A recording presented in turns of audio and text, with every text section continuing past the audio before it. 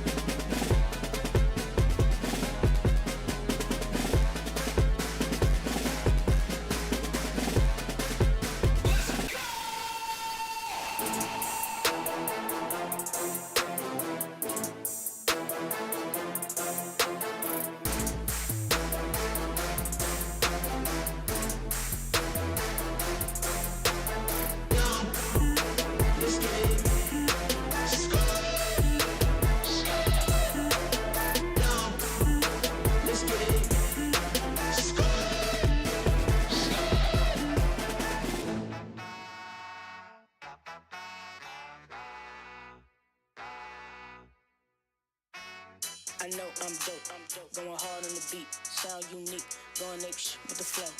Ain't tryna compete with a fool in the street, I'm out tryna make this dough. This game ain't sweet, better move your feet if you not what you came here for. I'm around the elite, y'all worry about tweets, that shit sounds so loco. Like a top athlete, my skills concrete, moving up your head, honcho. To a high rise suite, on the throne, have a seat back, feeling me, mango. Being obsolete, you ain't grind, you don't eat, y'all already know the motto. My life upbeat, never on deplete, but it don't repeat. My life upbeat, never on deplete, but it don't repeat. What's the dealio? Snapping like this for a minute though. Poet they know it, no Angelo. Looky no wiki, I let them know. Gotta get my dough. No other reason I came for. Shoot for the stars up the cosmos. Slick greasy flow, call it soul glow.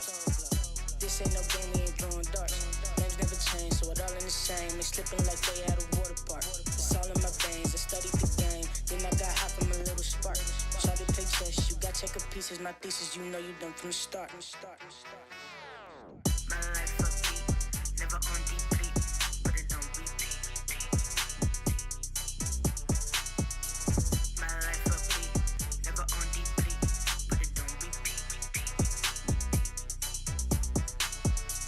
My life upbeat, never on deplete, but it don't repeat. My life upbeat, never on deplete, but it don't repeat.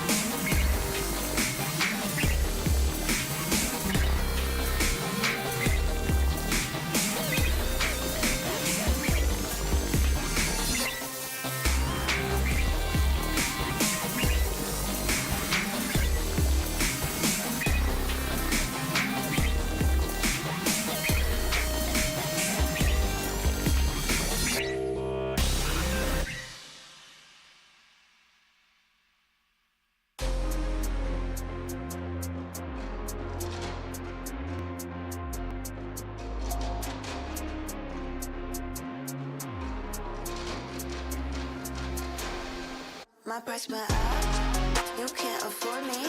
I'm everywhere out there, I know you can't ignore me. I cost too much, yeah, pay just to see me. They're taking notes, so yeah, I know they wanna be me. Money makes a girl act different. All couture, yeah, I made it out the kitchen. I don't wanna listen to a boy with a severe lack in vision. I'm on a mission, yeah, I don't get stuck in traditions, nah. I'm on my business, y'all are my witness. Fill my cup with a splash of citrus. Make lemonade, that's what gets me paid, yeah, yeah. Turn a sour day into a power play, yeah, yeah. Superpower, babe, let me light the way. Give me space now, you should know your place, yeah, yeah, yeah. That money comes easy, no risk, no tax, no forcing. Big stacks to the ass where I'm sourcing. And the beat goes on and on and on and on and on. On and on and on. And the beat goes on and on and on and on and on. Am made for millennium.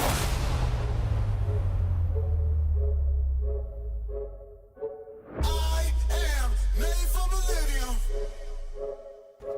G-O-G-O-G-O-A. Time we don't need you. We the greatest of all the time you'll believe you. Greatest don't need ball. Happens in the feet. See my gritted jaws. Wonder who gon' feed us. The run starts now. Hard pressed to beat us. Hundreds of teams hard fresh to beat us. Thought I knew men, most of them was divas. I'm more than man, I'm a natural born genius. Where my medals at? I don't pedal back. I'm too smart to meddle where the fellows keep the metal at. They pedal for the stacks. I'm making benefactors, landlords without the pot to call the kettles black. Hello, I know you feeling mellow. You thinking life is gonna be cinematic as these cellos, but that's just the rumble for the building like a bellow. You know what I mean? More time to let go.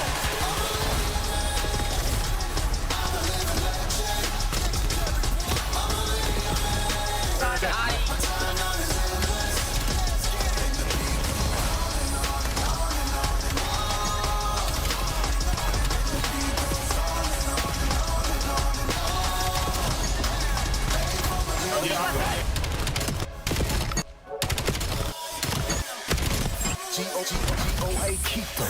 Time I don't need you. Lifespan forever, ever, ever, ever. Jesus said we never, ever, ever, ever beat us.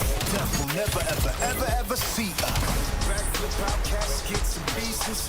Black boots and black suits with creases. With no committee, they give us pennies to tease us. We cause vibrations, give us sedatives to seasons. Render the season with the seasons. This ain't my kingdom, this my teaser. They say I'm cocky, pointing fingers, cause I say my life is mine to live at my leisure.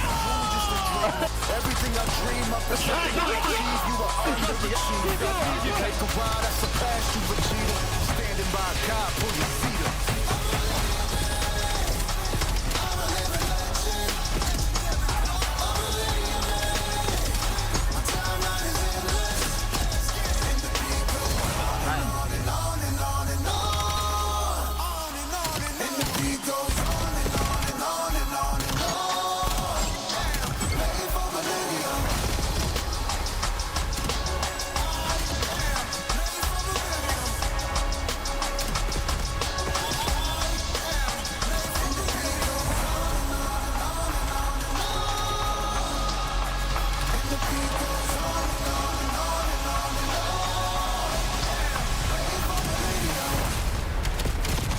All good, bro. Damn, bro, like, you got.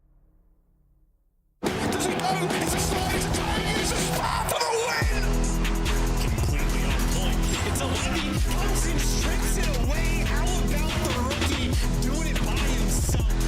They have an absolute field day. With all the space they're allowed to get, this is a playground for Shotzi. Give him the goal too. Extra going, picks up all four. Shotzi calls in the Hellstorm and drives the dagger through their hearts. Hello, Call of Duty League, and welcome to a whirlwind of a Friday. We have some new faces popping back in your beloved teams, and that is no exception for this team right here. My name is Lottie. I'm going to be taking over Chris Puckett's duties all weekend long, and boy, oh boy, am I glad to be back with you guys. And Ali, so good to see you. How are you feeling today? Feeling good. Welcome back, Lottie. It's Thank been you. a while, but it's always a great time when you're up here. Couldn't be more Absolutely. excited. And the set is beautiful. You look beautiful. I mean, I personally couldn't have a better weekend. Listen, I once told both of you that you were stunning, gorgeous. I mean, I gave every compliment under the sun. They still stand, I'll tell you that much. But we have so much to discuss today because the timeline, well, it's been on fire. Yeah. There has been so much going on in between literally the qualifiers last week and now, and it's roster mania. Now, of course, the biggest one has to be arguably the best SMG in the league, heading into, of course, the Gentlemates. They've picked him up. They have really capitalized on the end of his contract. What do you think Joe is going to do for this Mates roster here, Nameless? Okay, so I got a lot of opinions on this, but first things first, I haven't looked at Allie yet since this news has broken.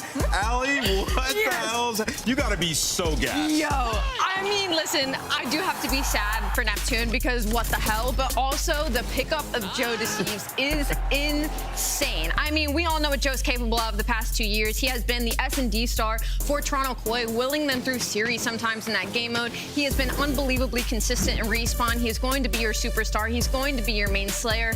And for him to now bring those talents to what already is the core of Gentlemates, I mean, this is a steal. Yeah, and he's going to bring all the philosophies from that Koi camp, which placed back-to-back top 3 into this new team. And I think the most important aspect of this for this squad is that Joe Deceives is the best Overload player we have in the game. Top 3 KD, Slayer rating, damage per map, everything. He is unbelievable, unequivocally better than Neptune, at least in that game mode specifically. So yes, Overload should be better. Respawn should stay on par in the hard point, just about that surge. Ali, we didn't have a small violin for you here today, but we did have a small ukulele. We have to send off Neptune. Rest in peace. Ali, what do you think about this big change? Like, obviously, it's a shock to you. You haven't been on the timeline.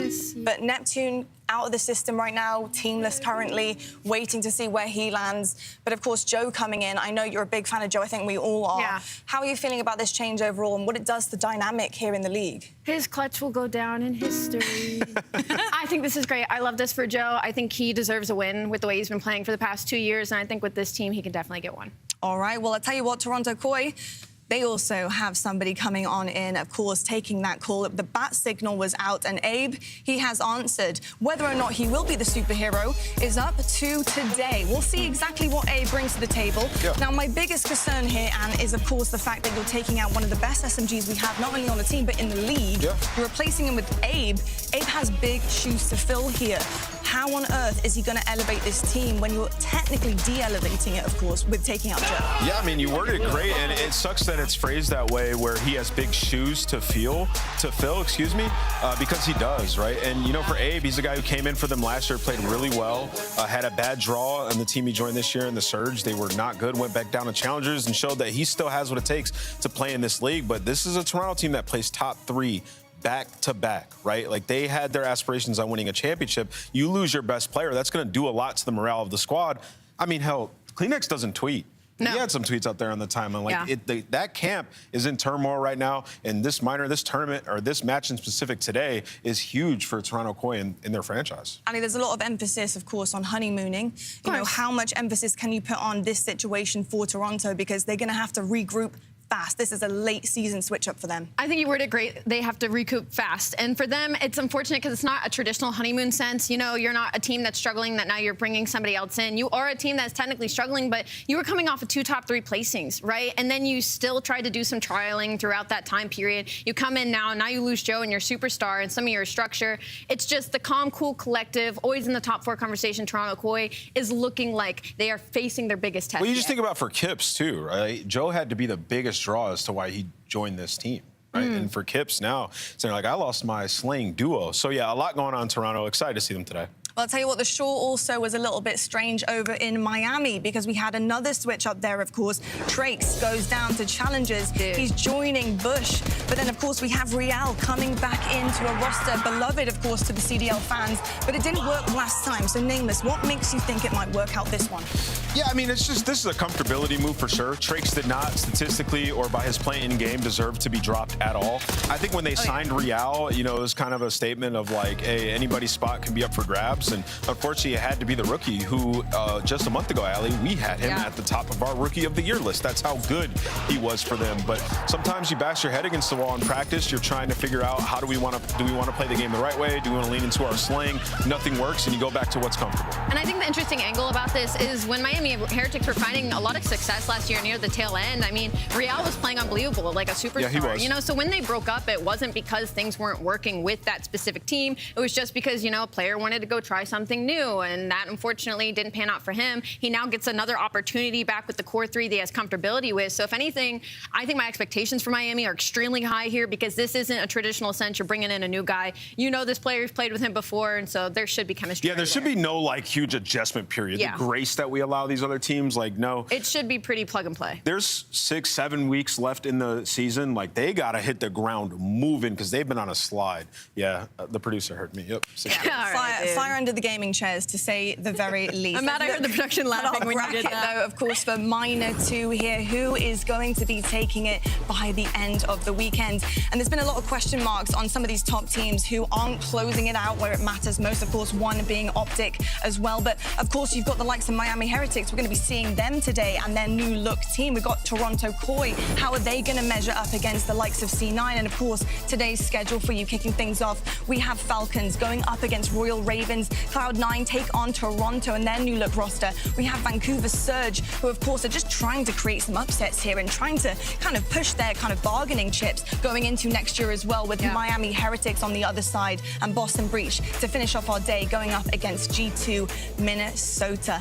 I'm excited about today. I think there's a couple of questions I have on these new teams. How fast can you put it together? You know, it's got to be a speedy one. We are late in the season here. Ali, how are you feeling about some of these matchups and what it might do to shake things up in terms of the points?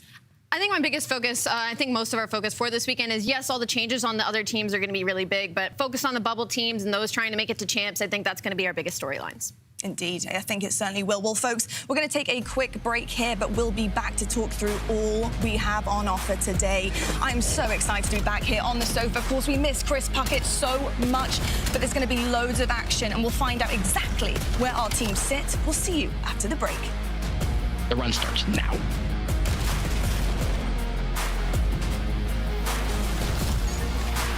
Let's go!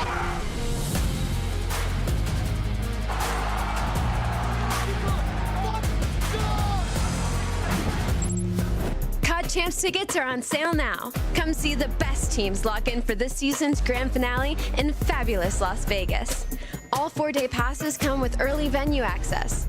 Head to FazeVegas.com or scan the QR code to get your tickets now.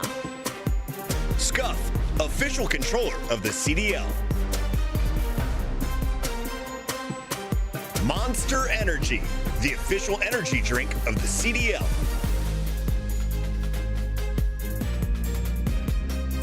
Brought to you by America's Navy and the special operators who work in the shadows. Let's find out who's built for the big save. The Heretics ready to dive in. Thanks to Four and Snoopy. Wants them all. But Hydra with the switch impossible. He's making top room. So damn happy. It's Sykes. Down a bruiser. Dominance on the grandest stage.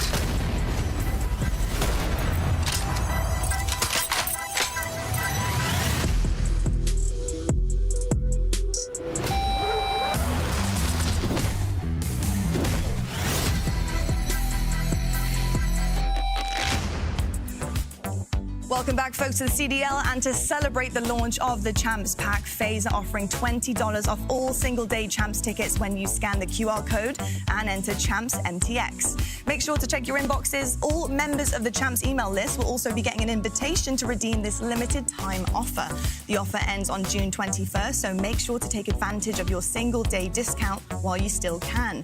FaZe are also giving away 30 Champs Packs on socials right now. Hell yeah. So be sure to enter for a chance to win because, of course, who wouldn't want champs packs, guys? I mean, to be perfectly honest, in my opinion, you are not a real gamer if you're not a completionist, a looter, you name it. So you have to get them all. That's the only way to be an actual true gamer. Absolutely. Yeah. It's the best way to support all our teams. You get that pack, it supports all 12 and supports our league. Get that pack and show up to champs. I'll be there.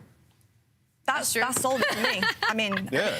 Ant's doing signings, so... You know. I was going to say, yeah, actually, if you see Ant, make sure you stop him for a picture. There you go. There you go. Well, let's move on to our first matchup. Let's talk about one of the teams that's going head-to-head here. And, of course, it's Riyadh Falcons. Let's discuss them. Now, obviously, looking really good in S&D of late. And, Nameless, I want to kind of talk about their strengths here because I think in this matchup, going up against Carolina, they're obviously the favourites. You know, they're looking really dominant, but can they actually put this into practice here? How do they not play down to kind of the level of competition that they think they should be kind of wiping here in a matchup? You know, what do you want to see from them? Yeah, I want to see utter dominance. You know, this is a Riyadh Falcons team I've been bullish on all year long, just because purely off the tape, and we saw it in stage 2, where every team played every team. They were unbelievable, and then they haven't been able to put together on land. Well, in stage 3, when we got to Major 3, they had some big wins, and even in their loss, I was impressed. Up against Optic Texas. And for this Riyadh team, they're the best overload team on the season now. Yep. I think that they're just unbelievable. The best defense is a good offense, and that's what they do. They have the ball in their hands. They're making plays. They're in your base, spawn trapping you. And it is a lot of them grace in a lot of these series where they might go 50-50 and search and destroy. Well, the big flip for this organization over the last 2 months has been they're really good at S&D now. They have 3 maps in their bag, Sake being one of them that's just been added. So, yeah, Riyadh are in the best spot they have been in all season long. Just got to keep that train rolling. Ali, I want to ask you a little bit about the matchup last week and, of course, going up against Miami. They had a really close one there, but they did manage to pull that away. You know, what are some of the issues that you're looking at them to correct? If we want to see dominance, like Nameless said, what are some of the things they have to really focus on and kind of convince you of? I mean, their only weakness right now is kind of hard point. They've been able to keep those close, but their overloads have saved them. And like Ant touched on, they're undefeated in S&D so far in this split. That has been heavy off of the back of the snipes coming off of Exnid, so you're getting a lot of participation out of him, which that is the one player usually people put a lot of eyes on. So clean up your hard point, which honestly, when you're that good at overload in your S&D, that hard point's just going to come win naturally. Your hard point pick. Like, it's just going to come naturally. It certainly will indeed. Well, coming naturally to Carolina Royal Ravens, of course, on the other side, they need to make a run coming forward here if they do want any kind of chance of going to champs. Now, listen, the margins are thin for them, but I'm not going to say it's totally off the table. Well, if they lose, it's over with. Yes, if they lose, yes, of course it is over with. Yes, this match entirely, exactly. But even if they win this match, it's still pretty tough for them in terms to go to champs. So, you know, right now it is make or break for Carolina. You know, I think the biggest thing is fundamental COD. So I think that is what we need to see if and when they can do this and prove themselves. Nameless, how do you feel about their fundamental COD and really executing what matters most on a map? Well, it got better when they brought in Sandy. And especially, you know, early rounds in S&D, dead last in the year in terms of opening duels in Search. Well, when they brought in Sandy in that first match, at least, Exceed had 4 first bloods with the snipe, which kind of left them after that first stint. Remember, Exceed first came in, Ali, and he was popping off? So, yeah, that's going to be a huge, because they're probably going to go the distance in a lot of these series, just given the makeup of this roster. Got to be able to close out Searches. Yeah, they certainly do indeed. Ali, you know, when it comes down to this roster, I think they have everything that it needs to be a really good team. And we actually heard it last week in the interview, and Exceed said it, you know, he felt unlocked, and the snipes followed it. It was looking fantastic. But what is the next missing puzzle piece? Because it wasn't perfect, let's be honest. For me on Carolina Royal Ravens, it's their map pool. I think something that really separates them between some of our better teams is that they just don't have maps that they are 100% confident on. Now, when we did look at that best of 5, I didn't completely hate it for them. They do get the one overload that they have a win in their last 5 on that gridlock control. You've gotten a lot of consistency, still have alerts. When you brought in Sandy to this, you were able to start to get some wins. So for Carolina, things are looking up for them. It's just the level of competition and things that stand in their way, unfortunately, I think are just a couple steps too high. Yeah, it's hard to win, especially when you put yourself in the spot that they're in. So, yeah, they lose right now. We'll see you for champs. We'll have to see what happens next. But before we do go to gameplay, I need your predictions. It is our Scuff Pick'ems. So I think it starts this way around, and I go last. You can pick. I am a fan. I do watch this. So, Nameless, you first. Go on, buddy. I will go with the Riyadh Falcons. I think Exnid takes over again. Fred's been having a really good month. I think he's like top 3 hardpoint player in the last 2 months. Despite them being 50-50 in the game mode, they're going to 3-0 this Carolina team. I'm also going to go with Riyadh Falcons. As much as I would love Carolina to make a little bit of a run, Riyadh's just too good right now. Listen, the Ravens, they changed from London to Carolina. It would be weird if I didn't go against them for doing just that. I'm also going to go with the Falcons as well. I think they're too strong right now. They're looking dominant, so we'll see if they can close this one out. Let's head to our casters, though. Hello, boys. What up, Papa? Welcome to the mix. It's nice to see you, mate. How are you? Also, by the way, congratulations, both new dads here. Proper dad mode, just like totally on set here. Miles, Chance, I'm excited to get this one going. It's over to you two. Thank you very much, Lottie. Thank you so much, Desk. Thank you very much. And thank you very much to all the people online who well wished the family on our latest edition, especially the folks who congratulated me on the intercourse. I did my best. Now our 2 teams will be doing their best. Mr. Ashworth, ready to rock and roll. Riyadh Falcons, Carolina Royal Ravens. Our first match of Minor 2. How you doing? I'm doing fantastic. Very much excited for this minor. Gonna be a fantastic time. Weird phrasing, minor tournament. There you go. Selim, a standout player to pay attention to in this series, in this matchup specifically. And of course, Hacienda, new map in rotation. Well, ARs have been loving it. Selim might be that guy. Certainly in Black Ops 6, a few fond memories he has on this map, and maybe the one player that can make that Lambo Hetty turn back the clock, the Lambo Hetty of old. The Lambo Hetty of last year. I'm enjoying myself some Hacienda, what we've seen so far, and so far off to an explosive start. Falcons, what a great week they had last week. Royal Ravens, a little bit left to be desired. We'll find out if today is going to be their day, and it has to be. If you're a Royal Ravens fan, you know the incredible pressure riding on this one. And Fred has not skipped a beat at all since getting back on Hacienda. Nope, very simple, very clean, very easy, and he's reading the spawns. Eyes on everybody. I thought he was going to flip the map, set his team up in the long term, but instead it's just Falcons posted up as comfortable as you could really be, soaking up some of that P1 time. Carolina stabilized on the rotation and maybe annoying enough to strip away a few seconds, but ultimately for Falcons, you're happy to have that 20-point lead. Oh, here we go. Lambo Hetty on its way. It will be the Ravens there in first. Falcons through the side door. We're going for the bang. Now a couple towards the back line. We'll see how well coordinated this break can be. Stanley in the bush. Oh dear, stays in the bush, down and out. What a clean break it's been for the Falcons. Ravens now on the back foot, trying to get back into time. Yeah, trying to make a smart, high IQ, trigger discipline style play when players are making eye contact with you. So yeah, you're just going to be up in their faces. Kismet going to be underwater. And apparently it's not getting called out, so Carolina discombobulated and Riyadh Falcons taking full advantage. Yep, not a problem. In this battle of the birds, right now the Falcons are the apex predator. The Ravens barely getting anything off of the carcass of this P2 so far. 20 seconds to go. Umber with Pred yet again. Now 6-2 looking really nice, looking for a little bit of a, just causing problems right now for the Ravens, causing a bit of an issue, but the biggest issue seems to be getting the water for Pred. Good G. Just go new. Just go new. Not a problem. But the Ravens, good time there. Salvaged from P2. See if we can get any more. Over by fences now, P3. Yeah, poor Brett. Tough to get it up in certain situations. Good news. Well, they make something for that on the rotation. Falcons trying to make a little bit of magic on the break. Pistol shots getting exchanged. It looks like Falcons able to try to get this done through the front. Exceed, though, wins a key gunfight. Carolina, they're going to have the extra numbers. Talk about how gross Selim is. 1 of 3, 9 seconds. Not doing a huge amount statistically for the squad, but it's the magic off board that you can't see. And now on a route. Selim and his submachine gun.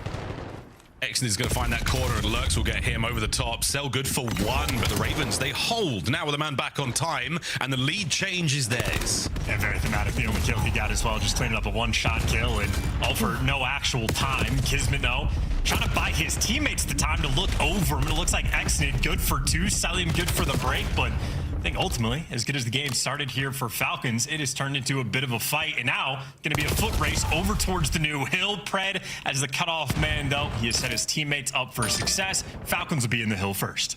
Good old Rock Hill. Oh, we've been here before. And this time with a bit of a wall jump spice. Kismet all alone, a little bit of coverage here from Exnid, and it's going to be the trades back and forth, and the last man on time is actually Exnid. So, all this chaos, all this madness, second wave of kills inbound. Let's go for a listening with the Ravens. I got I'm double. open, okay? Bonfire, Low fire, dead. I'm one Nothing shot. open, nothing open. Stand alive. I mean, Close rock, bro. Dead. I'm on the rock. Rock. One shot. MC. Literally a bullet on the rock. One shot. I need you shot. On time, right One bullet. They're both weak. Enter. Nice job. Close water, absolutely. We got her. Each other. Two there. Nade it. That's fine. Just set up new. Yeah, I'm going too close, okay? I'm closed right now with you. Yo, close cell. I wrapped up play with him. MC's in dark. He's in dark. Let's chill dark. Chill dark together. He didn't yield. He's pinch right. Dead. I'm on one shot, bro. I don't see him in dark. He could be. I killed him. Okay. Shot through. Still one open. Top spiral dead. I'm one shot. Yo, time. Fuck. One spot. Low Fire, one shot Kismet. I'm telling him low fire. Still low fire, guys. I'm still low fire. He ran away. Zebra dead. One more zebra. One shot top zebra. One shot zebra. Open, bro. Open. I know. I'm seeing Zebra. Right side open. Right side open. Open house. I got No, Zebra. Yo, Zebra pred. He's going close. Top. What's top pot? He's going top close. Exit. One's above me open. He's above me open. Yeah, I'm one shot close. I spawned rocks. He's still open on rocks right now. I'm seeing the guy open. He's top close now. Close. Just shoot one secret, one close, guys. I don't know the guy MC open. dead. Nice, one guy close. We gotta play from Open on me. Open. One shot open. Exit. Come to well. Exit with their side top open. One's old. You want to get old? Yes. We have to. Exit was top open. They're Yeah, double top playing. open. Old Fred. Weak. I got shredded. He's weak. Nice, still opened. He went rock. Backed up rock. That was an interesting listening there from the Ravens. Quite calm, quite clear. And they're still falling behind, though, very much here in map 1. Yeah, still, we're listening to them figure things out in real time, attempting to get organized, but it's map easier said than done, and it looks like the Ravens strat is the 4-man hit through the front. Lambo Heady, not a great 80 more, but neither is nading your teammates. And well, Kismet on the pinch, it is now just a kill box. Those Ravens players are getting left out to dry. Well, they're off the X, and they are into time, and Pred finds both of them. Lovely work. Side door now, coverage from Celian. Perfect timing. Standy able to get in. Oh, and the break is good. Now back over to side door from Exnid. Will there be an iron in place to slow him down? We'll find out. See now trying to find kills there through lobby. Pressure is on. This is all good time for the Ravens. 20 odd seconds to go here on Lambo in our second set. And I will say, Lurk's a little slow there in the kills. It might be the first time he's been on the map. Or you could call the chance he might be 10 years old when this thing first came out. But for now, a big old bounce back there from the Falcons and a 3 for Exnid. Yeah, shout out to Exnid as well, trying to do everything for his team. I mean, he is truly the hunter on this map, and he's got the most hill time. And for the moment, tip of the spear on the rotation as well. Plenty of teammates to work from him, but so far, a very slow approach. Hacienda bringing a very different side. Pops from Exnid, nice force breathe there. We're looking towards a Hellstorm if we can. Nice shots from the rest of his squad, all finding their respective kills. Fences in the firm hands of the Falcons. Intel from Exnid, and who is this player? Who is this patient, wise, dangerous man on my screen? He has come a long way, folks. Pred joining him there in the spree. A 3 for he. 30 seconds to go on Fences. That is beautiful. I mean, very patient play, as called out. I mean, wonderful gameplay through and through, and it's resulted in Falcons building up a fairly sizable lead. 60-point gap for the moment between these two teams, and it's looking like they're going to get the hill time as well. Kismet showing the Ravens players a little bit of extra love, a little bit of extra hate, truly just asserting his dominance. They're the big birds on this street right now, still waiting for Lurks to get involved. That 18 and 8 is starting to burn a hole in the Ravens. Back over to Rock. It's going to be a 1v1 for a second. Reinforcements are there. And that's it done. Kiz on his 4th kill, so close to a Hellstorm. And we know a very, very spicy streak to have on this map. Here go the Falcons on the hold with a listen in. Yeah, open. Nice. Can we get in top? I'm gonna go mid. I'm gonna take a deep route, bro. I'm going close to flank. Go. I'll play front. Low one shot theirs. You went low mid. Nice. No one open. Any front time like a bot, bro. One shot front time, steady. Absolutely no, bro. Two guys left, he's one shot.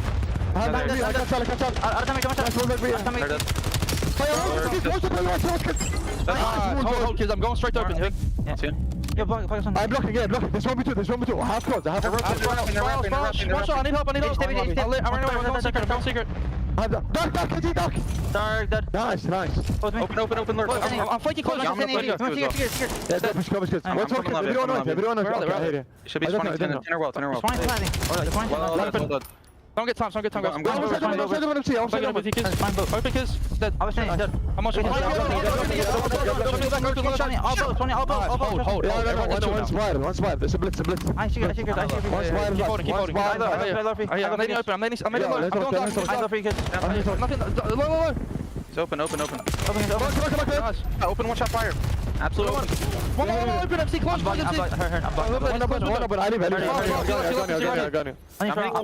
back up, play for you.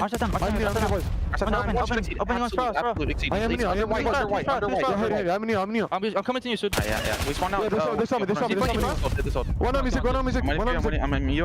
Ready? Oh, TV, guys. One shot Zig, Sud. Yeah, deep back, AG. Deep back. Two deep back. Zig on you guys.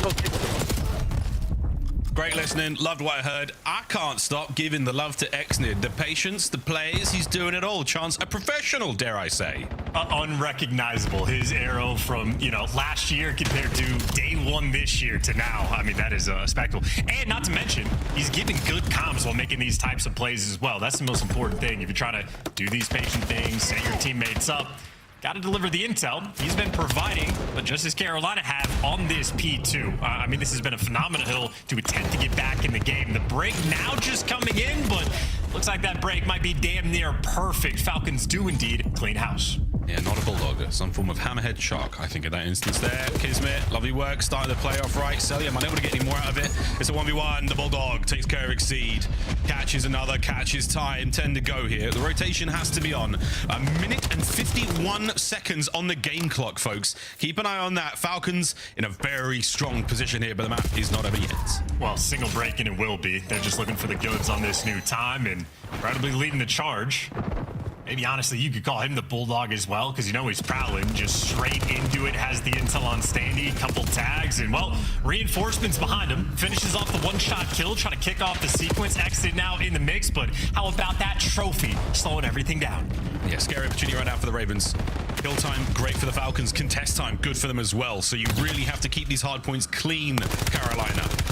A sneaky Pred gets himself involved. Can he get the second? No chance. Standy holds it together. 25 to go. Good hold so far. 50-point lead. Carolina, well, doing what they can, and it's looking like a collapse, though. Yeah, one nade, one single kill, and the break just instant. And Carolina getting broken down there, and I believe the tick goes towards Falcons. So Carolina now forward. You got to rotate, and you're going to have to touch this new time, but to accomplish both, well, nearly impossible. They survived, but again, just because you have to rotate, well, nobody's going to be home. Yeah, nobody home. Last few moments here, a couple of kills for Cell. Pred gets onto Rock, and that's that, folks. Riyadh Falcons rock their way through map number 1 and take an early lead here against the Ravens. And Hacienda being their map pick as well. Worth mentioning just because name was touched on it on the desk. Falcons, well, you're looking at the hard points. As long as they win their map pick, they're in a good spot. So already accomplished and taking care of business there. On the flip side for Carolina, I mean, the jokes do, in a sense, right themselves. Yeah, Lurk's first time seeing him on Hacienda. An older map, and he certainly struggled there in map number 1. Falcons a little bit more flowy. It seems like the rotations, the setups on P1 a little bit more natural. I think Pred virtually just did whatever he wanted the entire time, like the sort of ultimate green button. Exton now showing that he has converted his play style into being a brand new player. And then Kismet, of course, well, as is tradition, super solid game. Most hill time, most damage, most kills. That is classic 99 Kids. That's really good stuff. Lovely stuff. 250, 174, map number 1. And both the listenings, very different tales of these two teams. Ravens trying to keep things calm and composed. And Falcons, again, want to put a very large spotlight on Exnid. This is a non-native English speaker doing a brilliant job of relaying complex information concisely to his teammates, exactly as he's doing it, one step ahead every time. Very impressed by what I saw out of Exnid there and what we heard. Again, this is a guy who just cracked out of his shoes. Endless challenges, no red dot survives long enough. This guy's looking totally different on the map, and it's a much nicer looking Falcon squad on the eyes. I really enjoyed what I saw there, and I hope you at home did too. On a map 2 in a second. And I suppose tough to articulate of like how impactful the types of plays he was at least attempting to make are, because he had the sequence of like rotating towards P2, 20 seconds left on the old time. He doesn't actually get any kills on the sequence, but just so many different times where he's able to feed the information to his teammates. Hey, I'm leaving this open. I'm going over here. There's X number of players in these spots. Here's where I'm spawning them. So he's at least making his team's life so much easier, which, as stated, a beautiful thing and very difficult for him to do. However, that is sort of passive and patient Exnid. You're talking about the cracked out version. We might be getting those snipes in map number 2, so he's going to develop a lot of interesting things for us. There you go.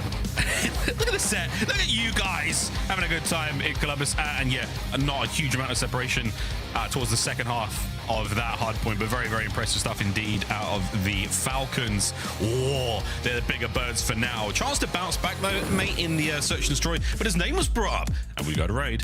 As name was brought up, Falcons, the search and destroy is looking better than ever right now, and they just so happen to be one of the best overload squads in the game. So are we up the creek? Have we lost our updraft right now for the Ravens, Chance?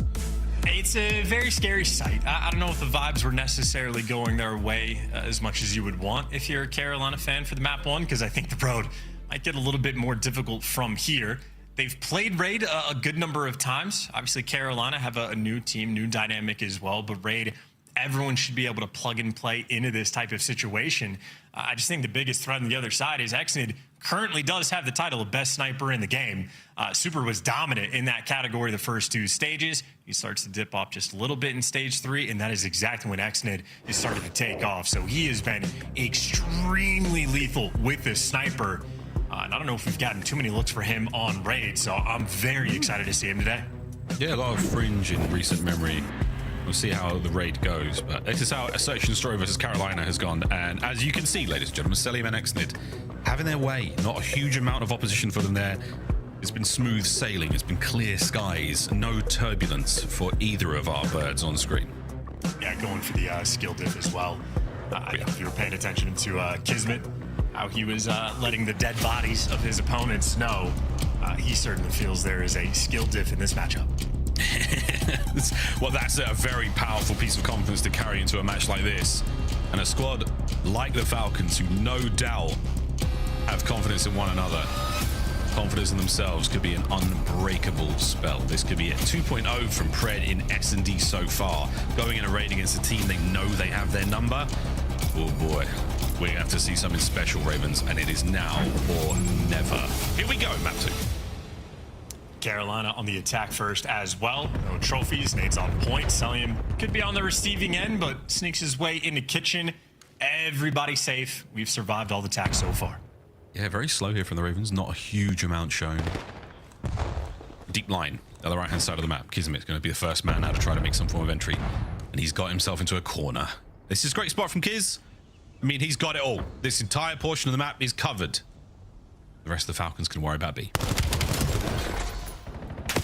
Beautiful start. Trade good enough. Enough to pull most of the Falcons now across map and exceed, somehow catching Exnid. That was a great kill. Yeah, lovely exit kill. Now for the 2v3 though. If Bomb's not down, there is the opportunity for the clutch. So I mean, Pred gonna get to work. Yeah, getting working fast. Oh, good trade, good coverage. Stanley picks up 2, and that's round 1 in the bag. Hey, nice for Stanley as well. See a big old smile on his face as the kill's just falling into his lap. I think Hacienda, maybe a stressful experience, and well, when kills like this occur, you're feeling good. You're like, hey, this is so much better than what I just had to deal with on map 1. Carolina is starting off their search right. There you go. I was a little worried. I mean, I liked the play from the Falcons towards the end there. You know, Prey gets the initial damage. Not going to let that player get away and regenerate. We're going to find that kill ASAP. We bit off a tiny little bit too much there. Standy taking care of business. Well, we go round 2. Falcons on attack. This is with Bomb. Kismet, by the way, through the middle of the map.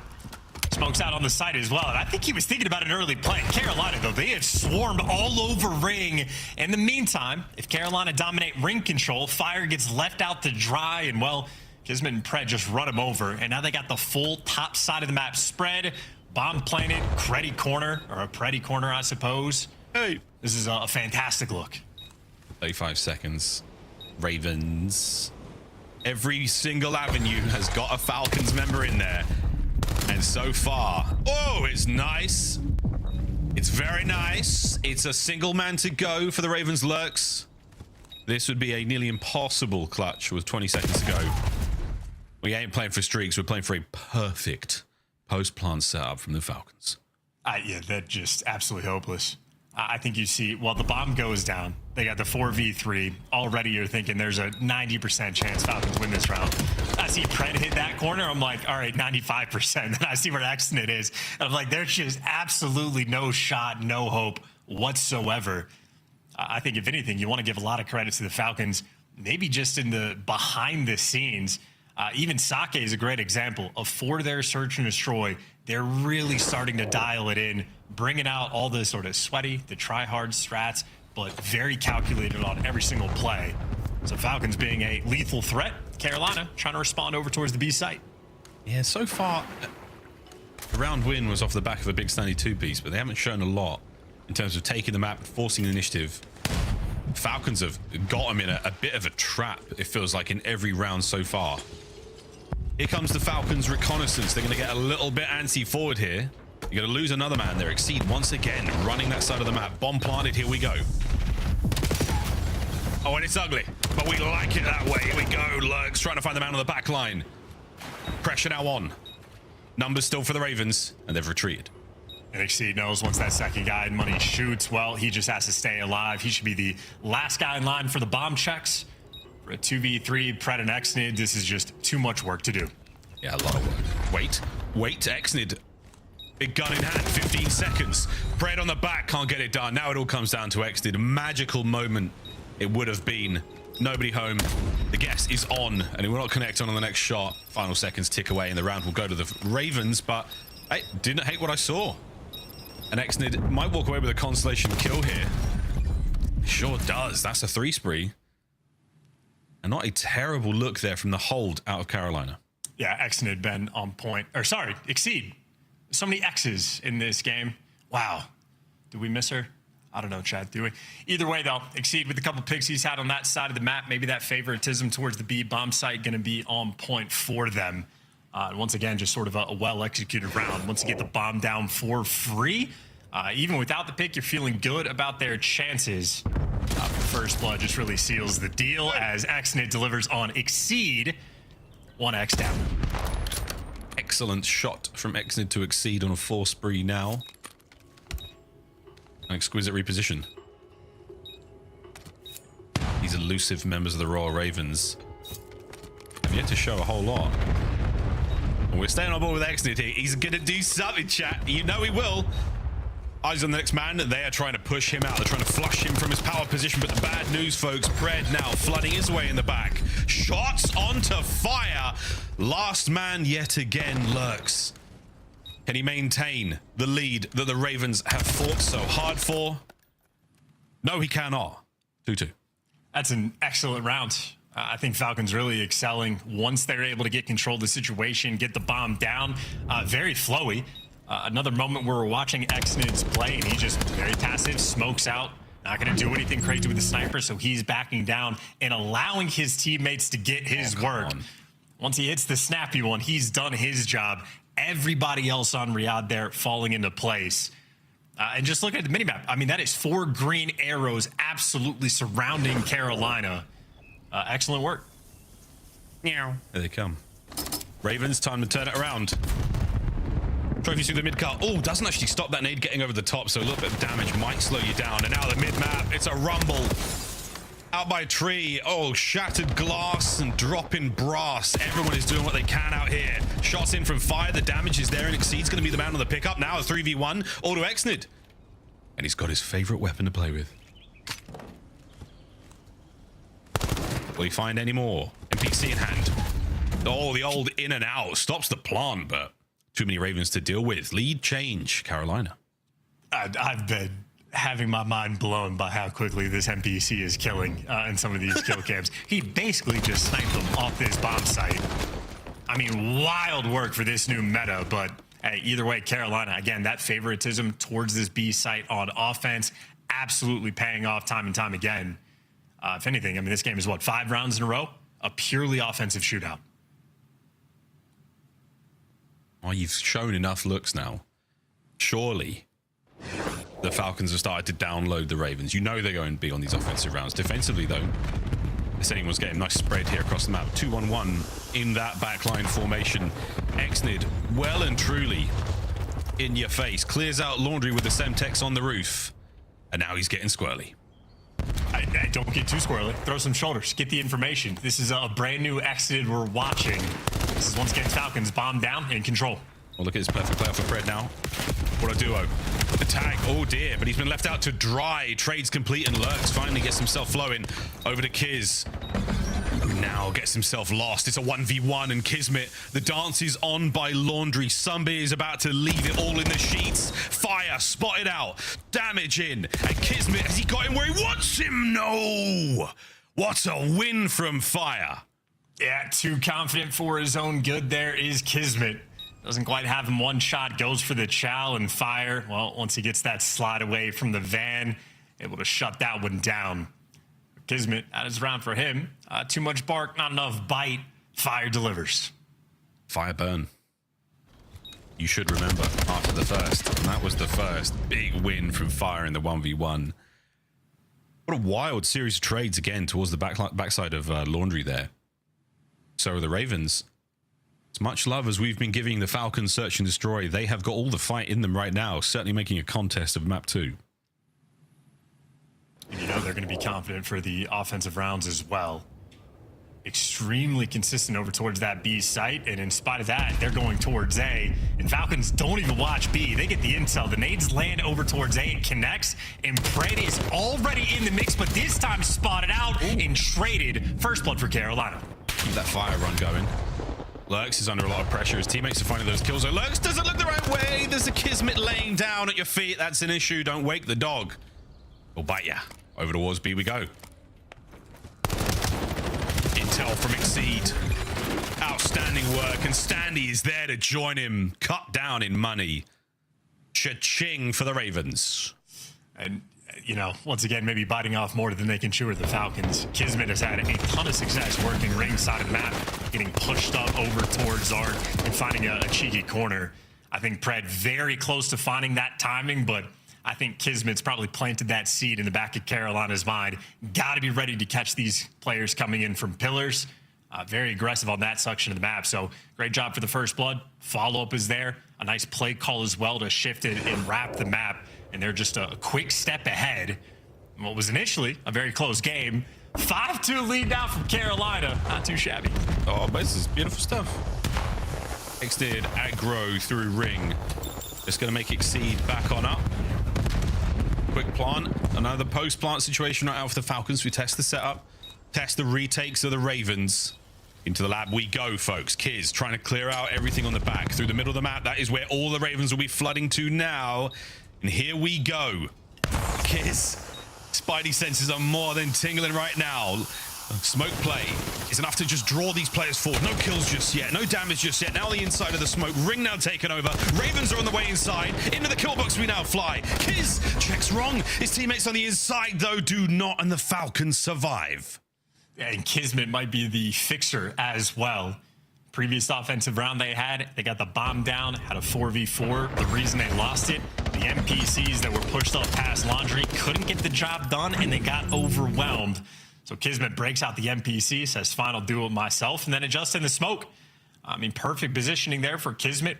Everyone, like both Pred and Exid, one guy just has to watch the Laundry pinch, and everybody else just gets to play help in the power positions out towards ring. The Falcons dialed in on the setup, and Kismet trying to fix things one round at a time. Perfect containment from the Falcons. Full information across the attack here. A nice 2 to start things off.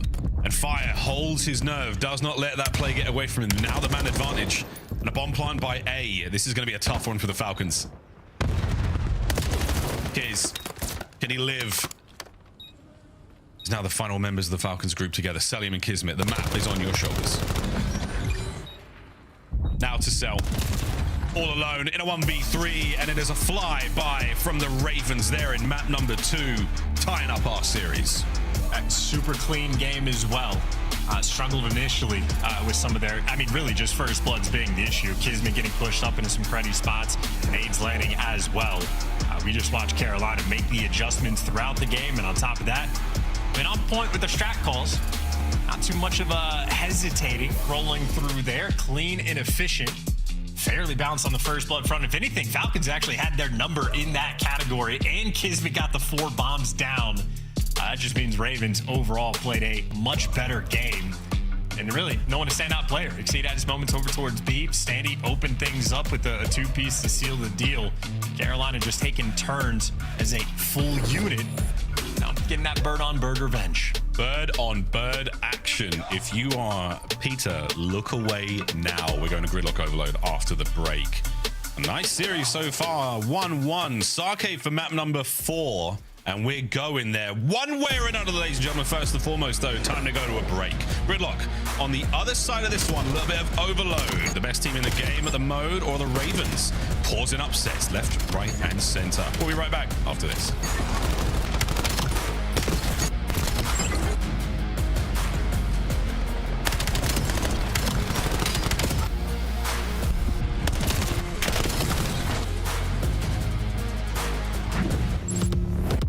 Black Ops 7 returns to the Esports World Cup this summer.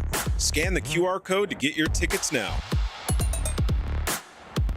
Scuff, official controller of the CDL.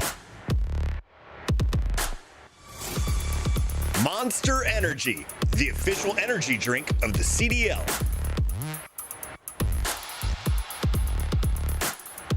Brought to you by America's Navy and the special operators who work in the shadows.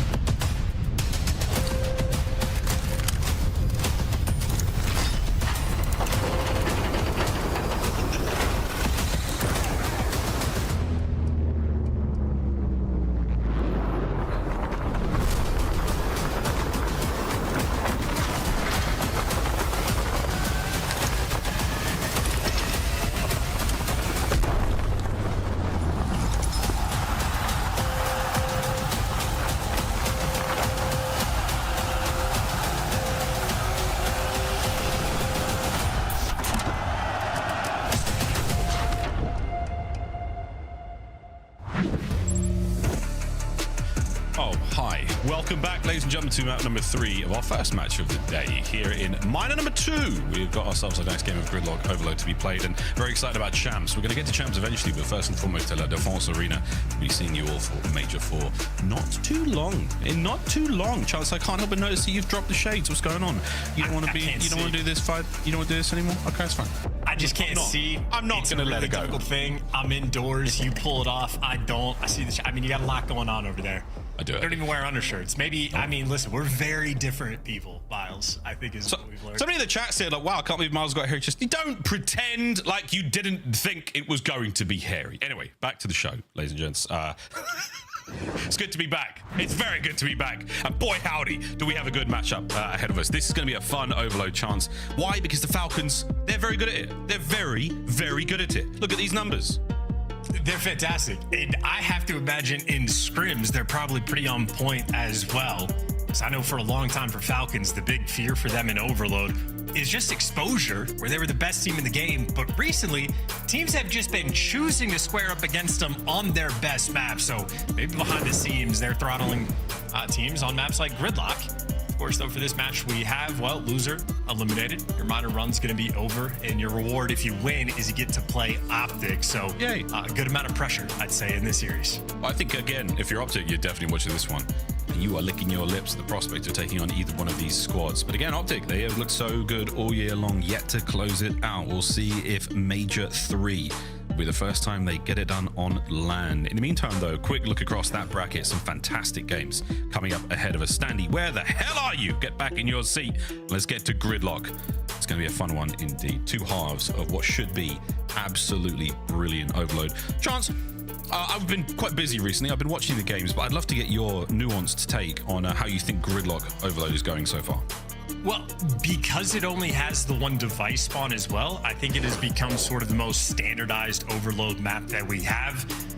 You know, you have the opportunity to spawn trap on both teams. The ultimate sort of theme is when you get 3 or 4 men wiped, what are you gonna do off spawn? Because if you make a bad decision, if you try to wrap back, get caught in a spawn trap and get blundered, you might see those 2, 3 rally caps go through, and one small mistake can just, you know, a cascading factor. So it's almost more important just the routes you want to take off spawn. Do you want to go for the pinches, full wrap back? These teams need to make sure they're dialed in as well, because again, very punishing is Overload. One mistake can cost you the map. These boys have certainly been punishing folks most of the season. Standy still AWOL right now. Standy, get back in your seat, young man. Get back in your seat. Your boys are so turned. What? I don't even, that's not Standy's seat. That's the Batman seat. That's for reserved for one guy and one guy only. So I don't know how he's managed to get that set up, but yeah, Standy, disappearing act. Maybe he's the bat chair. House. I don't know. You mean the bat chair? Wrong kind of bird, but I like it. He tried. Wrong. It's the encourage seat. It's encourage's seat is what I was saying. Oh, I see. That was his setup. It's got the C9 logo in the background. That was encourage. I don't know. Well, on the other side, very different kind of bird, very different kind of squad right now, and very different expectations going into this matchup. Again, the weekend, or last week rather, the Falcons had very promising. A big old game 5 against the Miami Heretics, but then absolutely running over Paris Gentlemakes, the old Paris Gentlemakes. Can't wait to see how the new Paris Gentlemakes go. But not a great look for the last 5 overloads for the Ravens. They have fallen very flat, barely been able to get off the runway. I will see how this one goes. Gridlock, a brand new beast, not that new, still somewhat fresh here in the pool. We'll see if it gives them a slight edge against a strong squad. Into map 3 we go. Yeah, wishful thinking. If I'm thinking of the new maps having an advantage for either team, I think Falcons have been taking full advantage of the new maps we have in rotation.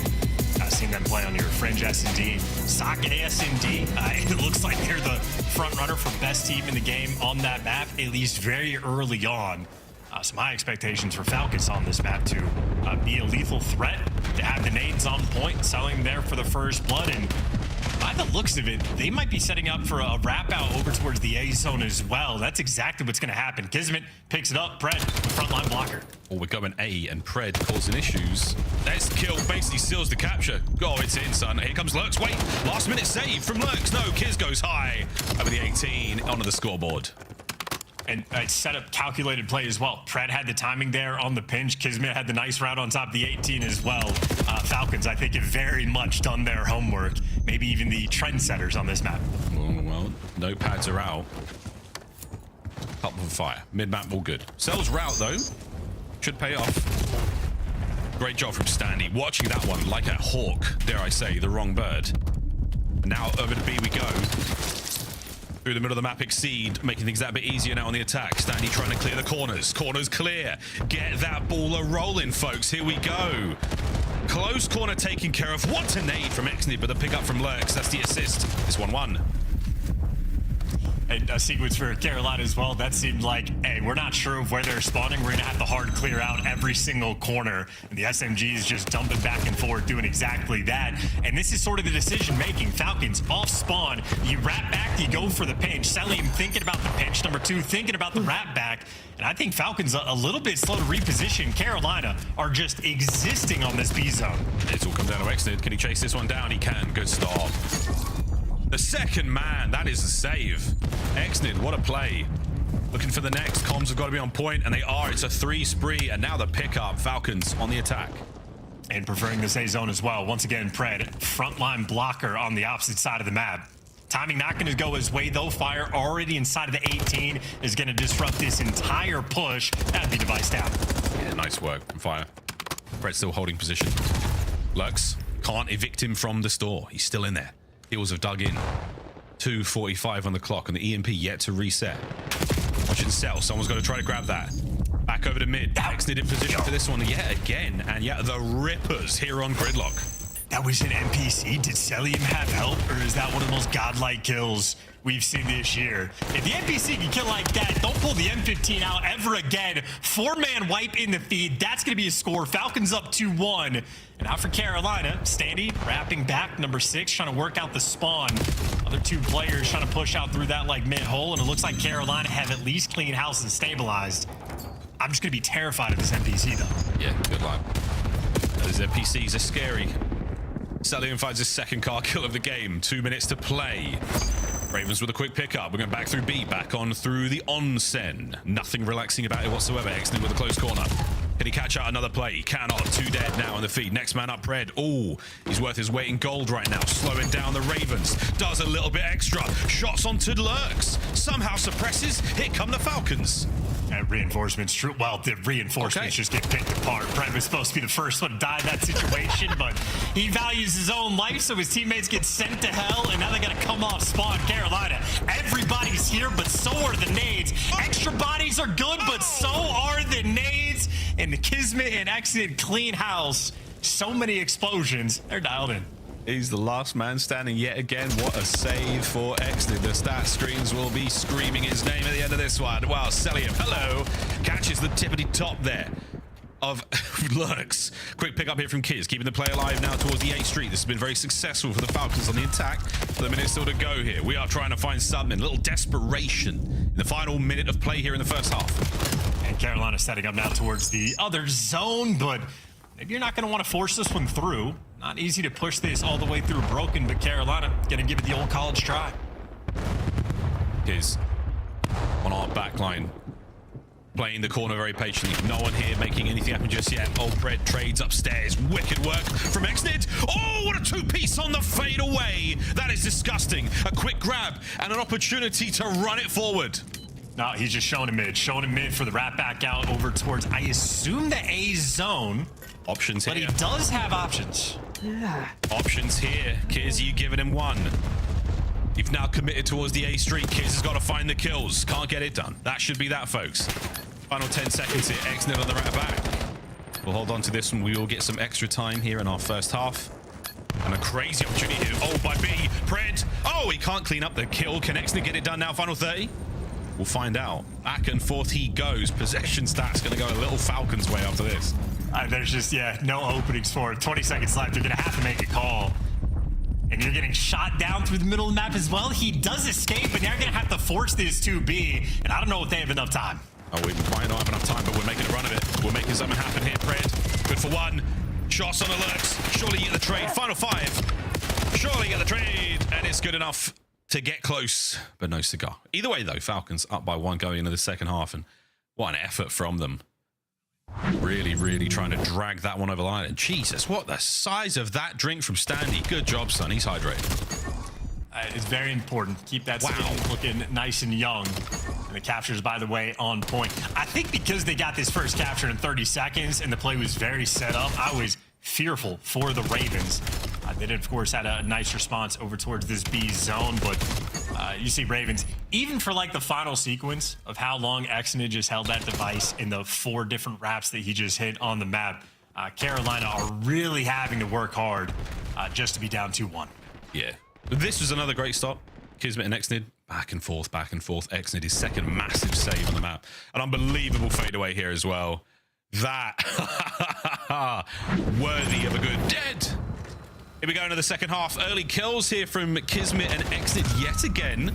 And that's all dead. Big pickup and run moment here for the Falcons. And Exnid should be calling out he's spawning on this B zone. Gets picked around the back, but you still got Pred, frontline blocker, but effectively a 2v3. They're going to need to wait for the reinforcements. We've already been shown Falcons happy to take their time.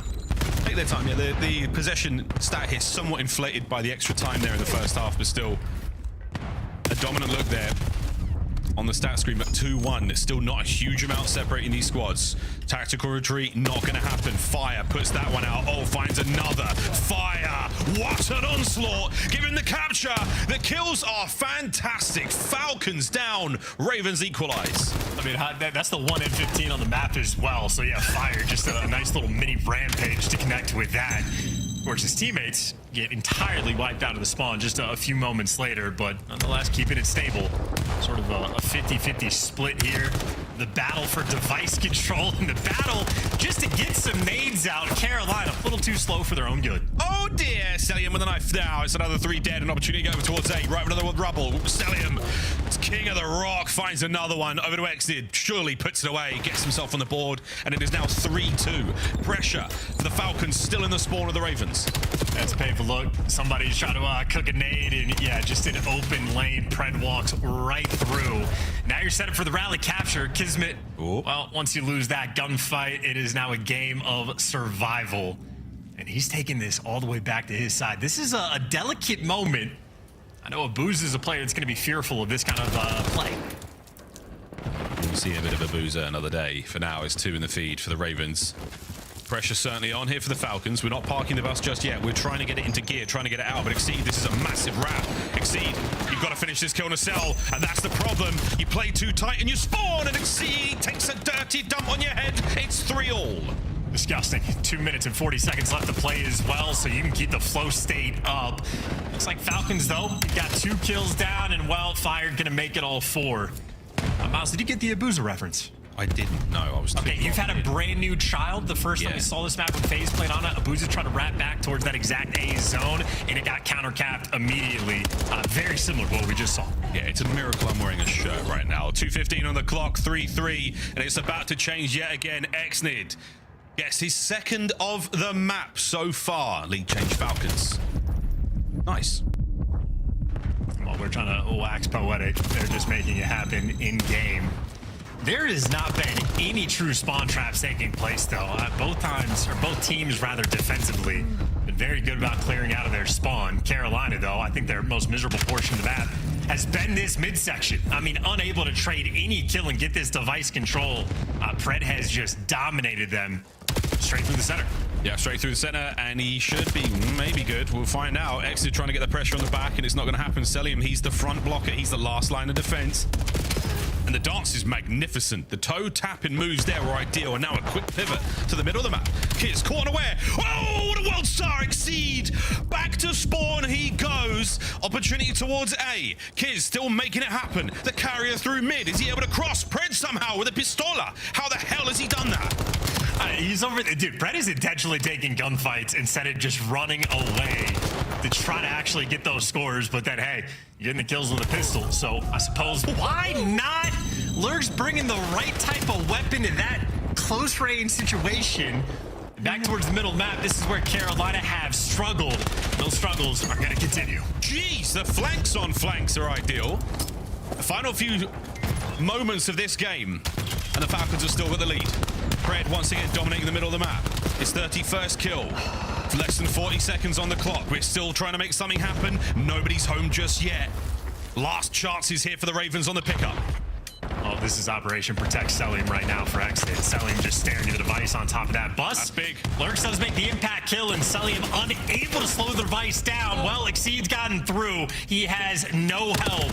20 seconds left to play, and you cannot afford to give that device back, and that's exactly what he does. Falcons just need to hold on. Yeah, gotta hold on. Falcons, they might have bested the Ravens here on Gridlock. That bus is parked. Final few seconds. No one's getting a sneaky capture this time round. The clock will end. Final 30. Wait, you gotta get a man off it, and that's it. Game. Falcons, they take the lead here in Miner 2. Game, set, match. Not too shabby. Another team punished for trying to wrap back over towards that A zone, though. That 18, not the place you want to be. Other team's going to be hounding on it. So, again, Abuz, the first player to have that one slip through, is Scrap had a sneaky one, and Carolina pulled that one away as a team. But one score is not enough to win. Carolina, again, a little bit tough. Overload, not an easy game mode. New maps, new dynamic, new chemistry. A lot of news coming through in the mix. And, well, that's just going to be new struggles because Pred did whatever he wanted. near 4K damage, 34 kills. The Titan in the lobby. Quite a few pistol kills as well. So I think Pred, he's just out there having fun. He's having a great time. The foe of 34-24. Reminiscent of the first map, he didn't necessarily have the same damage stats, but he was looking very, very solid in the KD department. Good defensive play here from the Real Falcons. They look really good. Exited with a couple of big ones. A couple of naughty knives, the fadeaways, you name it. We got a lot there. The possession from the Falcons as well, that's 71%. A massive difference there. The first half, a lot closer. Second half, a little bit messy at times. Of course, one mistake made by the Falcons, the rat back chance, you call it. Maybe it's a sort of a trademark of gridlock. I mean, look at that mini-map. There's a lot of light gray area of the map that you cannot pass through or can't get through, so you really have to make big decisions and do them together as a squad on a map like this. Yeah, very tricky in early days as well for Gridlock, so that might be the type of dynamic that we see evolve over the course of time, or better protection of your teammates. If you need or are stuck back in the map like that, you know, that sort of parking the bus element, but some fun highlights.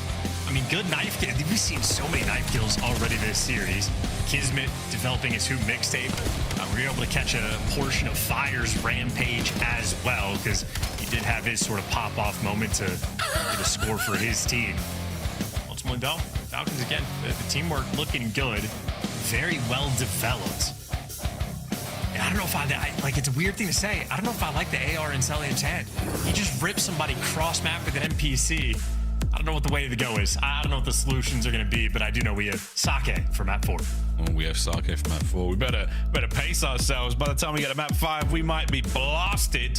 It's an alcohol joke, legend. Sake is an alcoholic beverage originating from Japan, made mostly from rice. Delicious stuff if you're of drinking age. Sake hardpoint coming up now, map number 4. Gridlock again for the Falcons. It's been as good as it can be. I mean, that was a sneaky win over the line there, that 4-3. But still, I think they're going to be confident going into this one, Chance. Very, very interesting to see how this unfolds. And again, this is as dangerous as it could possibly be right now for the Ravens, their campaign towards champs. It is in the balance.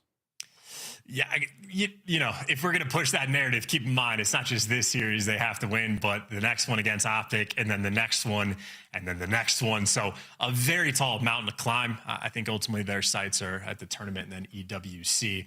Or just Falcons right in front of them. Right. I mean, Pred so far has feasted in this series, and on a map like Sake, I think Pred's going to be happy to play on this one too. Yeah, happy to see the bottom of the glass in this one. And we go now to the map 1 rewind. This is how the Hacienda looked. And again, both Pred and Kiz, dirty dogs. Look at this! If not for the damage separation there, nearly, well, identical stats, give or take. Lovely hill time there at Kismet. They were certainly looking fine on Hacienda. And now going into Sake, a map they have, I mean, less reps on, technically. We've played plenty of Hacienda since Black Ops 4. But this should be a much happier time for the Falcons to advance. Play their old green friends Optic in round 2 of Minor 2. We'll find out if that's the case. Into the next map. And don't forget, Championship Pack in the store right now. I dig it a lot. Vegas vibes, I'm schwitting. I'm schwitting. I'm digging the neon as well. I think you flash some pretty colors in my face. Makes me happy. I'm a simple man. I love that. I love it. Now I know. No, get us all locked in. What a gorgeous map Sake is. I think that is Mount Fuji behind us, though. You haven't been? I haven't. You should definitely go at some point in your lives, folks. Very, very fun time. Here we go to map number 4. Ravens down and not out yet. They're in time. Lovely work on the opening break here. This is a lovely look. An explosive opener. A little bit of back and forth. Standy finds that last kill. Should be some time going their way now. Wrestling for the P2 spawns as well. Yeah, Lurks has been flying as well. I mean, he made it into the Falcon spawn in the first few seconds. He is the purveyor of the jump into slide action. Anything to get him away quicker, and good intel as well. So he's getting tags, he's getting information on everybody. Should know there's a player right side. He's calling out to his teammate, but with all this information and pressure, I mean, Carolina, first 30 seconds of the P1 time going to them. I mean, that was feet up. As easy as it gets. Of course, they don't have the rotation, but a nice start nonetheless. Yeah, Salium is very, very aerial right now. We're living up to the name. This avian onslaught continuing now over towards P2. The Falcons finally able to get their claws on that time. comes Exceed through the front. Nice work. The stun is going to connect there on the exit, hopefully. Oh, it doesn't. Now you're worrying about where those next few players are. Beautiful work from Lurks with a nade. Now on towards time we go. And it's an open warehouse, but boy howdy, I would do a whole lot for a trophy right now. Shots from Fire. Good work out of Exceed, and we're holding it together with nothing but tape. And hopefully a two-piece there. Falcons back in.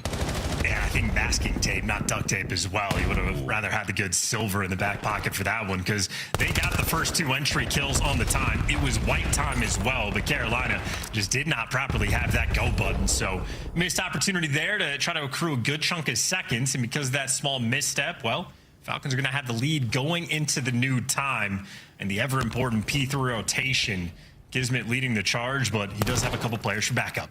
Mighty P3 is another world star for the Bulldog.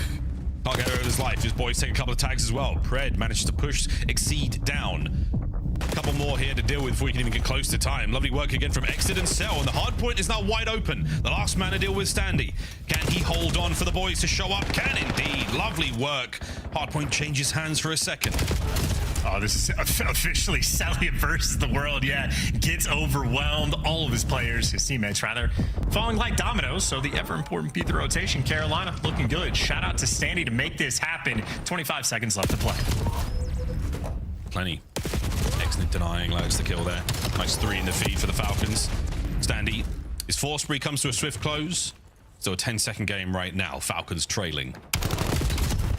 And the Ravens are in position for our next hard point. How strong that position is, we will find out in a moment, because Pred tries to cut it down. Not going to happen. Over to the rocks, over to the bonsai, Zen Garden. I'm just throwing words at the wall now, folks. Something will stick. Well, not those back spawns. I think Falcons might be able to take that over. Actually, because they got the first kill, Fire's going to spawn up in towards that dojo area, but they got to know the pressure's coming through the back. Lurks looking for it and hunting these players down. His shot is ridiculous. Yeah, it's very nice. Very nice. Cleaned up from the back, Standy. Good stuff. 2 players left on the point now to deal with. But there's a flank from Pred. Look at him go.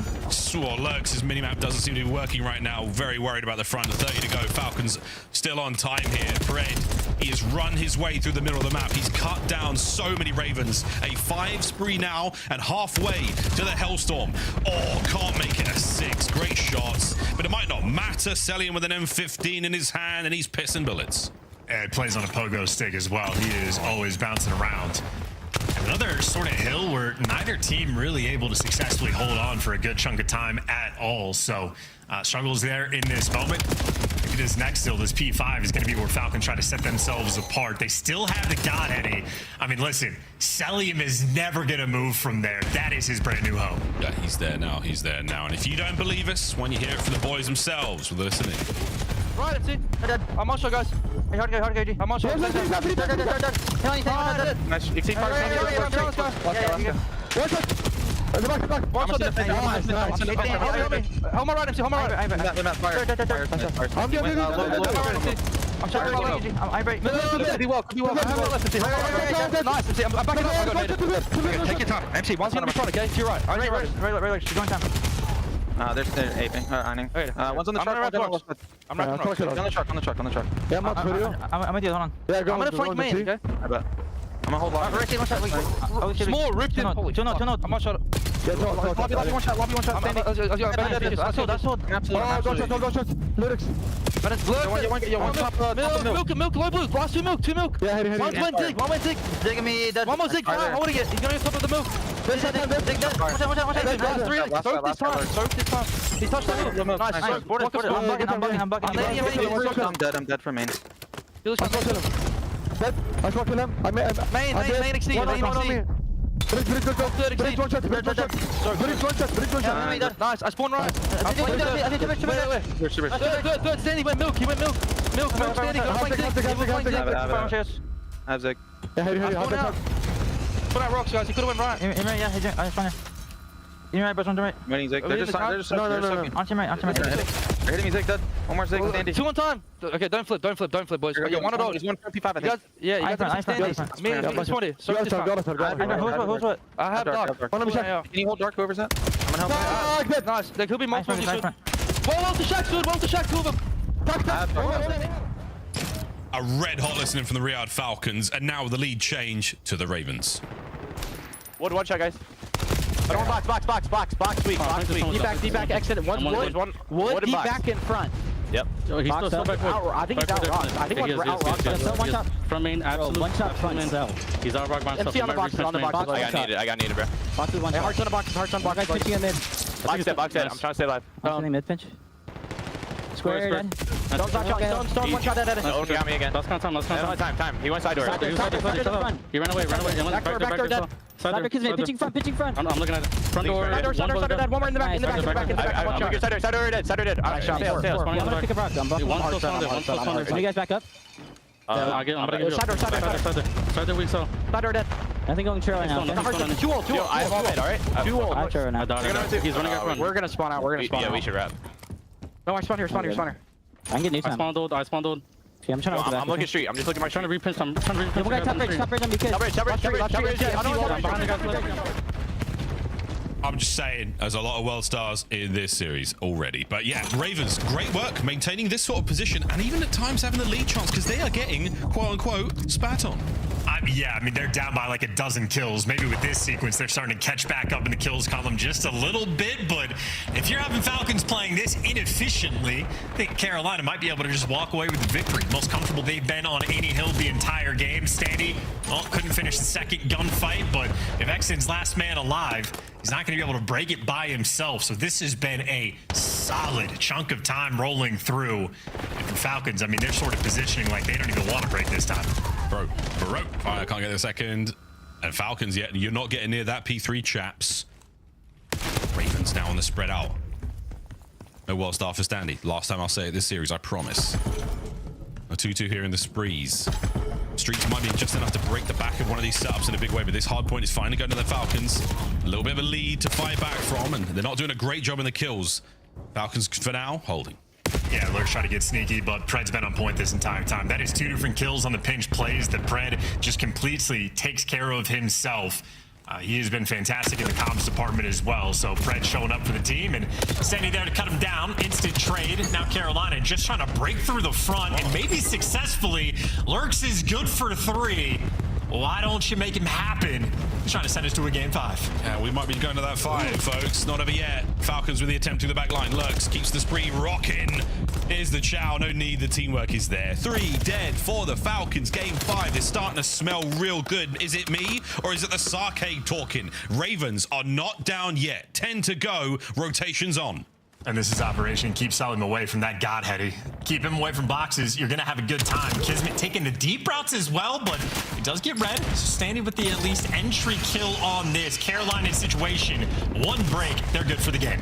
1 break is all it takes to get to game 5. Lurks, yeah, you split out the thighs. A Pred, no 2-piece. Selling him down as well. Oh, Standy making it happen. Holding the hard point. Shots over the top and exceed. The mighty M15 from the back window, keeping the coverage alive. Perfect 20-20 vision and a big hold. Final few seconds and we are going the distance to a 5. Falcons last chance on it. Last attempt to get in there. They get an open hard point for now and there's a toe dipped, but the Ravens have picked the carcass clean. Back-to-back runs, a series of kills, and now the final seconds. Are we going to 5? You bet your feathers we are, folks. The distance here in Minor 2. Starting the tournament off right. Good competition already between these two squads, and Carolina trying to hype themselves up a little bit as well before going into this final map. And ultimately, I mean, a well-played game, and I think maybe good on them just for not giving up. That is a massive water bottle. It's huge. The size of that thing. Yeah, sorry. Anyway, it's messing with the deficit the Ravens are working from because they were getting outslayed horribly. This final stat screen is no indication whatsoever of how this map played out. Wow. Well, I was going to give the credit to Sandy. The size of the water bottle is how bad he got world starred by Celium on that box when they're trying to break the P2. He literally jumped out of his seat when that happens. That can be a checky thing. It can get in your teammate's head, but not if you're not sitting right next to him. In the comms, he didn't say a word, so you didn't have to get that acknowledgement. Playing a heads-up game and maybe a Vetty-style play. Hey, if you get world starred, just do not let your teammates know because they broke through that P2. I mean, 5 seconds later. So I think Carolina just played an uphill game where they were in a ton of bad situations and constantly squeezing the water out of that rock. And eventually, when they finally had some good holds, it just turned into a runaway game. They were flapping, they were flapping, they were flapping. P2 of that second set, they took off.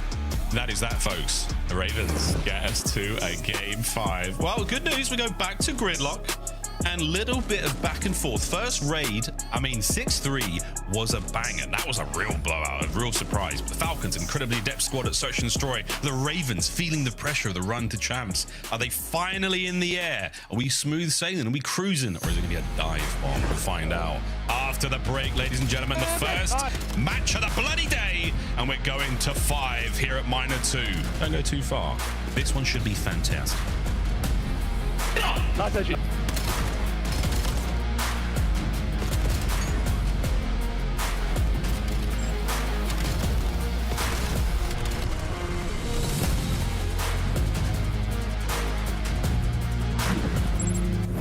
Champs tickets are on sale now. Come see the best teams lock in for this season's grand finale in fabulous Las Vegas. All 4-day passes come with early venue access. Head to FazeVegas.com or scan the QR code to get your tickets now. Look like the pros to play like the pros. The CDL team skins are available now. Scan the QR code or check out the in-game store now. Scuff, official controller of the CDL. It's more than Call of Duty. It's you whipping an F1 go-kart at the Grand Prix Plaza, testing your aim and movement at Summerlin Paintball. It's you driving supercars at Speed Vegas, surviving the best escape rooms at Escapology, experiencing the immersive art in the Arte Museum. It's you taking a picture in front of the Bellagio Water Show and seeing Vegas from the largest observation wheel in the US. It's you and the squad making memories for life. A weekend in Vegas that you'll never forget.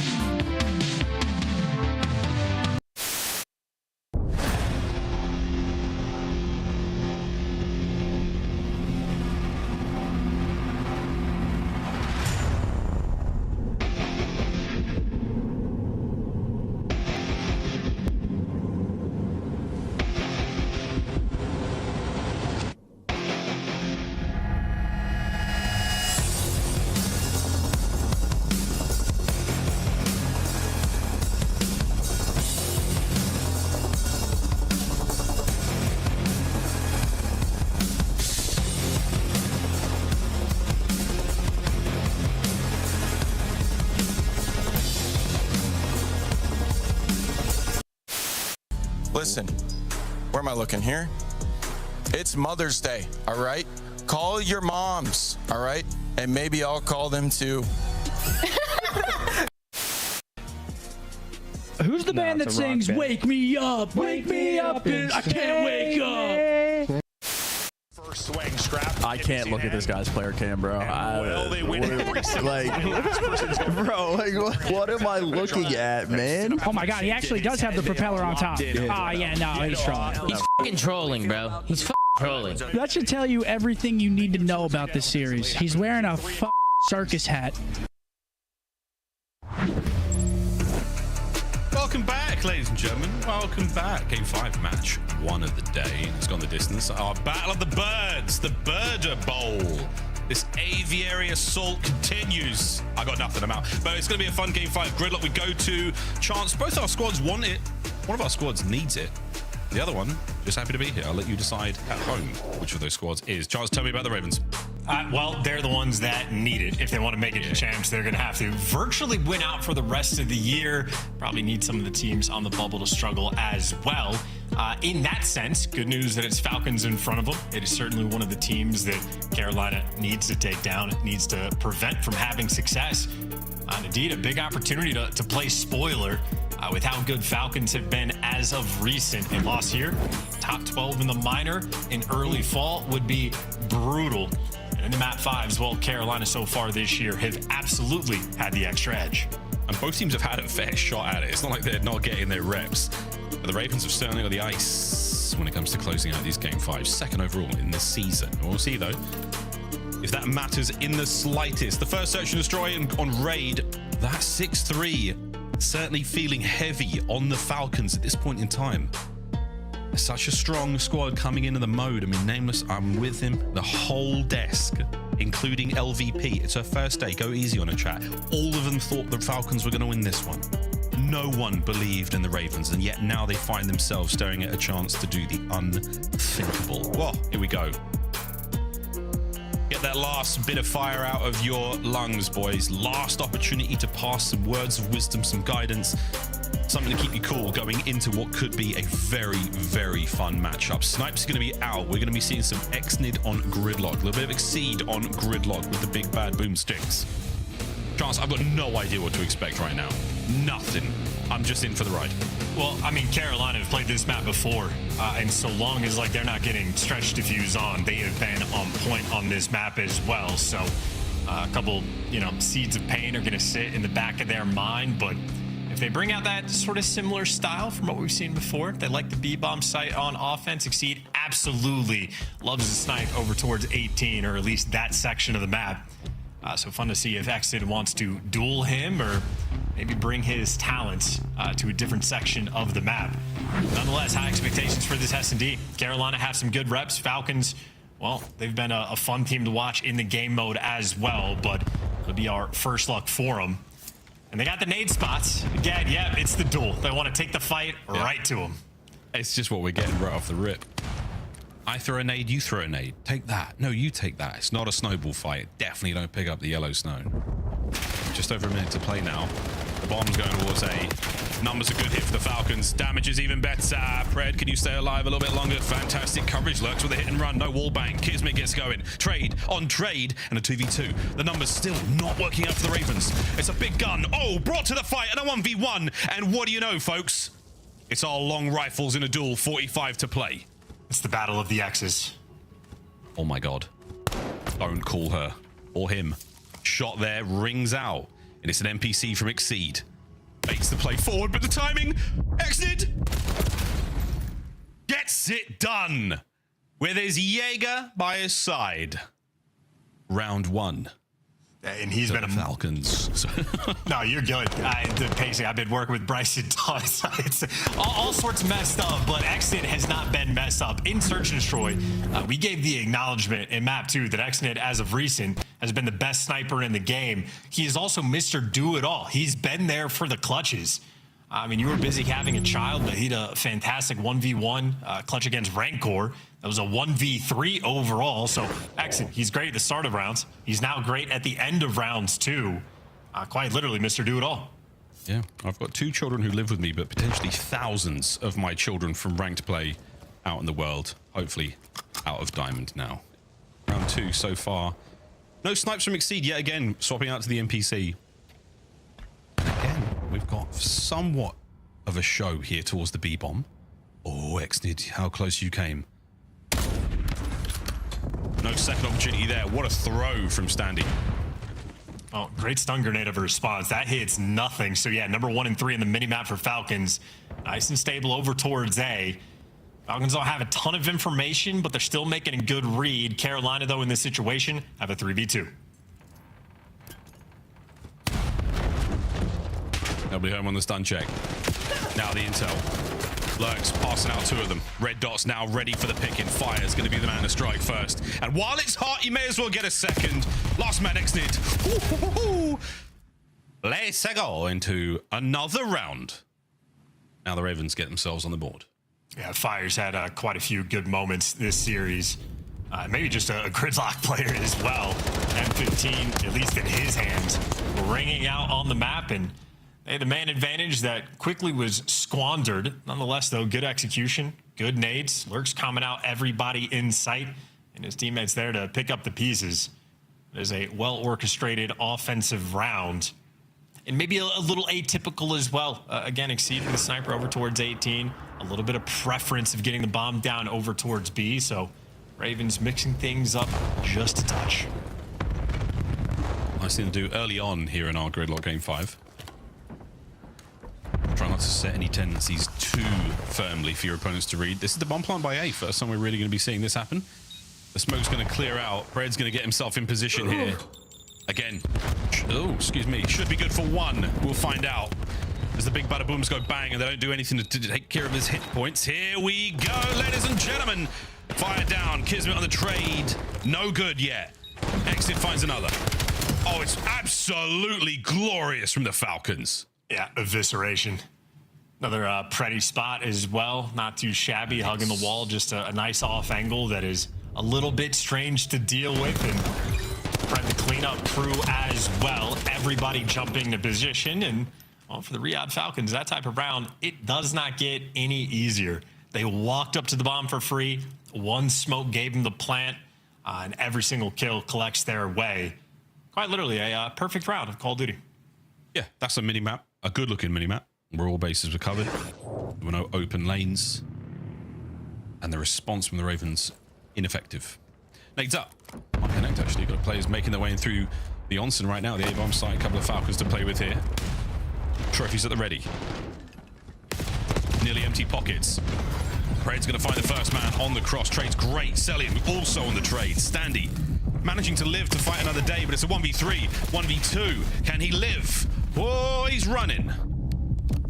We will get a round 2 in this 2v1. And he can reset the situation. Has all the time in the world. Well, like this. Pump the brakes, kid. They're coming to you. Quite clearly, Standy cannot hear us. The Falcons play their numbers, play the advantage.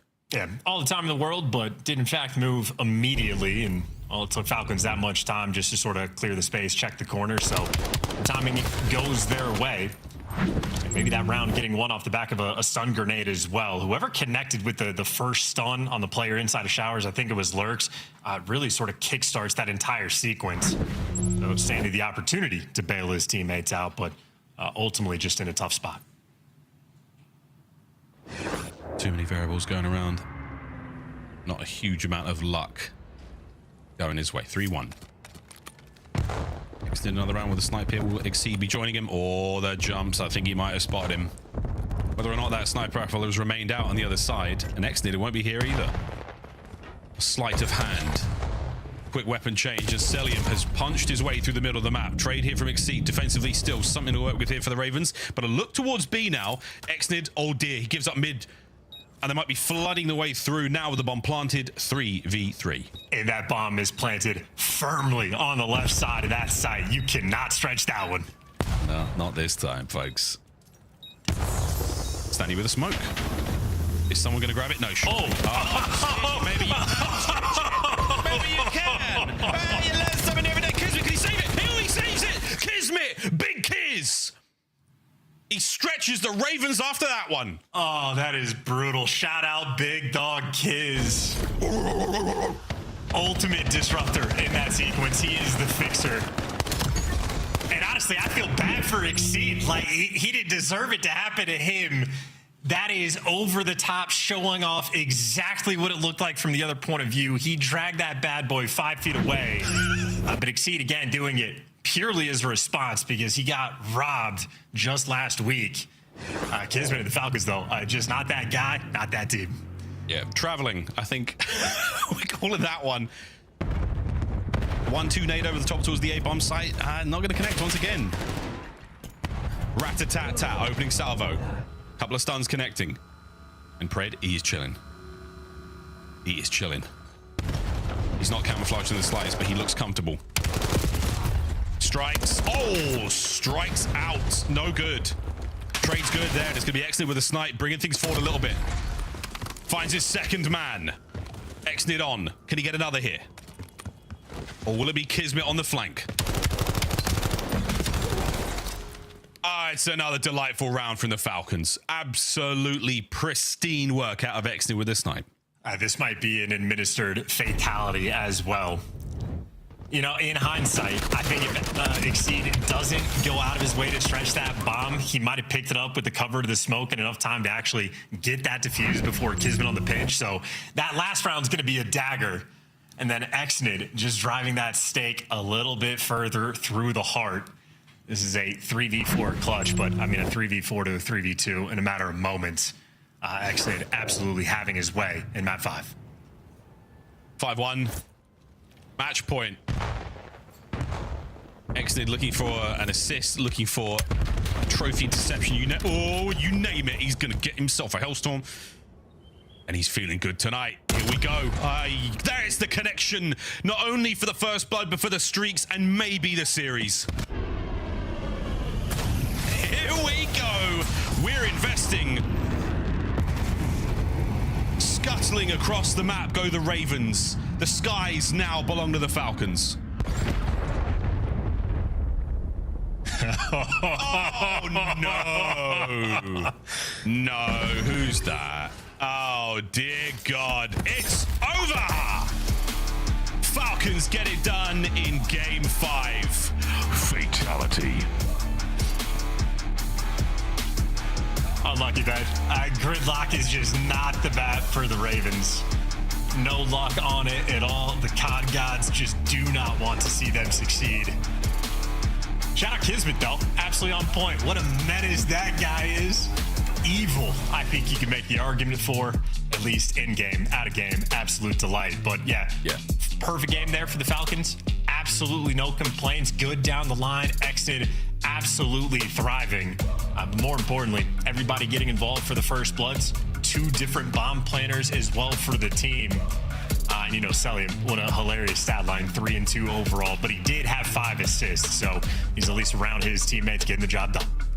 About as good as a final round could have possibly gone. 6-1, final score, 3-2. The series as the Riyadh Falcons walk their way through the Carolina Royal Ravens, the finest birds we have here in the league. They are the apex predators of the skies at the very least. Yeah, between the snipe, the Hellstorm, the body shield, mwah, mwah, the chef's kiss, back to the desk. Lots of cooks in that kitchen. Yeah, that was an interesting chef's kiss, beautiful. Miles, but we'll give it to you. Yeah, I mean, stunning. I mean, absolutely stunning. Listen, first S&D map wasn't really anything to write home for. I know they actually did go down on that map, but that finishing was a statement. That last S&D, Nameless, talk to me about the magic that occurred there for the Falcons, because it was stunning. It's just beautiful. And you see the evolution of like their search and destroy now, right? Where they start to trust Exnid Sniper, where you can make plays behind it now. And you saw that in the last couple of rounds. You know, Pred takes a risk, dies 3v4. Exnid can come in and he can just basically chop off half of that bomb site through the doorway, finds 2 picks. And then the final round, they realize, hey, this guy is actually twisted with the snipe right now. Kismet takes Space B Street behind the sniper. You know, he gets a kill. Kismet ends up getting an assassination. Like, this is beautiful. An abundance of looks as well from Riyadh. One of the offensive rounds I really loved. Sent 2 up B Street, 2 up mid, just kind of set up a natural trap, get the bomb down and just retreat and play for it. So yeah, Riyadh right now are at the top of their game, and this is clearly the best search we've seen from them all season. It certainly was indeed. Let's talk about a little bit, you know, the costing that we saw as well. And Ali, something that was making you squeal was Exceed and what happened there with that slide. Talk me through, you know, some of the momentum that is lost when players make some bizarre decisions, and it really does cost the team. I mean, just for the side of Carolina Royal Ravens, like, this just isn't a good map for them, and I feel like you felt that way while watching it. They didn't feel like they were comfortable when some of their plays, when they were sending people up, you know, side of B Street, and they didn't really send anybody towards mid. It just didn't really feel like they had a whole lot of map control, and they didn't have an answer for Exit Sniper. I mean, that has been kind of the tale of Search and Destroy this year. That was a tale of Riyadh, was that they were missing a sniper on this team, and that's why their S&D was struggling up until this point, and they've been able to fix that problem. We're on the flip side for Carolina Royal Ravens. We just haven't seen the same sort of investment. Yeah, it was honestly looking really, really good for Falcons. And I think that was a big question about Falcons. You know, are they a top 4 team? Have they hit that button? Yeah. Does that, for you, solidify them as a massive contender, especially heading into the major? Yeah, I mean, I won't say this match solidifies them, but I would just say I believe that they're a top 4 team after what I saw them do at the major, and then can bring that back into online. Like, they have win conditions everywhere. Best overload team, solid at hardpoint. Now they have 3 or 4 S&D maps where they go into series like, we got this locked up. So, yeah, Riyadh are in the best spot they've been all year. They certainly aren't. I am too, because I get to talk to an incredible player right now for our Monster Winner Spotlight, and that is Kismet. First of all, Kismet, so nice to see you once again and talk to you, buddy. Firstly, congratulations. Excellent start to our Friday and for you guys. I have to ask you a little bit about your S&D, because you pretty much are a top 3 S&D team in the past 60 days, and things have definitely changed for you guys. What have you been working on, and why is it working so well now? Yeah, I mean, for S&D, we're just honestly working on a lot of strats in like mid-round, trying to make sure that that stuff is ironed out. Because our S&D has been a little weird, like the other majors and splits. But honestly, with the addition to Sood, Xnid sniping, I mean, that guy's gross. So it just kind of opens up the map for us, and we just have a lot of strats around it, and it's flowing good. And speaking on S&D, I just gotta say, Exceed, I don't know what you're doing. Yeah, you stop stretching against Red flag. That's a red card, man. That's criminal. That was insane. He did not care with the smoke setup and everything, but you guys dealt with it. I want to stay on the topic of search and destroy. You know, for you guys, as you start to get more reps, and as Sood or Xnid starts to get more comfortable with the sniper in hand, I noticed in the last round you taking space off of his sniper. What does that do for you guys going forward in these last few, the biggest events of the year? Yeah, I mean, I think it's just pretty simple. Like, it's opening my ability up to make plays, right? And then AG is able to make plays. Like, we just have a lot of playmakers with Sood sniping, and he's doing really good at it. I just think it allows us to have a deeper bag in S&D to, I mean, without giving stuff away, we just have more options. You know what I mean? We can throw stuff at the wall and see if it sticks, and it just, I don't know. We have more options now rather than we just were so default back in the day, which it just kind of threw us off. So yeah, it shows. Yeah, I mean, kids, what are you feeding Xnid in that camp? I mean, that guy, that is insane. Dude, this guy eats McDonald's every day, bro. You're lying. Oh, dude, he loves McDonald's and Chick-fil-A. He's rough, man. We're Americanizing him so bad. Anyway, I want to talk about y'all's last 10 matches, because it seems like you're one of the only teams right now, as you join the top team conversation, you guys handle the teams that are below you, which doesn't happen. You know, sometimes teams are susceptible to playing like up and below, down and up to their competition. How do you guys kind of avoid doing that? I'm gonna be honest. We actually, in the camp, we thought the opposite at the beginning. We would play the good teams good and the bad teams bad. Right. And we've, since like major 1 or 2, I remember we had a conversation where we're like, guys, stop treating these guys like, you know, they're, you know, awful. Like, actually give them a little bit of credit and take them the same as you would take another top team. And ever since we've had that kind of mindset, we've just been playing a lot more, like, more cohesiveness with when we're playing these bad teams. Not necessarily bad teams, but just less than the top 4, you know. Amazing stuff. Well, Kiz, you're playing Optic next, of course, in the bracket. Now, speaking to Optic last week, they had said that their focus was Hasti S&D, Sake S&D, and things looking really good for them as well. Now, how are you feeling about your S&D when going up in this rematch, which you went, of course, the distance and didn't manage to close it out? S&D was a little bit of a tough one for you guys against them. You feeling more confident this time around now? Of course. I mean, Optic's a good team. We're going to always treat them with a lot of respect. It's just, I mean, when you're playing a team like that, you understand kind of what they're doing. It's just all about execution. They're going to be making good plays. We just need to answer with good plays, and, you know, the better team will come out on top. Love to hear that. Thank you so much, Kiz, for your time. Congratulations and best of luck on your next one. Thanks, guys. See ya. All right, things looking up in the Falcons camp right now. Yeah. I'm excited to see what they do next, because I think there's a couple things they can take away there and work on, and there's certainly a lot that they can weigh on as well going up against Optic in the next part of the bracket. Let's talk, though, about an incredible player of the game, and of course it is just Guff player of the game, and that's going to be the multi-kills coming through on map 1 for Falcons, and they are just a powerhouse, Ali. It's just amazing what they're able to do, and they really do hit hard when they are going. Oh, absolutely. They were hooping throughout the entirety of this map. This is huge for Riyadh, who, again, their biggest weakness right now is technically in hardpoint, but I mean, that's still middle of the pack right now, and as you saw with Hacienda, they do have maps that they prefer, and I think the biggest point to note is how good Fred is playing in Respawn right now. Specifically, you're getting your star player, and you're getting that slang, so I'm not going to be shocked if they climb the ranks in that specific category. They ran like 4 SMGs on a lot of the hills on the map. Yeah, we saw MC with an MBZ. I was like, that is not what I want to see. No, that is not what you want to see. It is terrifying. I think Pred has just been heating up, especially last week through the course. He was looking so good and comfortable, even on S&D too. But Lottie, to that point, this is the match though. Like, at some point you got to get that big upset. And Optic, you know, they had it once on LAN, didn't go their way. They got to win this one, and then it's full steam ahead. You know, they took it the distance though, and it's it should be a banger. Couple of hiccups that they have to solve there, and personally, I think that is definitely on S&D. I think you have to be good at S&D going up against the best teams. Can they do it this time around? That is the question. Folks, we're heading to a break now, but when we come back, we have plenty more matches coming your way, and hopefully another banger.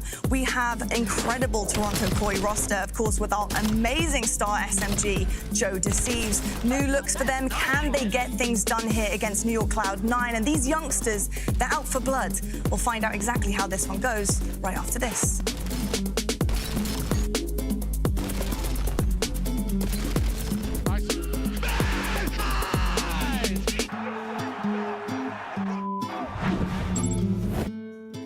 Dominate the competition on main stage with the CDL Major Hunter Tracer Pack. Collect your chip by scanning the QR code or heading to the in-game store now. Start the season strong with the 2026 Call of Duty League Pack. Grab yourself the CDL operator by scanning the QR code on screen or check it out in the Call of Duty store in-game now. Monster Energy, the official energy drink of the CDL.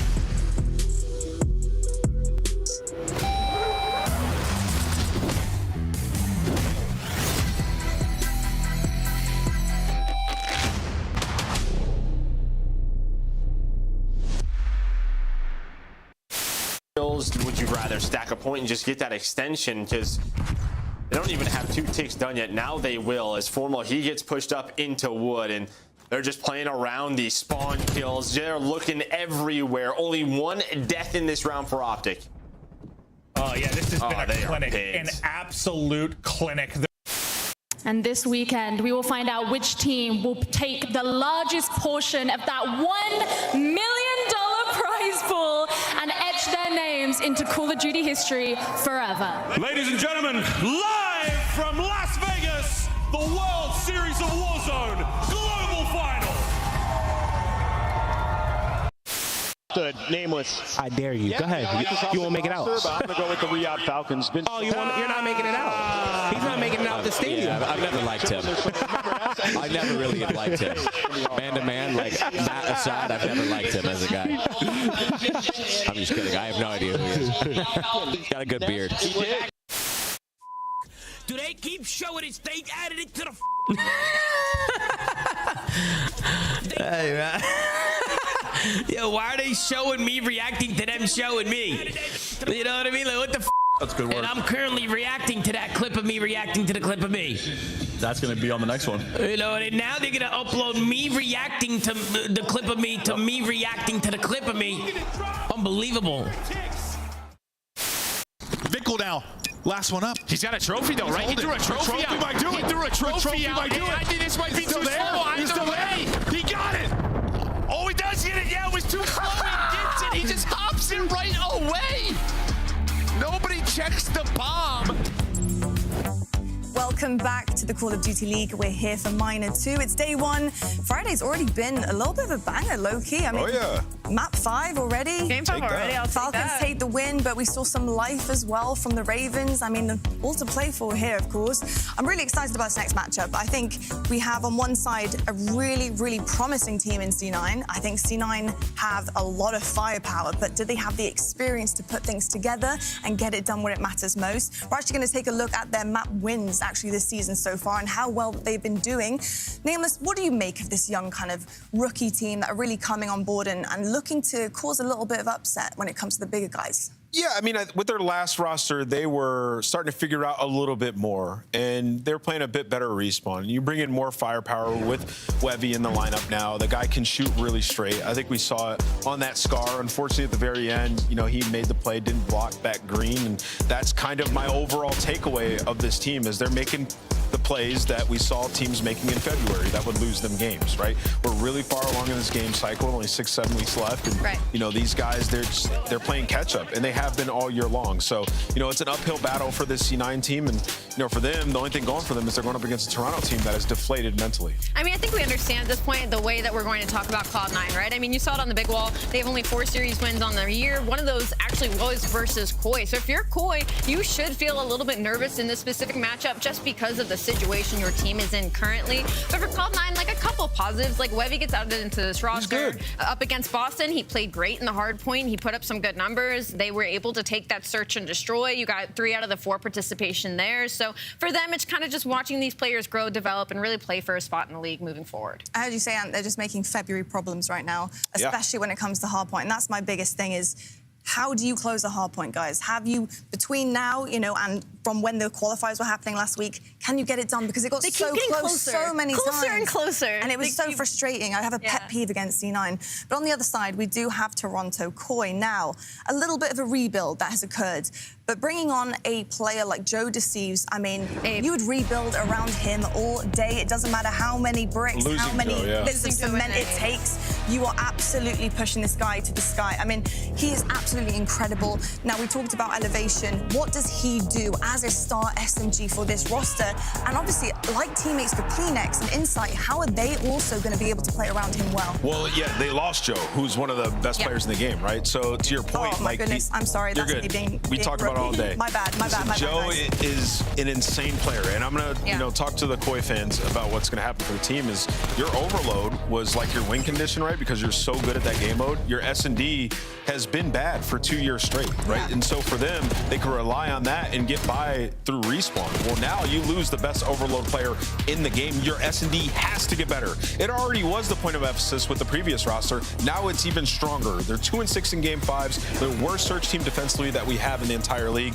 That is what they need to focus on with Aven. I feel like I was rubbing salt into the wound there. That's my first mistake coming back. I apologize for all of the fans out there for Toronto. I know this one's going to hurt a little bit losing Joe. Getting on the right page here, LVP. I mean, Ali, let's talk about, you know, what they are going to be able to do here to rebuild this roster, to be a great team. You know, what can they do here with Abe coming in? I mean, at the end of the day, Toronto Koi has always been a team that has been a gatekeeper, I feel like, of the top 4. Like, they've always been in a Sunday. They have always been a top team. It's just kind of about getting it through the hoop, getting a win through the hoop that they haven't really been able to do consistently compared to the other top teams. And them losing Joe, it is going to be a huge pain point, but maybe it's a shakeup that they needed. The core 3 are still... We can't push this proppy. I love it, though. Ali's like a ball of sunshine. And no, I'm saying you're... Because I don't think you did. No, Ali's a ball of sunshine. Seeing the positives, I see it. But you lost arguably like the best, some days the best player in the game. Of course. It's going to be hell for them. Like, they got to be winning all their SMGs. Hey, listen, I messed up. She had to make something happen here for the Toronto fans, and I appreciate you for doing that, Ali. Yeah, I think, honestly, when you're looking across these maps and modes, I think adding a new player in, it is such late time in the game to do so. What are you making of things? Like, what were the kind of missing pieces, even when Joe was on the team? Because it wasn't working out either. With Joe or not with Joe, they're on a 3-loss spree. Like, with Joe, without Joe, they're on a 3 S&D loss spree. With Joe, without Joe, they haven't won an overload in the past 5 series that they have played. So for Toronto Koi, regardless, something in this camp had to change. And call it talking sunshine, talking bad. Abe could help them in their search and destroy. Abe could help them in their overload right now. Like, you're hoping that this player who has been in challengers and has been winning in challengers is going to come, does what he does, and give you guys a semblance of a baseline to work with. So Toronto Koi, this is one of those matches you have to win, because if you don't, this is a really, really steep, scary slope for you guys. Something I do love about Abe coming in, you know, Joe is an absolute vibe, and losing him, I think that's, you know, in terms of chem, obviously you lose a bit of chem there as well, but I have heard Temp say about Abe that he is a team player, he's fun. Yeah, he played with them before too, and they did well, right? He wants to get better, and he's, you know, he wants to win. He's willing his team on, so I think that's a really good positive there as well. But the game is ready to go, and we're going to head on over to our casters now, who actually are on set. Oh, no, we're not. We're doing pick'ems first. Wow, OK, this is a really good segment from LVP coming back. That's OK. Sean, they look great. Welcome back. Welcome back, Lottie. It's live TV here. Let's do our pick'ems.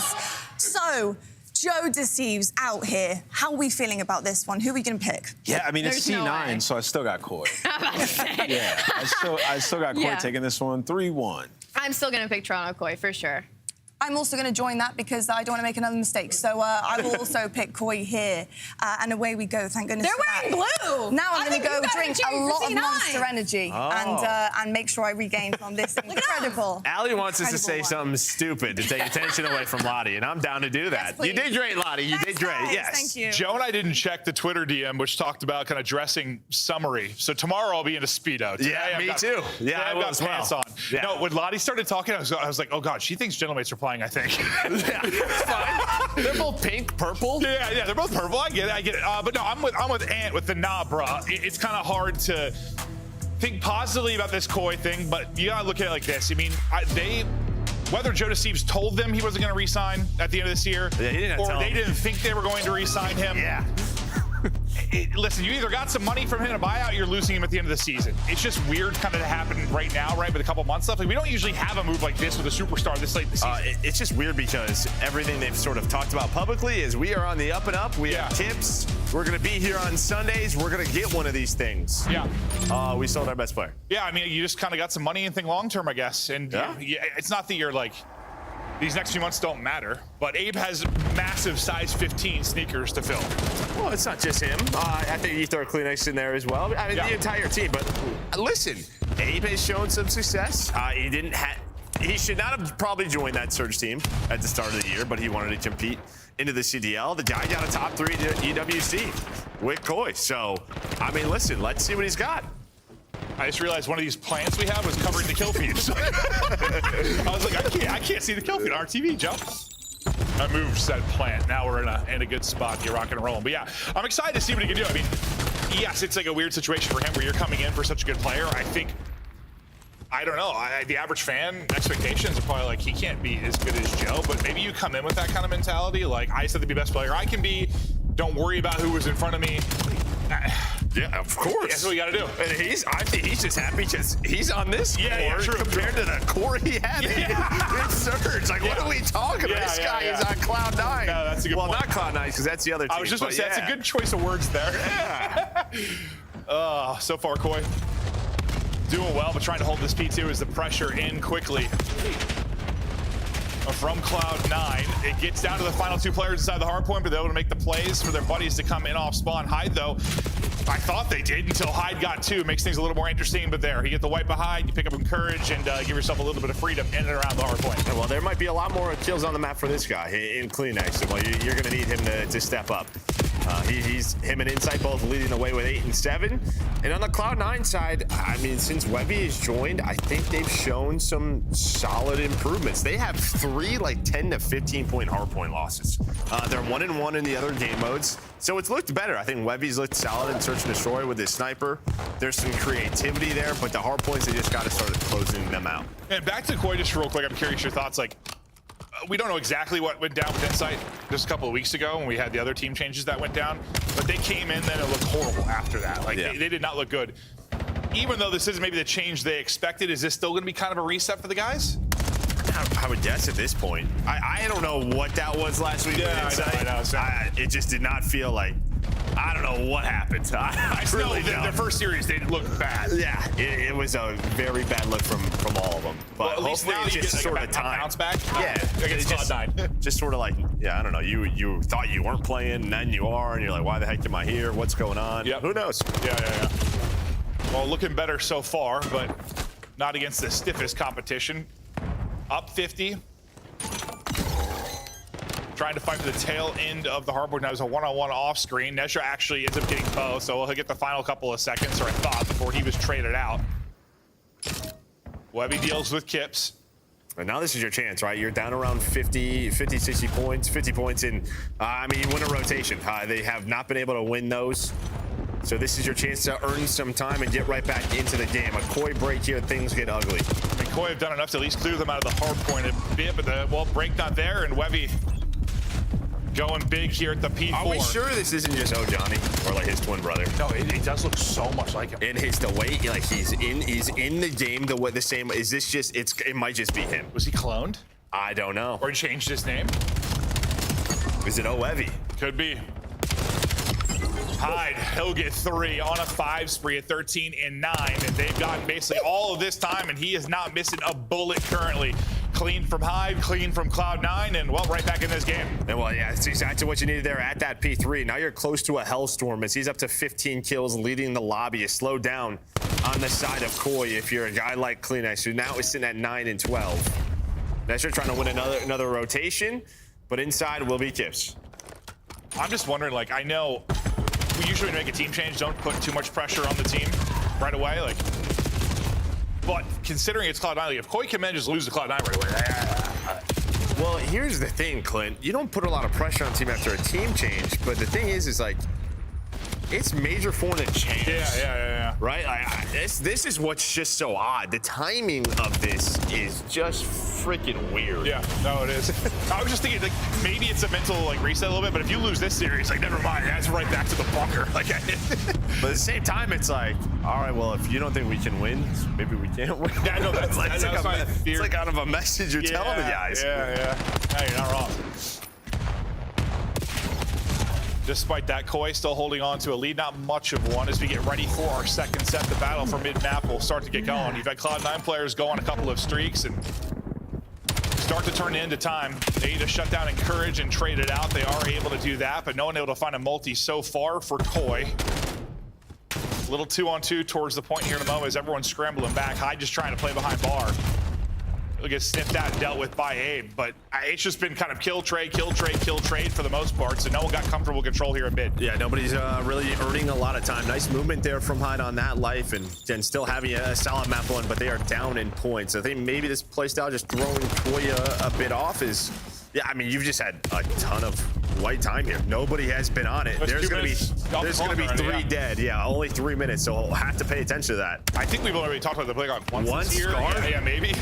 Scar. Yeah. And we're not really close to that happening yet, but it was maybe not the cleanest first set, at least according to the scoreline and play clock. Nice little pick there with the headshots for Kleenex. The race is off now for P2. Koi will get there maybe second, but I think a player for Cloud9 got one of his teammates to spawn in the back. Now you'll have a one-on-one for a second till the reinforcements get in.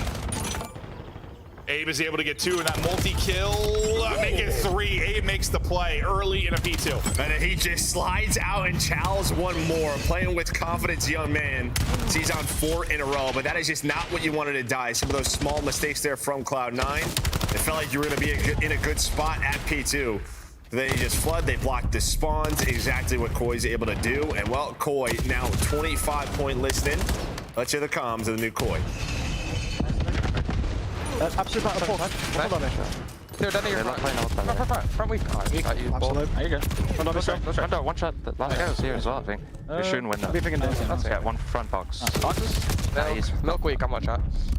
He went, One split. lobby done. Nice trying to force through. I'm wrapping this. Let's spawn out. Nade long. Hey, in barrels. Nice, bro. Nice. We're gonna spawn again. I'm going bridge. Back, bro. This one, I think lock it. Yeah, That's one long. Yeah, one bridge. long. Yeah, one dead. Yo, stop P1. Main door. P1. Back to P1. Nice. P1. He's gonna Look at P1. He has to see the bridge. I've long. Bridge. One more. Nice, back door. Bridge. Back door. Yeah, careful. Spawning P5. Hey, one's in the back. Oh, he's back ring. Yeah, on ring. Only one. Show me. I'm one shot dead. Nice, I'm one shot under. Okay, I want P1. Come to bridge. I need a bridge. One cross left. Okay, come on bridge. On the long steps. One's long steps. Back left time, 2 of them. I'm one shot, bro. Dead, one more back left. Hey, one is spawn ring. Nice, you're good. Ring. Bridge fast here. And long. Long time. Big push down, man. 25 guys. That's one ring. Time on me. I'm one shot. Really big long. Really weak man. Macro time. Can't slide. I'm on it. Bridge. That bridge. One more bridge for me. Yeah, bridge again. Right side bridge. Close right. You're good, Ron. It's big time. Yeah, help this. Let's play through. Nice. Just out. Play the left or what? I want to left. Shall we get left fast? What's bridge me? Bridge still? He's wine. When P1 small left. P1. You're good. Nice. Ticket. He saw me. A solid listening and building up to their most significant lead of the map. Was that a 25-point listening or was it more? Yeah. Cloud9, this is where they were able to bounce back. What, previously down 60, it was this P4, they got them right back into the game, and well, they have an opportunity to do basically the same exact thing. So far, so good. Abe is just buying time, I thought, for the reinforcements to get here, but he's not aware of Webby's position. That'll be a freebie for Webby. Yeah, he just ran right by him. Did not think anyone was in that corner. I thought Kleenex was going to chow out. and clear that. Yeah, it looked kind of weird, right? There will be 2 dead now. 3 had some splits come in, and that creates a free pinch. But the key thing there for Koi is that they were blocked in the back the entire time. That was all Kleenex, and now you have a lot of room to work with. A much better job. This time on the P4 for Koi. Are you gonna read this one now? Courage is behind him. It looked for a second like they were turning, but now Courage might just be able to break this setup here at P5. He does get 1 entry for him. Well, make it 2. Gets a spawn backside P2. And sometimes it's like you might get blessed with a spawn, but do you actually get something done with it? He does. I mean, he gets his kills, but they haven't been able to actually break into the hard point yet. The spawn's close enough for Koi. They've done enough just to keep control. That could have been a moment that maybe flipped the map. No, well, they needed it to. That's just one of those things in the comms. You just have to be like, yo, wait for me, like nobody die. And maybe he was. Maybe Koi just found those kills at the right time that they needed to. But it felt like something. Yeah, I mean, you could have taken advantage of it, but it doesn't really matter right now. It's 20 points away. Well, once you got 2, I thought they're breaking. Yeah. Didn't play out that way at all. They will finally get in, but with not a whole ton of time remaining, the lead's still significant for Koi. Nezra has been shooting, went out to a 9 streak earlier in this, but just trampled over somebody's head. Those Kips that'll pop up and get the kill. New in our 3rd set, up in just a couple of seconds here. As Abe gets that kill, that should put him first towards the hard point. The reads are on point, the shots are on point. Abe is putting in work. Yeah, I mean, you got a Hellstorm leading the lobby in kills. They come in and beat Joe Deceives. Yeah, sure. I could do that. I could try. I'll do my best. I said big shoes to fill. Well, at least that's map 1. Abe has been filled. They just got to close out the map. He gets right back to work towards the hard point, 1 before he drops. Everyone else then gets swept outside of Insight. So Cloud9 surviving for a little bit of time here, but just 10 needed for Koi. 1 break, and this should be done. Good thing for Cloud9, though, you got the hard point. You have right side spawn, so technically in a position to maybe take this from 1 to 2 and steal this game, but there's just so much time remaining here. You get a couple hits and Koi make a punish on that one. This should seal it. I think a couple of times Cloud9 have done a great job here at P1, just not converting it into a ton of time. That one was better than the last time we were there, but there we go. Toronto gonna put number 250 on the board. And I think there were chances. Nezra and Hyde had a great game. Just felt like, yeah, P2, P3 just dominated by Koi. No, they certainly were. And Abe coming into a tough spot. Well, coming into a great spot for him. Tough spot to sit. It's big shoes to fill, but like he performed really, really well. It's just, I don't know how much from this particular series we can really take away. It's going to be more, what does this roster do against the top teams? They've made the last 2 championship Sundays at majors. I'm not going to be convinced of anything just from this match versus Cloud9, but the fact is you need to come in and get a W, and so far so good. Yeah, so far so good. And let's not forget, we saw that bracket. I mean, they win this one. They do have a date with Paris tomorrow, so that would be very entertaining to watch. Yeah. That's what we're hoping for. That got set up, huh? Yeah. Abe leads the way in damage, well, for his squad at least. Anything else pop off the page? You're a liar. It's Kleenex who's the number 1. Oh, is he? Yeah. Oh, I definitely just lied. That's my bad. A liar. I thought that was a 36 for some reason. It's pretty far away, Joe. I know.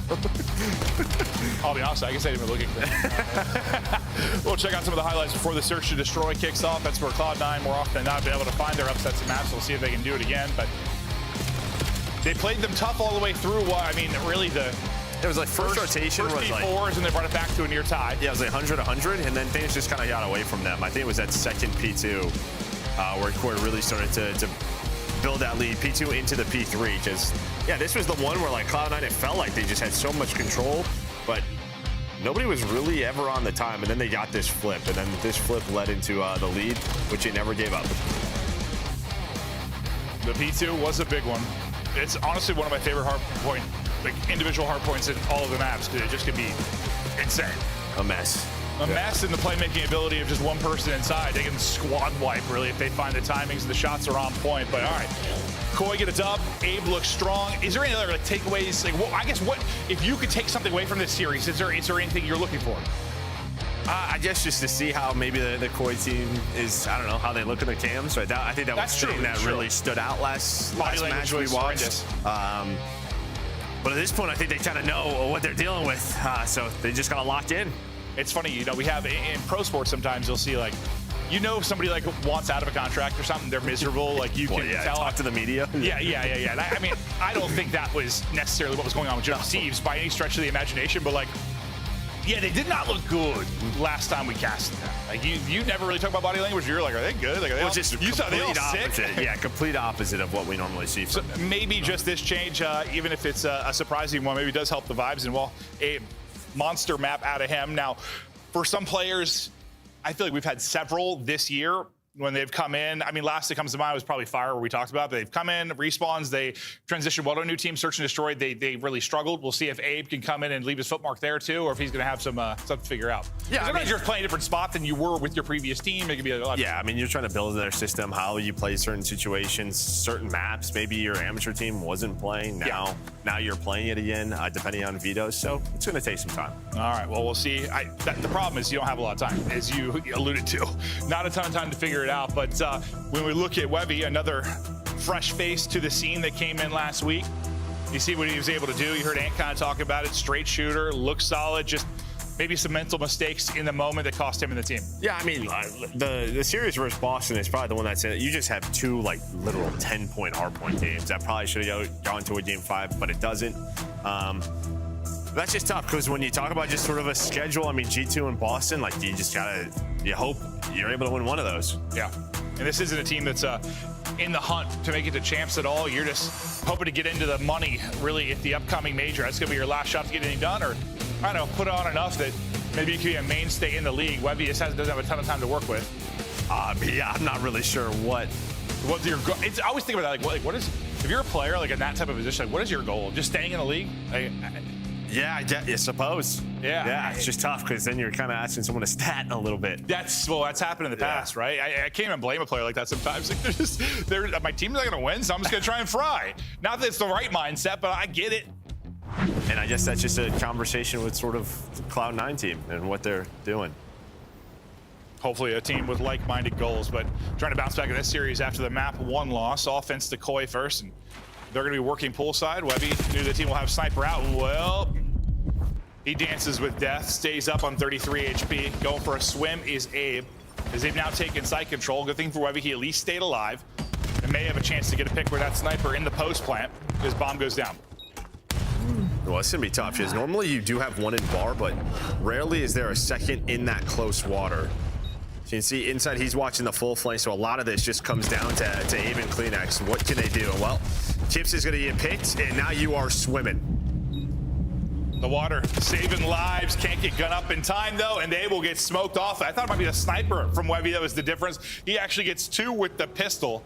And I'm just not sure how Chips dies there. That's the one player. He's the first one to die. I thought for sure it was Kleenex. I look up and it's Chips, so I don't know what happened there. Well, however, he got picked. The difference there. Nice retake from Cloud9 to get us started off. Good job by Webby staying alive after a little bit of a scare early in Tiki. But the S&D, it's not like it's been great for this team, but it's been better than their other ones, and definitely a shot here. Well, that's how they caused their kind of upsets we were looking at. Who was it? It was, I remember it was Paris. Paris. I was trying to think of that. Just they had the graphic. Yeah. I just 2 game 5 upsets. Looking for some 2-3-5 magic here as well. Let's see what they can do now on the flip. Barely misses. I think just a little off to the left there for Webby. Might get a second crack at it. Can't hit as Abe slides through. They're teasing him. They're like, take the shot, kid. Yeah, let's see how really fun the movement. Oh, yeah. It's not fun to deal with. It's like whack-a-mole, but the ball's on crack. Encouraged, fine. I thought he found the timing, and then he gets deleted. Webby, he's 4-0 on 4 straight, but now last alive, and he'll clutch it there. Webby, well, we wonder what kind of impact he make at Search and Destroy. He's at 5-2, and they're up 2-0. A nice start from them there, and that did just have a team kill. Turns into a first blood. Things got messy there for Koi. They're going to be some growing pains adding to this roster. But yeah, Chips kills Insight, and then there was that pick. But he's just got pistol in hand, and he's going first. You know, he hit a snipe as well, but that is now, he's got 4 pistol kills through these 2 rounds. So pistol hitting for Webby. He's got 5 of their 7. And well, you see that graphic up top. They're 3-0 versus Toronto this season in search. And well, to be fair, this. Well, that was the other team. Jay just texted me. Shout out Jay Stun. Yeah. It was that's Koi. right. That's right. That's funny. Yeah, that's what we talked about earlier. My brain just shut off. But we'll see if Webby can stay perfect here. But it's a weird year. I mean, it's weird to see that stat. They're 3-0 in search versus him. But at the same time, like, this has not been like we're used to Koi ever since the CDL started being a pretty solid search team. That hasn't really been the case this year. Well, that was before the Kips transfer. It improved, yeah. Yeah. I remember beginning of the year, though, it was like the gap between their hardpoint and search was not something we're accustomed to. No, I mean the C9 win when they were 3-0. Oh, yeah. No, it was ages ago. I thought you were talking about their search. I was like, it's got a bit better, but no, it would be out. It's not a. I don't know. Whatever I thought about Koi and those old teams is always well-rounded search, solid search. Prepared well, just tough to beat. Yeah. We'll get around here as we'll see Kips with the final one.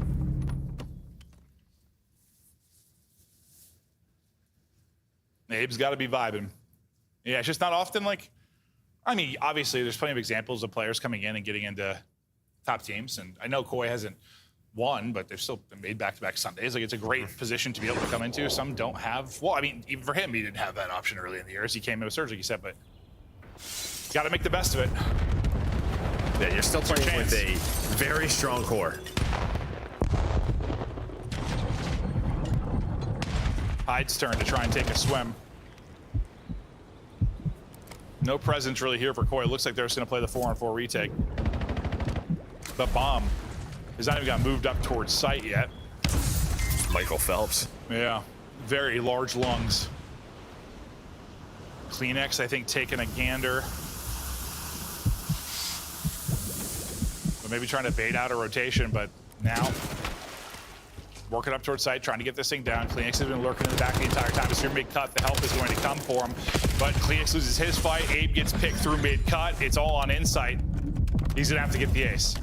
Yeah, I think that was a little all over the place for Koi. It's like you had the right idea. You were watching the cross, but yeah, then Kleenex gets picked. He needed a little bit of help. Just didn't think he was going to get shot there. I don't know. But 1 versus 2 was a 1-on-3 here for insight. Let's see if he can muster up the magic. Webby kind of gave him a freebie there. Made this much more winnable. Like Hyde spots him. Perfect chow onto the heady. Insight is beaming currently, trying to chase him down. He's got time to do it. Saw him on the cross. Hyde trying to be elusive here. Insight's going to bait it out. Wants him to think he hopped. Oh, the timing is just disgusting. Oh, I thought he saw him. I thought he had that. No, he doesn't see him. I mean, maybe there's a chance there if he doesn't have Ninja on. This is X-ray. Yeah, he would have looked through a wall. Yeah. I thought there was like a little gap there we saw, but nope.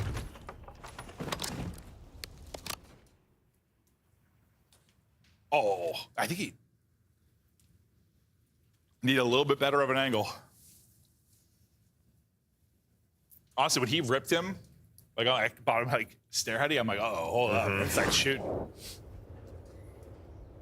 I honestly, in my head, he was more forward with like a little gap there. There wasn't even a gap. I know. I was just faded. That's really bad.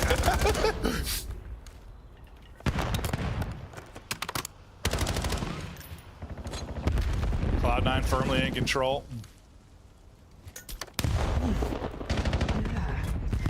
But they are quick here on this flank. I mean, you have 2 players already inside of red. So how do you want to play this? This is going to be a tough plant. To either push on through or try to plant backside. That is going to be the call. Now you just have to wait on Webby. So you're going to activate? Well, never mind. He's going to die. Well, he activated to his funeral. Webby gone. Numbers decoy. Did a solid time last time they got first blood. Need to close this one out as well. Kleenex is going to have a lot of pressure here in a moment. Repositions, waits on the help from Kips. Courage looking for the angle, hits a couple of shots, but gets dropped. Kips is there for the help, and he gets 2. Good little 2-man game there from Kleenex and Kips. And I think that's just around if you're Cloud9, like, step 1 and step 2 are done. Like, step 1, you get to your spot. Step 2, you have red control. It's like, all right, what do we want to do? As soon as we see them maybe cross the bomb, we have to go all together, but it just felt like everyone stopped at that point. Obviously, Webby getting picked doesn't help. But there has to be a next level to that execution through red, or what's the point of taking that spot? I think Webby gets picked and it's sort of just shut down. Honestly, reminded me kind of the retake on the other side for Koi. But even then, I don't think you open that up through pillars. Like maybe you throw some shoulders and shoot there. Like just wait for the red player to make a play. They have to get in a ring. Yeah. And then everyone will look that side. That's when pillars can go. Honestly, yeah, it was kind of like the Koi retake a couple rounds ago. Just seemed like the timing was a little bit off and we got shut down.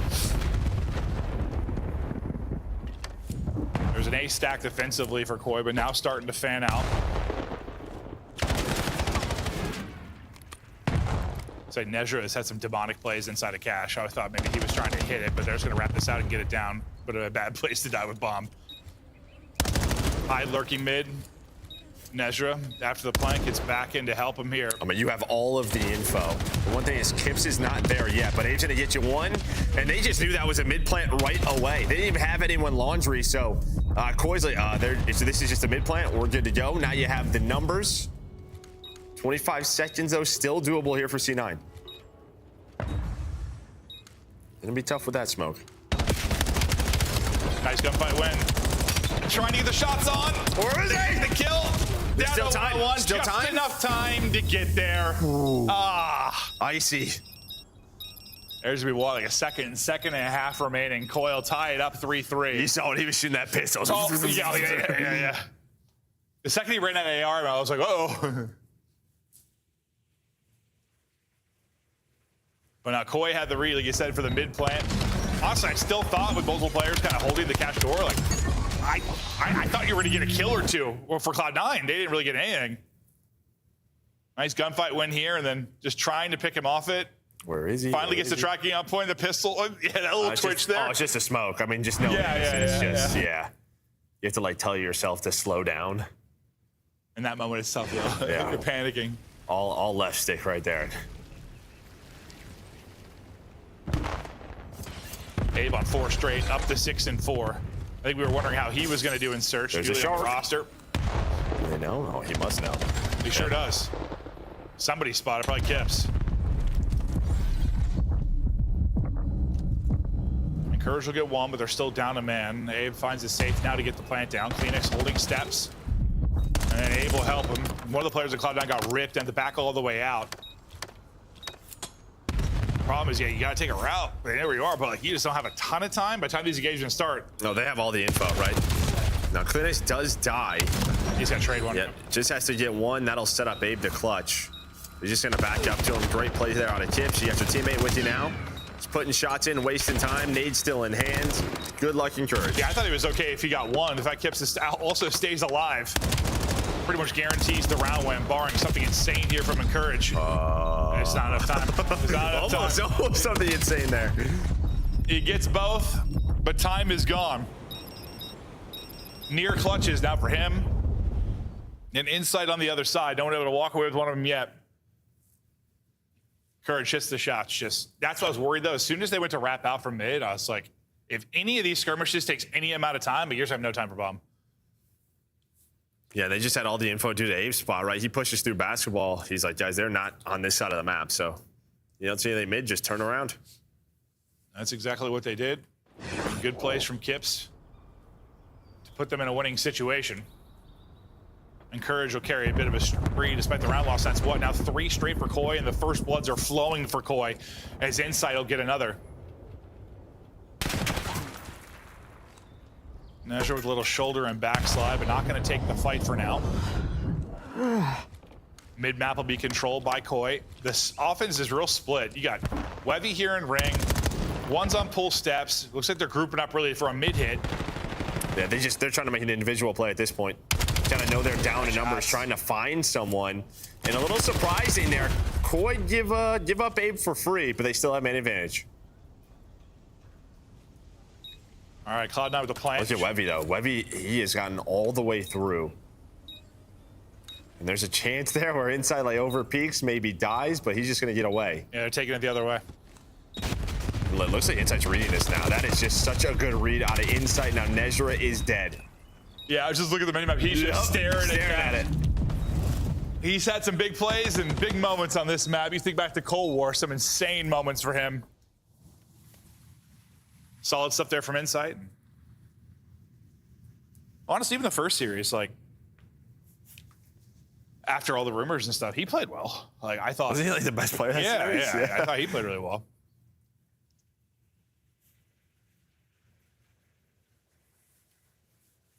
Four straight. Now for Koi, as they look to take this game too. Cloud9, we're in a good position, and that has quickly gone away. Webby was like 5-0. He's still leading the charge, but has not found the impact with a sniper pistol like he did in the early rounds. Adjustments coming in from Koi. Nezra is hunting. Oh man, some of these timings for him. No. Even if you trade this though, that is big out of Koi. So much info is gained. And now Clinics is just trying to buy time. They are planning over towards B. So they know where Encourage is, and now Clinics is like, yo, can you guys help me? Maybe? Yeah, sweet. Yeah, I mean, it's so funny. You have this like one-on-one going down over towards bomb. The rest of it's in garage as they're still having a 2-on-2 on that side. And it comes down to a 2-on-2. Nice snap from High, but unfortunately he does not get first bullet. Kips will win that. Encourage nearly clutched the 1v2 earlier. Gonna try to do it again here, but time is gonna be the biggest villain again. That's done. Yeah, I said that. Might overtake that. Yeah, and then he gets stunned in the forehead. So no heroics from Encourage. Some nice plays from Webby on that side early on, but that's slowed down. Abe, if you're wondering if maybe, I don't know, like a couple players we've had come in this year would have some difficulties in search and destroy. That didn't seem to be the case at all. Yeah, they started slow, but if there's been anything about search and destroy, at least historically for Koi, they're good at making adjustments. They make some adjustments to get the win. Yeah, and again with the Cloud9 side, like you just see some really nice things early in rounds or early in the map, and then when those things start to go against them, or it just feels like there's certain situations they still don't know exactly what they need to do or how to execute. And while I know I was talking about how Koi kind of started rough in Search and Destroy this year, it turned around in a big way when Kips joined the team, and he puts up 11 there. So a massive map for Kips. And I gotta imagine, like, I mean, he was already putting up numbers. He was kind of that 1-2 punch to Joe Deceives when he joined, but I mean, I would give him the free license to do whatever the hell he wants now. Like, with the change, like, get out there and fry, kid. Like, that's kind of it, yeah. Yeah, like, Kips' Wonderland, put up numbers for us. I think he kind of had that green light already. Yeah, no, he did. Yeah, that but even more so. Yes, even more. But no, solid stuff out of Abe, solid stuff from Kips. Rocking and rolling early against Toronto. We had one game fight to start. I don't know how the rest of the series is going to fare. I saw this one, you're thinking 3-0. It's looking that way. 3-0 the rest of the day. Yeah, that's the round one. That's kind of how tomorrow's going to be lit, though, I promise. Tomorrow's going to be super, super lit. We'll see you on the other side of this break.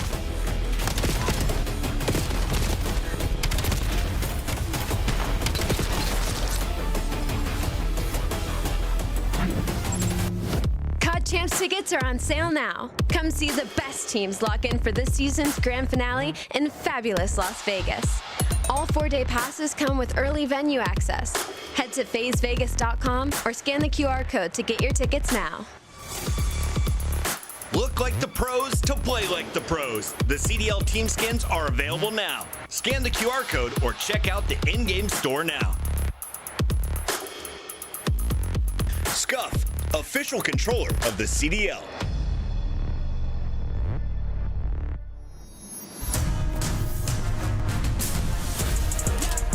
Yeah, I'm locked in, clocked in, working all day. Tunnel vision like a rider slide, but I ain't here to play. Locked in, clocked in, working all night. Burn the midnight oil till the sun's up high. Yeah, you know the vibes when I ring the bell. Is somebody gonna buy it? Is somebody gotta sell? Locked in, clocked in, show 'em what I got. Hit the ground running if you ready or not.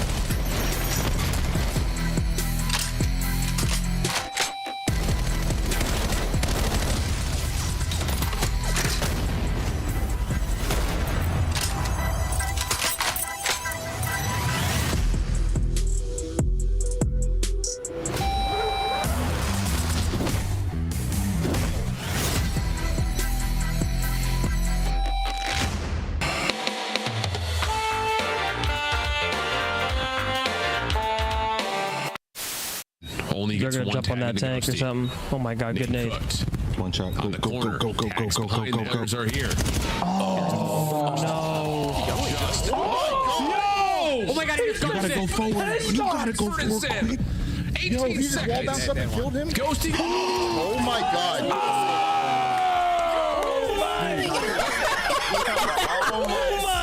Oh God! What in the world have they just done? Am I tweaking? Nah, what? You're out. I backed up his arm. He's on the bomb. Joe, weak. Open. Go. He's safe in the water. Yep, just coming up for a little air. He gets up like a little turtle. To the middle of the map. So you. I love it. It's over. It's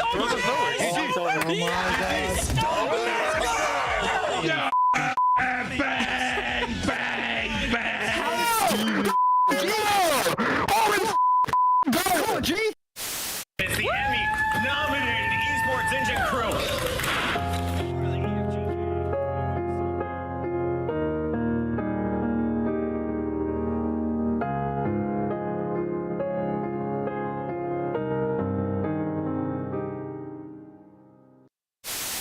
Trusting, go back, rewind it. What happened, bro? Right at it, huh? Man. Oh, In a grand final. What the is going on? It has been a number of upsets in the opener in our winners bracket. After that, things started to sorry, Puma. massive. He's dead. Making that little. No, if you would really call it.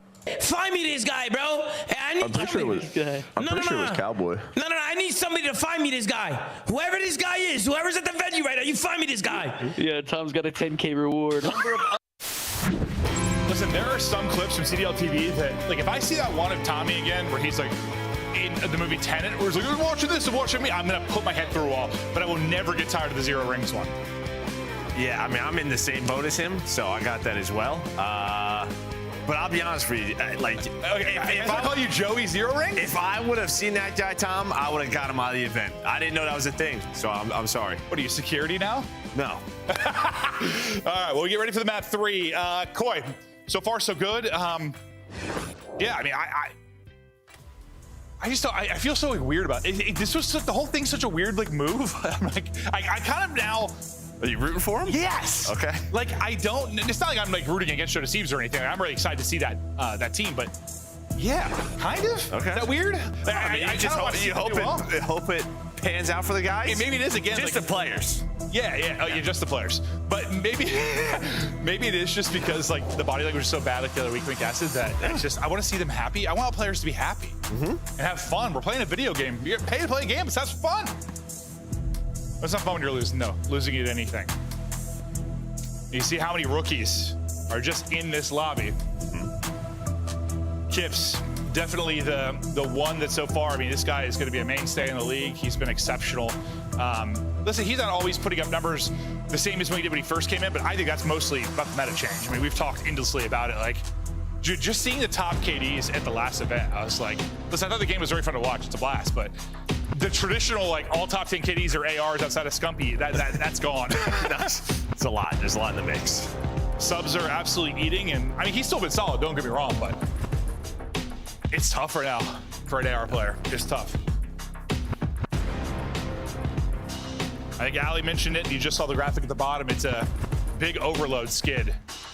It just feels like this core team, yeah, they've made a couple of Sundays. They've done better these last couple of tournaments, but it just sort of feels like there's always been some glaring weakness. Probably when it was some game. Yes, like Search at the early in the year. Now, like Overload, whereas the hard points. Although most teams have that. Yeah, I mean, the only teams that really don't are like our best teams. Yeah. Like most teams just have trends. But it's crazy because you kind of have to consider them one of the best, though. I mean, just based off, you got 2 top 4s, right? Like, they're right in that mix, but maybe those glaring weaknesses are the reason they're not going to be raising a trophy. All right. We'll see if Abe can come in. I mean, I guess what would be interesting to me, what would it tell? Okay, question. Okay. What if this team's better? What if they end up being better? What would that tell you? Like, what would that mean about Joe Deceives? Like, it's not going to change my mind. I don't know if it would change anything for the Joe's side. But wouldn't that be surprising, though? You'd be like, what the hell? Yeah, well, I would just be gassing up A. You'd have to. You would have to at that point. But I just think like, that's probably That guy did anything and everything. Yeah, I know. Dude, there were some series they won literally because of him. Yeah. Everyone's negative and he's plus 40. Like, I don't know. We'll see. I'm just speaking hypotheticals. Like, if that would happen, that'd be kind of crazy. Oh, no, it would be. Yeah. Insight not able to finish his kill. A lot of pressure to Kleenex to make a play here. I feel like you and I have casted a lot of Den P3 Kleenex plays. I can think of like 5 off the top of my head. Not able to make one there. Just picks a spot, no one checks, and next thing I know, he kills the whole team. Cloud9 will deal with him though. And then they put it in. I mean, you already had one guy already who pushed up, so you saw the spawns through, and yeah, now you're still struggling in this game mode. Well, as we cast this one and watch it, like, I'm curious, you can just like what you think the problem is. Like, is just reacting to things slowly, timing with pushes a bit off. Granted, they might start to steamroll here, who knows? But in an early hole, and that offense will fall apart as Dezra gets the double. But even if like they're struggling in the mode, it doesn't mean that you should be losing to Cloud9. Those are two very different especially things. Den. I mean, Den's been sort of like their home throughout the year. It's been their best overload. So you hope you at least are comfortable on this map. We did say no Denny, no Winnie for a little while. For a little bit. It only lasts like 2 weeks, but that's because that's all they want. Was that right when after Kips joined? Yeah. Yeah, okay. Abe was on 9 HP in the Dream, so he's not going to find any kind of opening. Insight. A couple of solid first 2 maps. We'll look to chain that into a third, but Kips is the hot hand here early with the sub out. Everyone drops outside of him. If he gets you a multi here, it's huge. He gets 1 plus an assist, and how the tides have turned. I mean, he's done so much already. I mean, gets the cleanup plus the nade. I think just slows down that C9 push. I don't know how many players that hurt, but somehow he's alive. He's back into it now. They're on the attack. Because it looks like C9 we're just going to go flying on through, but he held the line. This is where Koi have been kind of stonewalled. They haven't been able to get past this, and well, one-on-one. It will come down to this one-on-one. Insight hits the shots, and he'll flush it on through. Clutch little play there from Dude, Insight. even last year when like there were all the talks around Insight as there normally are, I swear, like times when he would pull out the PDW on like vault control, he looked great. He looked awesome. So very comfortable with a sub in his hands. I think for me, I don't know what it is, like, I think I just have seen enough of Insight stepping up against good teams, or like in tournaments, that I get it. It's like these matches sometimes they'll like disappear. I'm like, what are you doing? But right, and that can be tough. He's been competing a long time, I know. But he's playing right now, and he got the clutch to get them the tying score. Webby gets under Kleenex. He can't quite connect on the hip fire. Kip's still holding the rock though. Loses his help, so gonna try to play his life, and that is just filth. Little backslide, doesn't get away, but the pistol shots were terrific. Yeah, clean onto Encourage. Was hoping he could get away with his life and then they could restart this push, but now maybe with that kill, it won't even matter. They just got to be worried about the reset now. This will reset all the way towards roof side, and then map kind of resets. So that is what's going to happen. Now look at your mini map. If Encourage wins that, so now they have to wrap all the way back. Good stun out of Encourage, and you are on the attack if you are C9. Insight slides out, gets some damage in, and Courage gets 2 though. Kleenex can't stop it. It's a score for Cloud9. Someone's just got to be on top of that. Like, you just got to know that's going to reset sooner or later. It's going to go all the way back towards roofs. We know how I asked you. We got to pay attention to what's going wrong with him in this mode. Got to pay attention to that. That is one thing you need to be on top of. You know, back to that pistol kill real quick, because I was thinking about this while you were talking. Like, sometimes I see it kill, and I'm like, this thing's insane. Then I think about some of the pistols over the years. And it's like, I always go back to BO3, I think, in my head, because you had Nagafin with the Strife that was like, you could shoot it as fast as your finger would move. It was insane. You had what was the RK5 or RK3 that was the burst that could one burst somebody. And then didn't you have that full automatic one, too? There was like a little pocket submachine gun that you had. Yeah, I mean, we've had some. Point is, this thing's good, but we've had some nutty pistols. It's usually Treyarch titles, too, I think, right? They love their pistols. Cap 40. The thing compared to last year, the one that they like put a sight on and stuff, like it was good, but it was not this. No. Call me weird, but I think the game's more fun to watch when there's a good pistol, though. I think it's just maybe it's a little corny to play against the player, but like I think it's just like the multi-kill potential is more fun to cast.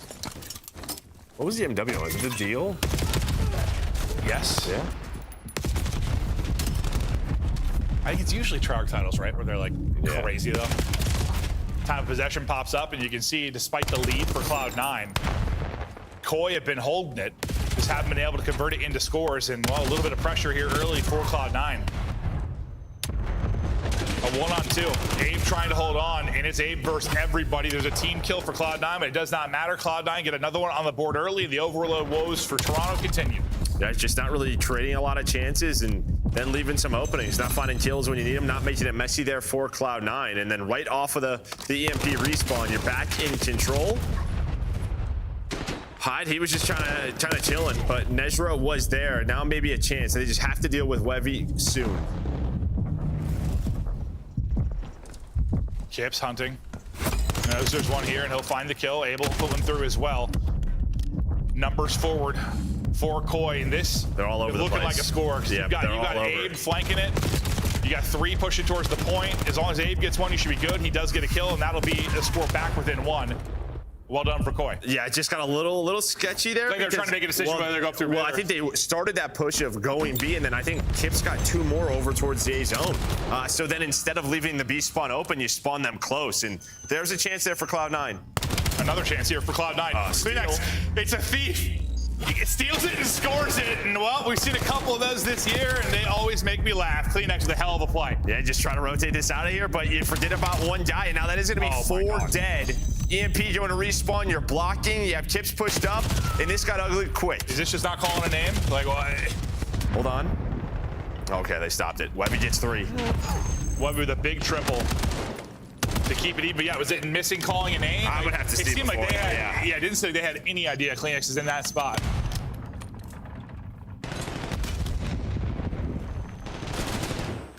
Cloud9 trying to get this out of their base. And behind all these Webby kills, I mean, he got 3 defensively, gets 2 to push them out, but Kips' triple, though, will send them right back to step 1. Well, he talked about maybe it's not having the M15 not mattering too much. Well, stats-wise now, they're going to look real good after this map. Yeah, no. Sub in hand, he is absolutely eating. As Kleenex trying to be his partner in crime. Finds his multi. Cloud9 still been possessing it this entire time. You have a Hellstorm on Kleenex on top of it. Yeah, it's crazy, like that little position turned into all that. A score, a streak. I thought a second score was that for Webby's play. Okay, here we go. Control for Koi, and a couple are dead. Hyde has got to make a play. He is able to win 1, enough to buy time for the reinforcements. Kleenex, unlike Abe on their last push, does get caught mid. You try to sneak one in, not going to get through. Yeah, they're hoping Kleenex maybe finds one or just, distracts them enough. But right off a spawn, and Courage is going to call his in. He was able to earn that Hellstorm. Will be 2 dead. And well, Clay's just gonna respond. So he's gonna quit playing and just try to delay as much as he can. But in comes Hyde, he gets caught, and a nade is perfect from inside. That worked out really, really well. Hovers it and finishes it. Now they have numbers going forward off the back of that streak. Might turn some defense into offense. Just under 90 seconds to play as Koi go for the jugular. Yeah, didn't you get like a bad death maybe out of Kleenex, maybe where, yeah, he wants to start that rotation, and now you just don't know exactly where you're going with it. So Insight kind of in no man's land, but you see the spawns. We're gonna try to go towards B. They're losing everybody though. They spawn up kind of their close lobby and are trying to get to this quick. Insight's on 4 health. There's a bit of help here. He's able to stay alive. Good finesse there from Insight. That's a thing of beauty. Has the balcony to work with. Abe wins one on the other side of it, and this could be the final nail in the coffin. 4-3, they'll take the lead, 45 to go. Good build-up, and really, honestly, awesome play from Insight, just staying alive there. No, it was, yeah. He buys enough time for his teammates to get there, and then again, just inside of Dojo, you've been winning gunfights. If you are Kips, that's where he was able to recreate that chance again. Because it felt like Cloud9, some of these pushes, they've been doing a pretty good job defending, and then you blink and it's like, oh, they just gave up another score.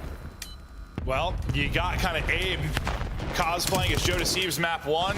Kips, the 1-2 punch that came in. He relays the second haymaker here with 32. But there's one last chance for Cloud9. See if they can make the most of it. Insight and 10 HP, another Dream with a pistol, and the help is through. One more player, maybe 2 more players close enough to touch it, and Insight will put them both down. Insight clutching up telling you, dude, when he's got a sub out, he's looked great the last couple of years. He has. Game 3 or game 3s. I'm telling you, go back last year and watch their ball controls. The guy was cracked. Yeah, but you also said, what did I say? Kleenex should pull out an AR. He looked really good with it, and that didn't pan out. Oh, no, that was Kismet, and you were right. Yeah. I think you did say about Kleenex, too, but that was, I think I'm thinking of Kids Day. Yeah. Joe just flicked me off. I want him fired. That's crazy. All right, well, hey. Listen, it's a debut against the worst team in the league, but you gotta like what you saw out of Abe. Kips has a great map 3. The comms and body language seemed a bit better after whatever the hell went down after the break. All we wanted was Quad Pairs tomorrow, and they did it. So that's all we're happy about. I mean, listen, this is what the community wanted. Yeah, no, I'm sorry, Cloud9. I don't want to tell you. What, you weren't rooting for Cloud9 to play tomorrow? No, I wanted to see that match. Yeah, no, me too. I think everybody does. Well, who knows? Maybe we'll somehow, just being a positive thing for both sides, if really whatever culture, whatever vibes were going on with the previous team, maybe this shakeup helps, if everything we've heard about Abe is correct. And gameplay-wise, he looked terrific. Sure. I'm trying. Look, I'm pulling the alley. You do the alley. But Yeah, listen, look at the positives. Abe looked good, though. I mean, that's about the best you could hope for. First the worst. I know. Okay. All right, Des, bring less positivity than me. All right.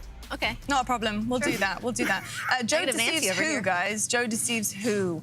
I'll tell you what, it's Abe, right? I mean, we talked about the shoes that he had to fill, and fill them he did. I mean, incredible debut from this guy. Yeah. I was so impressed with how he came out. Absolutely frying, cooking, unbelievable.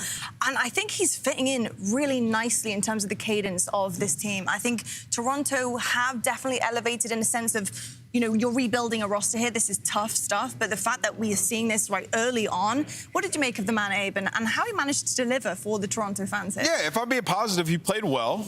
It is the worst team in the game, but this worst team in the game is the team that chalked the Gentlemans and sent them on a downward spiral. There we go. So keep that in mind. But, you know, realistically, for Toronto, the biggest thing is, and Ali mentioned it, is regardless with or without Joe, their search was bad, right? Yeah. And so for them coming into this one, I thought their search looked good.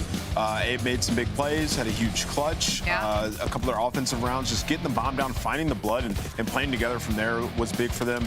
But yeah, that's going to be the story going forward. Can Toronto continue to win their S&Ds? Overload, a bit too close for my liking against a C9 team who was not good at that game mode. For me, Toronto, one of the best Overload teams on the season. It required, a miracle play of Kleenex getting through to kind of throw this game for a loop. That should have been watched, by the way, and Courage was sitting there waiting for it and just didn't react, which ultimately this game gets away from C9. Going into the series, touching on that overload point, I mean, Toronto quite, I mean, they're a top 5 overload team overall on the season, but remember, heading into this, I told you, they were on a downward spiral in that game mode on a 5-loss streak, so 17 of those losses were literally, 5 of those losses were literally in the past 60 days, so big win for them, but a little too close for comfort, like Ann said. That should definitely be their focus heading into the major. A little bit uncomfortable, but the stat stays, which is nice. We don't like the streak of the losses. We want a win streak, of course, as well. But we do have our scuff play of the game.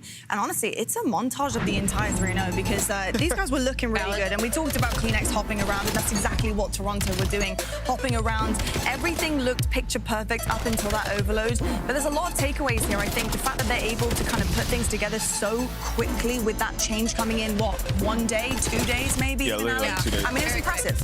I think for me in the scuff play of the game, the biggest takeaway is Abe's performance. I think he came in. I think that first hardpoint was a statement from him to put up that damage and that slaying because that is what you would have thought you'd be missing. Getting rid of Joe and now with S&D as well, getting that win under your belt and Abe having a lot of participation in that category. I think he's kind of the highlight of these 3 maps. Well, we know that Abe works well with Insight and Kleenex. Oh, yeah. Because he came in, last year at the end of the season and he played well. So this is a system that he is familiar with and that he's comfortable in. So in terms of a baseline, I think they'll still be a good team. Is the upside there yet to be known? Abe is still developing. Hopefully he can become even better than he is right now. Well, we'll have to find out what he thinks because, of course, our monster winner's spotlight will be with the guy himself. Abe, first of all, congratulations. You had an incredible series there.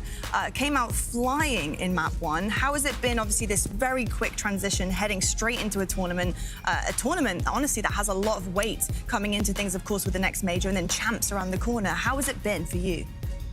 I mean, it's been awesome. These guys make it so easy for me to just slot in and play my game. They're all obviously very talented, and it's not our first time playing together. So, yeah, I mean, it's an amazing feeling, and I'm excited. I'm excited.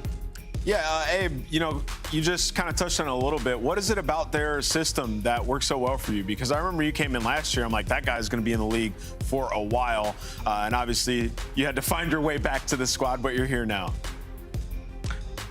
I mean, I'm not sure. They're smart. They know what they're doing on the map. And, you know, if you make a problem, they're going to address it. But, they're going to do it in a good way. And so they're just easy people to work with. And, you know, their personalities make it it's probably what makes it so easy to just mesh in with them. For sure. Abe, I want to focus in on you a little bit because your story is kind of interesting, kind of having stints in the league with this team and weird situations, kind of find yourself in a weird situation again. What is the difference like for you, like playing in Challengers and what that system looks like, and now coming in Toronto Koi and coming back to the league and what that system feels like for you? Like as a player, how do you stick to your game and what kind of player that you are on the map? Well, there's definitely a difference. I mean, whether it's like, you can't get away with the same things, whether just like solo challing a hill and just 316 people. You kind of can't find the same gaps, but I try to just keep telling myself in my head, like, just keep playing the way you know how to play, don't slow down, and just, you know, keep to your game, because that's when I feel like I flourish. Abe, are you the best pro COD player at golf? What? At the moment, yeah, for sure. He's got a hell of a golf 100%. Production. Next interview we have with Abe, we got to pull that up. Y'all gonna go golf with Ant and them. I got some questions about his golf game because it's nice. Love to hear that. Hey, before I let you go, real quick, obviously there's been a lot of chatter on the socials, you know, including obviously about Joe Deceives and the shoes that you've had to fill coming into this. How are you finding that confidence-wise for you and your gameplay? You know, what type of player are you? Do you take that on the chin? Does that encourage you? Does that motivate you? Or is it something that is a bit pressurizing? I mean, obviously it's like having a chip on your shoulder, but I don't know. I try not to like let it affect me or look at it at all, because like I know the player I am. You know, I know what I can bring to a team, and I just try to, you know, let it on the side while I do my own thing. So let it be an opportunity for sure. Love to hear that. Well, you seem like a chill guy, so I love that from you. I think it's a good energy. Thank you so much, Abe. Congratulations, and best of luck on your next one. Thank you so much.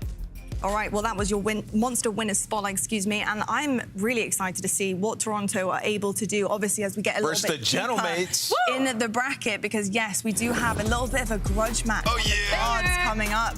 I mean, Gentlemen's versus Toronto. Are you nervous, Al? No. Are you? I don't know. Are you nervous? I think Insight's coming for blood, bro. Listen, I heard a scream from you this morning that felt like somebody had died on set. When you heard some of the news about Rostermania. I was. How are you feeling about that battle? No, I'm so excited. I think that's going to be an incredible. I think we're set up for a fantastic day tomorrow, but I don't want to get too ahead of ourselves because we still have a few more matches to get through. We do indeed. We're heading to a break right now, but when we come back, we have another matchup for you, and it's in the source of Miami Heretics versus Vancouver Surge. Both of these guys looking to cause some chaos, but Vancouver Surge is going to be the upset to push Miami Heretics to the line. We'll see you after this.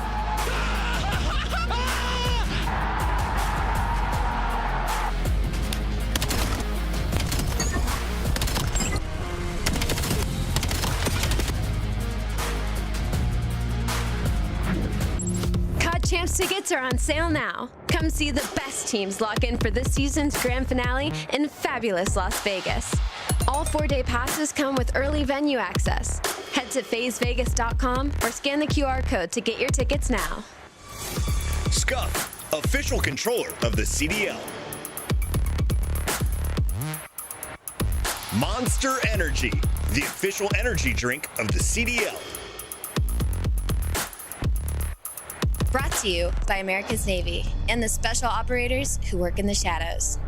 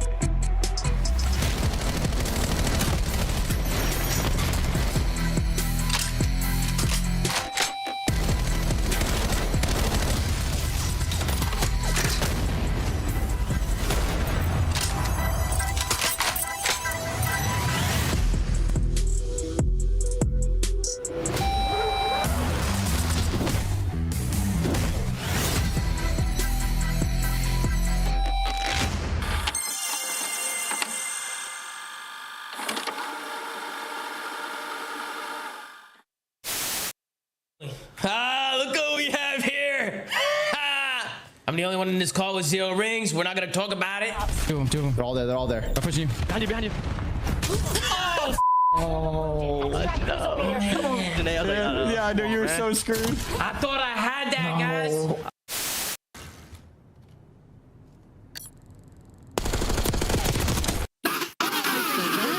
Holy shit, yo! You are dog shit! F your dog! Oh my god. Ghosty doing his best to do it. Here we go. 3 are going to drop. A chance to go. One person is Rods that's got to go clutch. From the position we saw Crimp do it, he doesn't do it. Ghosty able to put him down. They get on the point. Everybody's up. That's not going to hit. Second bit of progress done. They got to surge on forward. A BZ with 1. Can't get through. Solo and Sim connect. But you win it if you're Crimp. Of course it's Crimp. Time and time again, he wins his one-on-one. Hop and look over him. You can see everything. Is it planning for us? No. Back circle weak. Back circle weak. Back circle. I'm shooting. Back circle. Bomb. I ran him over. Weak. No. Stop that. Go home.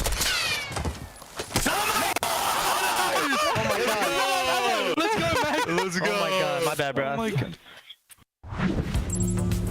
Welcome back, CDL fans, and welcome back to what is the start of summer here, of course, in the gorgeous CDL set that we have here for Miner 2.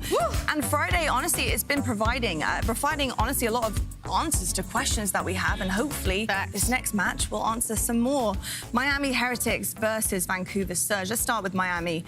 Now, we have a little bit of another iteration of Miami. It's nothing too much of a big change. We've had this roster before, but adding Real back into the mix, and we kind of said this on the pre-show, you know, what is this going to do? What switch-up will occur this time around, and how can it be better than the last time we saw this roster together here?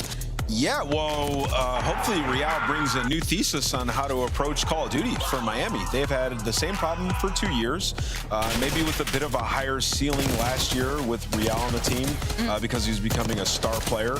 But yeah, for these guys, it's like capitalizing on the kills that you get and then also playing the right way. You know, they always default back into their bad habits. You even saw it in the Search and Destroy in their most recent matchup, just trying to flank over and over. Like, that's not going to work. And then in the Overload, like they're on a huge Overload slide. They've been playing Exposure. They can't win it.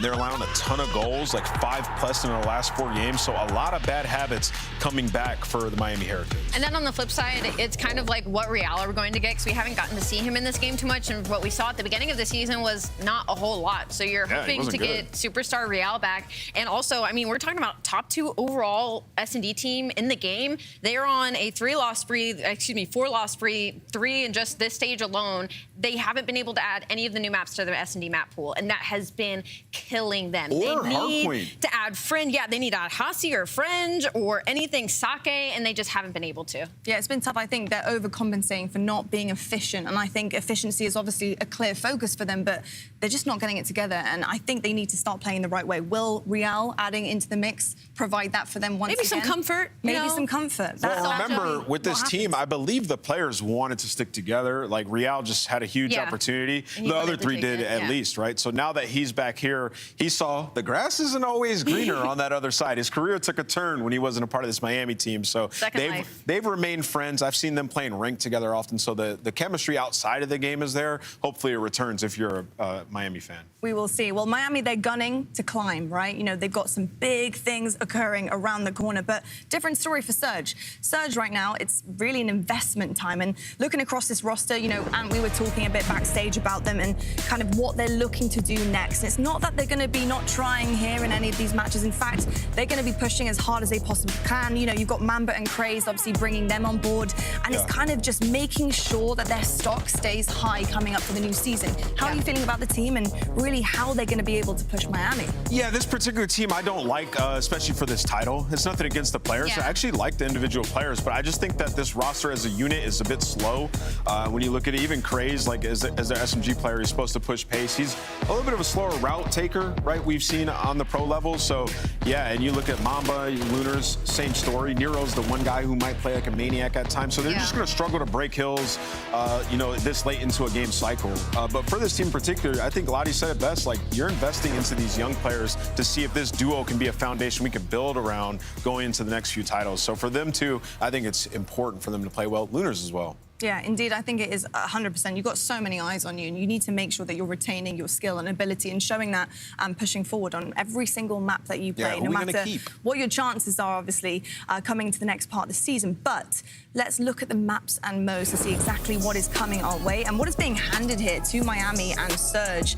Looking across this, obviously, we talked a little bit about Miami and their hiccups, and really a lot of those have been on S&D. It hasn't been looking too good, Ali. But when you're looking across here, what are you reading from Miami? They can push forward here. Already the gridlock stand out to me in the sense of like both these teams are in a similar map spot where it's like they need to add some of these new maps to their map pool. So a big focus especially on Miami to try to get gridlock hardpoint and gridlock search and destroy into their cycle. Raid S&D is fantastic for Miami, 9-3. It's one of their favorites. So they're going to feel comfortable in the opening side of this series. They got cooked by Optic on that map. That's Optic Texas. Like, it was round 11, but it looked awful. Like, that map looked awful. That's a good point. I will say, though, you know what kind of threw me for a loop on that veto page was Miami vetoing Hacienda Hardpoint. That has to be straight scrim related. I don't know why they would veto that. That's a map that they need in their map pool, and then they also beat Riyadh on it, right? So, yeah, Miami, I think Ali's point about their map pool is massive. You look at their Hardpoint map pool, search map pool, it just needs to expand. Hopefully Riyadh can bring that for them. Hopefully, we'll have to wait and see, but I need you guys to make a decision for your Scuff pick'ems. Oh, no. Nameless, who are you going with here? Vamos, baby. I got Miami honeymooning and winning this match, maybe winning another one. All right. Vamos, definitely going for Miami Heretics in this one. I hope they bounce back. I mean, the set is dressed this way. That's why I'm going, obviously, Miami as well. Because I think they need to really show us what they're made of here. I'm excited to see them back in action, especially with Real on the team once again. Let's bring in our casters, though. And it's back to the boys, Miles and Chance. Hello, fellas. How are we doing? How are you feeling about this matchup?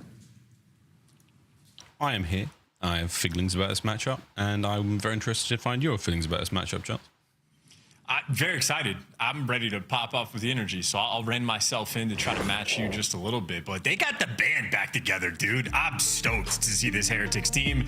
I don't think anybody's going to be happy necessarily about the way it went down. Like Nameless touched on it on the desk, it is absolutely worth repeating. Trake should be in the league. Good player, unquestionable. But I'm just looking at Heretics for the Black Ops 6 season. It feels like the fight for the Heretics squad over the span of a few years was to find that like core roster, constantly making these tweaks, trying to fight that right like Spanish fit. And then last year, it felt like they finally found it with Super, got their groove, looking better, and they were getting better as the year goes on. I think it was just a really tough situation, you know, sort of in the offseason of why they couldn't stick together as a core, but I don't think it's a bad blood situation in any way, shape, or form amongst the players. So I'm excited that they get to play together again, and hopefully for those guys, they'll have a good time. Did we really go from Big Thirsty Cola right into Nero? That is unbelievable. Okay, well, we're starting this one off right. Thank you very much, observers. Wow, I can't lock back in. It is impossible. Nah, I'm only kidding. We're right back into this one. So Vancouver Surge. Nice start. We didn't really touch upon the roster change too much. Craze and Mamba reuniting that old Omits. They brought down the FaZe Dynasty. Chance lock in, brother. We are halfway through P1. I just said, you know, they're listening to me just talk about the Heretics headlessly knowing what's about to happen. But hey, 20-point lead. So they picked the right team off the opening break. And Nero was one of the guys to watch as well. A 3-0 start. So I picked the wrong narrative. I'm thinking Black Ops 6. I'm too far in the past. There's more important things that have happened recently. And the upcoming thing, well, it's going to be the rotation over towards P2. Mamba locking it down. Huge fan of this setup so far. That's a lot of nice kills for them Surge boys. Got one opportunity to reinvigorate the Vancouver roster. Let's see if it can happen. Nice shots at Amamba once again. Beautiful work on the next man. He's having himself one hell of a life. A single man left to deal with, and that is Real, and he is gone. Now the hard point is yours, Vancouver. Everybody's forward as well. Yeah, Nero just gets firing squatted by the entire team, lighting the kill feed up. All the stuns and nades landing around him as well. Mamba's still able to drag one in the grave before he falls, but that is just very quick bully ball. That is the Heretic special. 4-man smash your way through the front and beat him down with skill.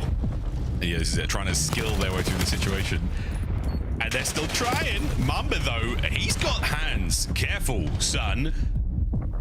Contest is over. A couple of seconds going away for the Heretics. Final few seconds should be yours. That's a lead change. And a 2v1 on the rotation. Nero, gotta hold on. Big Thirsty down and out. Now over to the Heretics who've got themselves new time.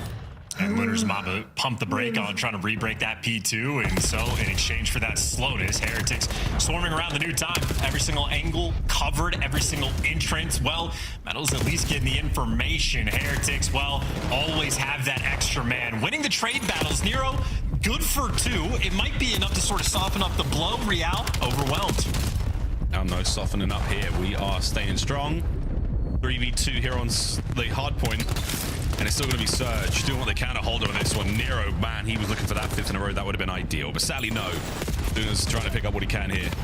But the battle continues, and it's the new kid on the block. Real, right back into the roster, right back into time. What a lovely 3-piece. Yeah, beautiful. Breaks for a good chunk of time as well. That's the final 20-25 seconds they're going to be able to secure. And a lot of time to work to try to go for the break as well. Surge are playing up close and personal, though. Trying to keep the pressure up, not let these guys out of this sort of containment situation. But Heretics bully their way through up until they get into the clutches of Nero. He's on one right now, 12-6, Miles. He's cooking 12-6. Well, with that said, Surge trying to get back into this. Let's go for a listen in.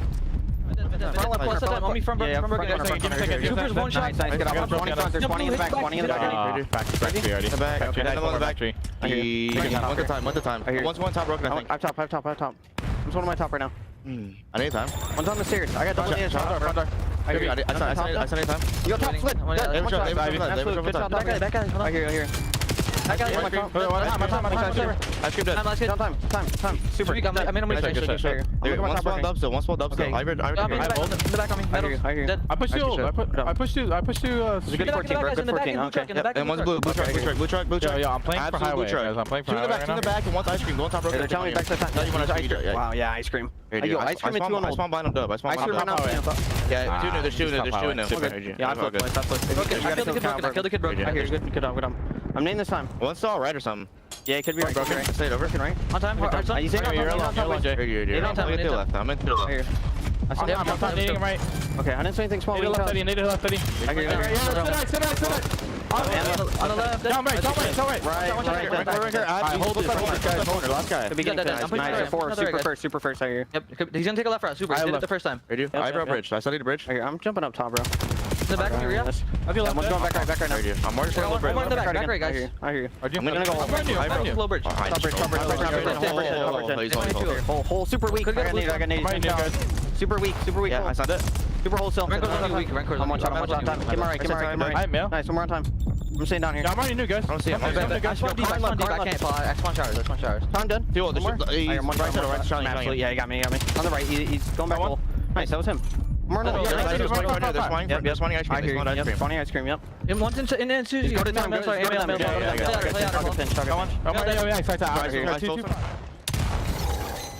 Heads up gameplay coming in there for Vancouver Surge. Great listening as well. I mean, you hear the adjustments they're making. Suber takes a left route on the first P1 where they got the break, and in the comms they are dialed in. Trying to make the adjustments for the Heretics play style. But on P2 last time, it was bully ball coming in through Heretics, and they're doing the same thing again. Yeah, this is a skill situation. They're squaring up for every possible fight. Good news though, Surge. They are more than man enough for the task. They take care of business. 25 to go. On hard point. I'm going to see if we can get in on a rotation as well. Mamba's thinking about it on the right-hand side of the map. Now, big cuts from Craze. He's going to find a couple. And that's a lovely hold out of Lunas as well. Brilliant stuff from Surge. That is a well-rounded effort from the squad. Now the rotation is on. Nero, he will be the man looking for the rotation gunfight. Eyes on number one. Deals with it. Can he live? Oh, the battle is on.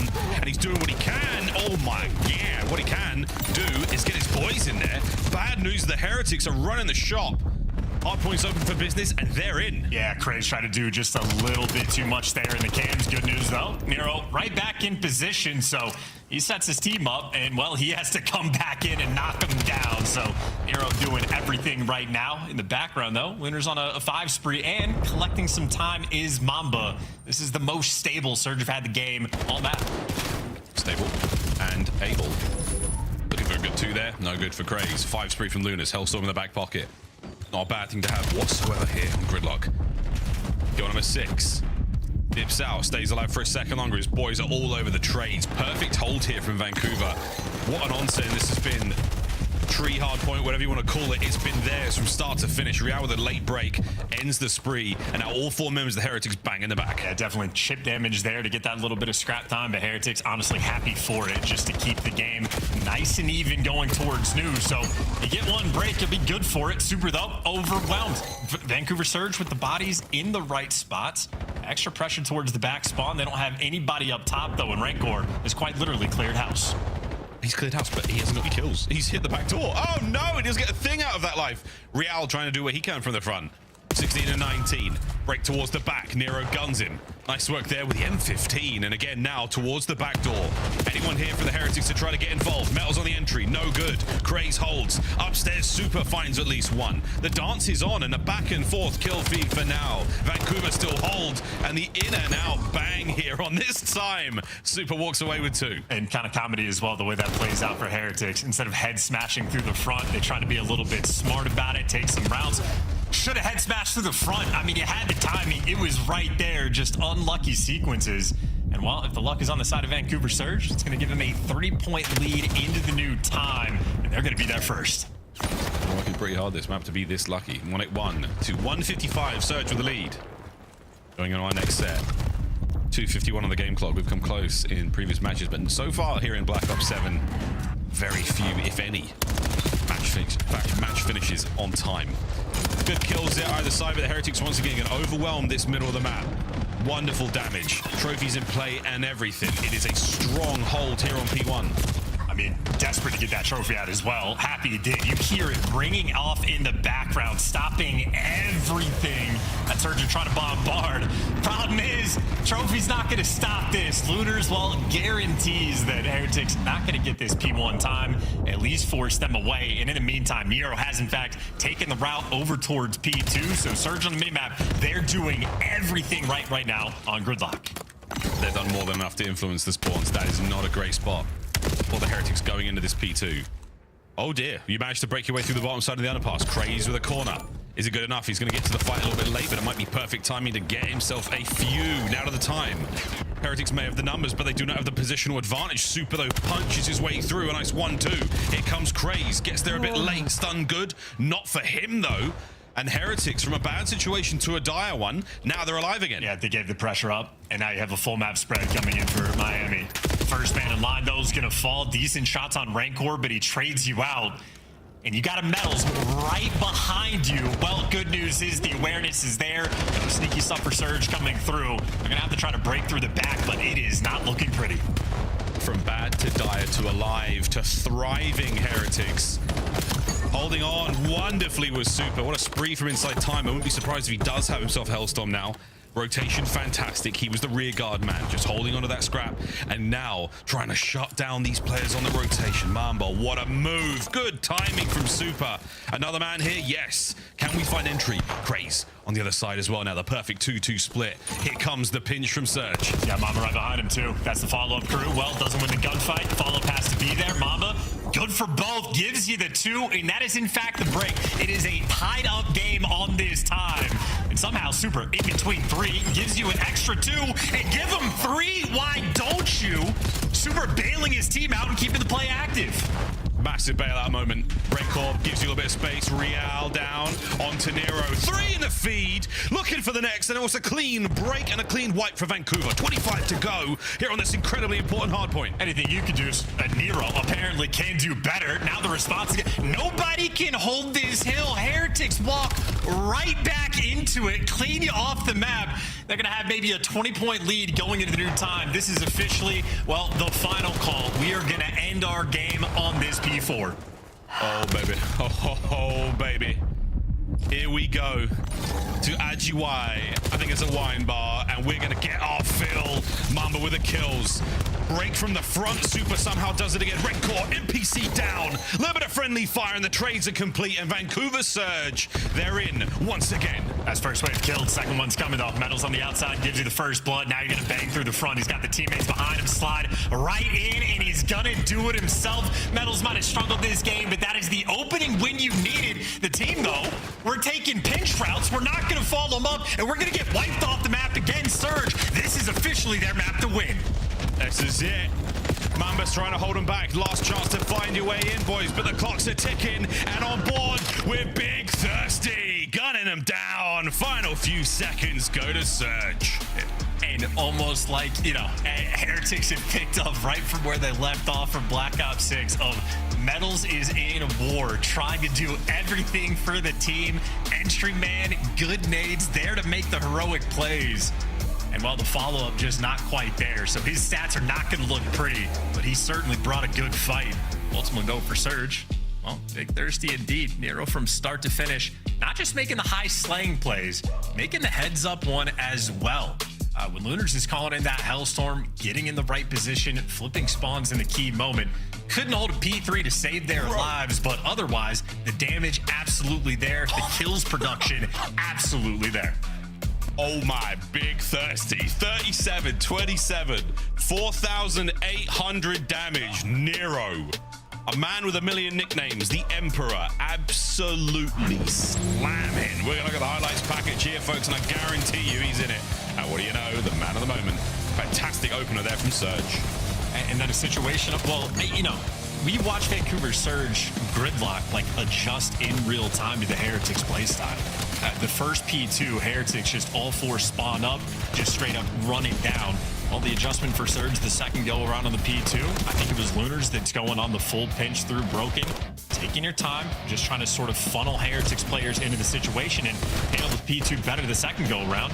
You heard in the listening on the P1s of like, hey, Super, the first time we were in this situation, he took a deep left route. Someone needs to pick that up, and Surge absolutely do. So heads up gameplay, adjusting to the style. Of course, this P3, just a fun little bang out. Nero shredding the players in the end, bouncing right back from Super, doing the exact same thing.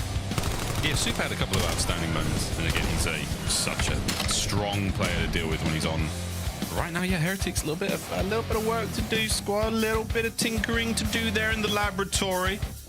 Well, it does look like the Vancouver boys, they've come out of this team change looking pretty clean, feeling very good about that one. Not an easy map to find themselves on a gridlock and against a squad like the Heretics, yeah. Name was brought out really well. It's a comfortable pick going back to Real. They've got the success there. Their back and forth, though, certainly makes this a very, very interesting matchup. Map 1 there in the bag, ladies and gentlemen. Chance to see big moments there for you in that match. I mean, honestly, even if you want to go towards the final hill as well, I mean, watch it from Metal's perspective. He gets a kill back alley. Then as the entry men to slide into the time, they're getting the kills. You think it's going to be great. We jump cut to Rancor. Instead of being there to fill in right from time, is somehow hitting through front. So I think Heretics right now just disconnected on the minimap. Even with Old Faithful, Real back in the roster, still some things they need to work out. Well, they've got a bit of time. They've got a map or two before we have to get back into the respawns. We're going to get back to double dose of Scar for Overload and Hardpoint if we need it. But Search and Destroy is where we find ourselves now. The raid game going to be coming up in a moment. Chance Renkor is a man who we have a graphics package for. And with interesting reason, lay it on us, brother. I fell off a cliff. From a 1.22 to a 0.36, there's not too much to say. Of course, in stage 4, fairly limited map pool, but he has been on the struggle bus, you know, throwing up a 1 in 9, 1 in 10 performance from time to time. Again, maybe on the minimap it made sense to the final hill of that gridlock as well, but there's just from time to time when we go to Rancor's POV, I'm just confused about the position he is in. And I imagine for a player of his caliber, confidence is just going to be a big factor because when he's on fire, he is damn near unstoppable. So he just needs to find the juice again, get that squeeze. And obviously the team wants Real to be that guy. They really do. He was your 2025 Rookie of the Year with good reason, and this season alone has had some amazing moments. But that's a lot of L's. That's a seriously heavy case of the losses when it comes to Search and Destroy. Sadly, 2 of those being around 11s as well. That just stinks. I'd probably rather get blown out 6-1 there on Plaza, RIP Plaza. It was fun while it lasted.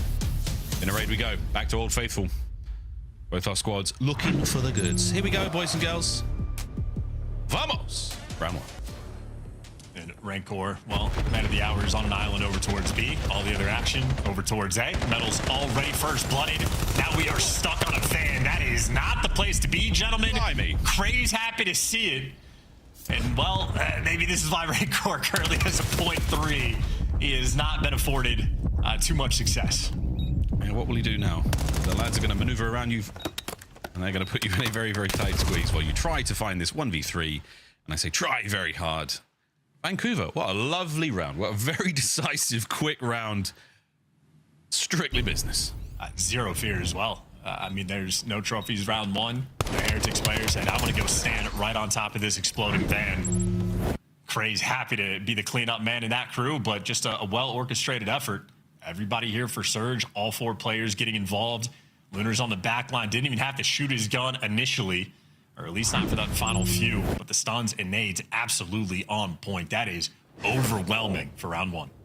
Yeah, fire superiority by Ring. One way to get it done. 3-1 split here for the Heretics. We're going to be a little bit of love there towards the middle of the map. Mostly by Vancouver. We'll see if this amounts to anything. A little dip there for Nero. He's going to have to swim, and he's going to be sleeping with the fishes. Oh, wonderful open here from Metals. A couple more would be ideal. But for now, the nades are good. Craze traded immediately. 2v1. Lunas. Oh, he's down and out as well. Heretics immediate bounce back. Counterpunch as well. Same level of aggression as what Surge just did on Ring side of the map. They do so over towards B. All the trades going their way. Super plays it perfectly on the island as well. Picking up the middle of the map, and I mean, hey, blink, you miss it. That round was 10 seconds. It really was a very speedy one. That old Miami Heretics that we've seen throughout the Black Ops 6 season. Flashbacks to Vault, Joey D talking about PDWs and Insight. I was like, man, we're going. I mean, is it far down memory lane? Not really. It was last year, but it does feel like a very long time ago. You're in trouble here, Nero. Yeah, that's that. That's going to be the first blood, easily going in the hands of Metals. A huge advantage now. Thankfully, Craig's on the recovery, so the bomb can still play mobile. The defenders are going to make their way back through Laundry. So the A-bomb site, it is going to hit towards the rear. Nades are out. And I'm not sure how much damage that did, but you are looking at a real tough 4v3. Good luck, boys. And you have all the information in the world. You got to be a little bit concerned about middle of the map, but you've cleared out everything else. Heretics once again fighting their way forward one step at a time. Super. Snipes in the back. Craze manages to catch one with his car. 30 seconds. Bells pokes a hole. Lovely work. Now the eyes towards pillars. We're looking for the defuse. On the dance, Rancor with the NPC. Trades are good. All down to Mamba. Have they found him? He's playing it safe on the inside. Mamba! Oh, the kills are good, and the time is just on the side of the Heretics. Metals. On a 3 spree, gives you the lead. Absolutely flying around the map as well. I mean, Heretics wrap back together, and they just hit the go button. Get top laundry control back. Just don't waste any time. Bang out Ring. Get the information. The guys wrapping through Zig over towards the middle of the map. Super's right on top of it on these players down. So you have a little bit of mixy just because, again, exploding vents. Very dangerous. They do that. But otherwise, perfect strat. A couple of them exploding cars. Ugh, just a few too many in this matchup alone. Real from the pool. He's managed to get real close. And this little corner, as long as he doesn't make the water go yellow, he should be absolutely fine. Out we go into the play now on this 3v3, and he's been sniffed out. Unfortunate though. Not going to go too much longer from there. Metals is going to call it. Are we going to commit to the B bomb hit? We are indeed. A very awkward pinch. Takes care of his first man, but he was never going to get the next few. Super now on bomb recovery, and they have identified it. So Surge setting up for the 2-2 scoreline. Brutal as well. Very difficult retake. No open avenues, and if we're taking a swim, it is already not ideal. No, this should be the round. Super is hoping to catch a kill here. He's technically on a spree. Doesn't want to throw his life away for no reason. He might be able to catch Lunas here. He has the hit point advantage. That's a nice kill. 20 seconds. All of a sudden, this becomes a 1v1. And Mamba challenges! Dios mio, it was as close as it could have possibly been. Super. Well held. But a single bullet the difference. That's insanity as well. Surge trying to throw this one away. Wasn't even that weak, you know. Mamba does indeed hit good shots. You see Super's HP nearly back up to 100 before the chow comes through, but I'm just trusting the comms there from his teammate. And an interesting dynamic as well, right? Because Super is the island player in this situation. Surge effectively win that round because they pinch through the middle of the map for free. Just one of those things of, well, we don't got to get too deep into it, but nonetheless, it will be Super back on the island and success with the snipe. Yeah, lovely stuff. Mid-map's getting ugly. Oh boy, Lunas has peppered you up real nice. A lovely seasoning, a slight tenderizing, and Real, yeah, he's ready. Get him on the grill and flip him, says Craze. That is done. Last man up, Super. Sniper. Opportunity to get very naughty here. Will he be gifted with the time? He doesn't check the corner. And Lunas, nice round. Surge. Playing with the pep in their step. The smallest water bottle I've ever seen Nero use. Usually he has the jug. Either way. That's why we call him Big Thirsty, because he's got that huge jug and he's clearly thirsty. That's why. Most hydrated player in the league. He's had this reputation for years, as well as being an aggressive player. In Search and Destroy, Surge have been very aggressive, offensively and defensively. Grouped up together and consistently making good plays. Super got a snipe 5 seconds into the round. It did not make a single bit of difference. Craze 7-4 for the moment, leading the charge for his team as Heretics, all 4 players by B. Trophies, bomb plant, all the advantages they could ask for. They've been given nearly free reign to get this setup complete, but Mamba puts Super on his back. What a nice start. Good nade to slow the pace down. Heretics right now hoping the game clock is going to be there on their side. Oh, that's a real hope. That's a real hope when Lunas flies through like that. And now the bomb site is yours. Red Core lines up 1. Lovely damage on the next man. Never going to read the pinch. And that is that, ladies and gentlemen. It is 4-2 in favor of Vancouver Surge. What a retake. Just in complete control. Gave up the bomb plant, reposition on the minimap, get everybody into the right positions. Great coordination as well, just between the nades and the team shots rolling through to clear out basketball. Heretics attempted to do something a little bit creative, but Super gets zapped 3 seconds in, at least in the post plant. Surge right now, this is just, I mean, incredibly calm, confident gameplay. Nero does, in fact, have multiple water bottles as well. He's a little bit extra.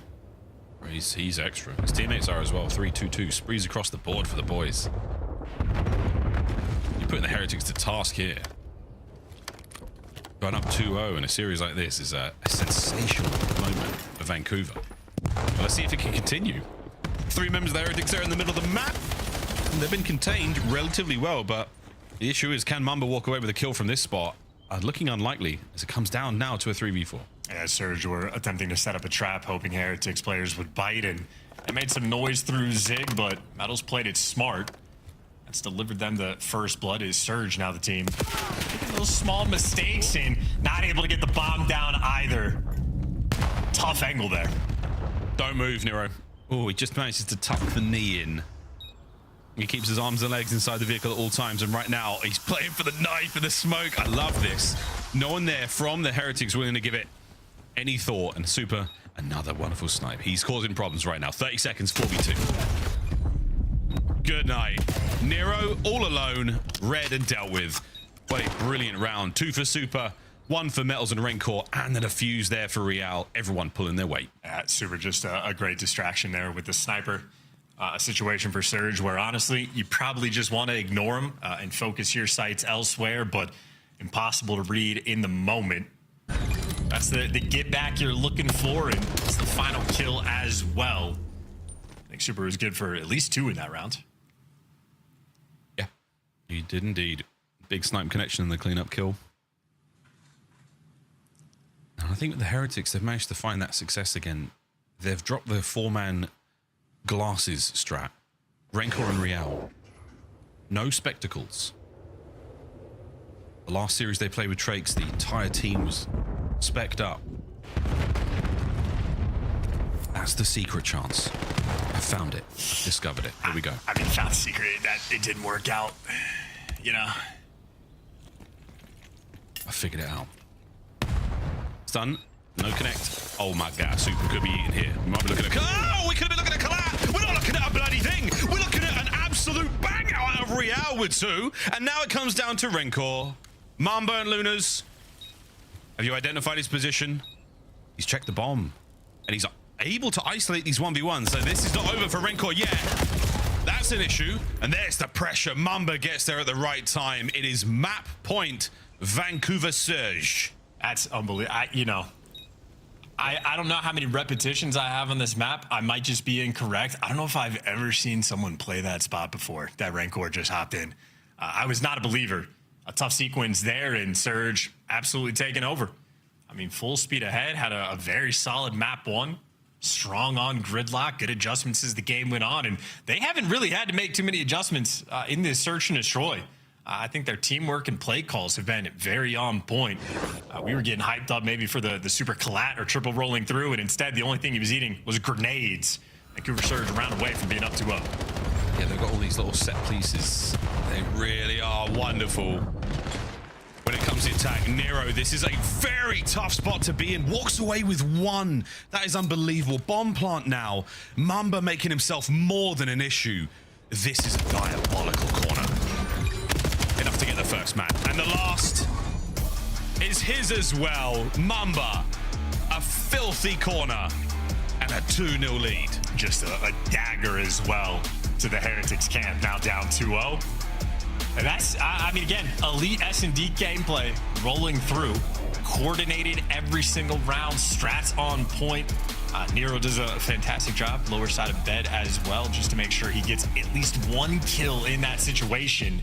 The moment Mamba backs up to that corner, it just feels like a guarantee. So Craze quietly had a nice 9-6 with 3 bomb plants. Mamba had a much louder 10 kills he was able to drop, but even with the first bloods Heretics were able to get, ultimately just not good enough. Their entire strat, I think, was group up together as 4 men, play tight setups, hope we beat him down with skill, and Surge picked him apart with nades every time. Yeah, really, really nice work. A double 6-7 for the Heretics there. Wheeler absolutely living it right now. Also, though, I mean, do not adjust your set. Do not refresh your feed. It is 2-0 Vancouver. It is 2-0 Vancouver. What's going on? I don't know. We're going to go to a break and hopefully figure out what the hell is going on. We're going to double dose of Scar on the other side of this. Don't go far, ladies and gents.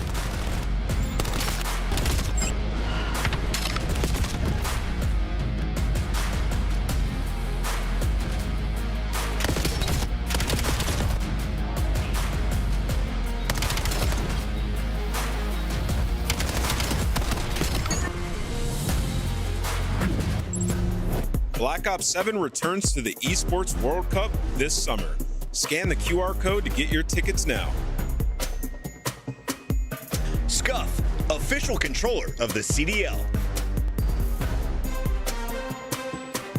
Monster Energy, the official energy drink of the CDL. Brought to you by America's Navy and the special operators who work in the shadows.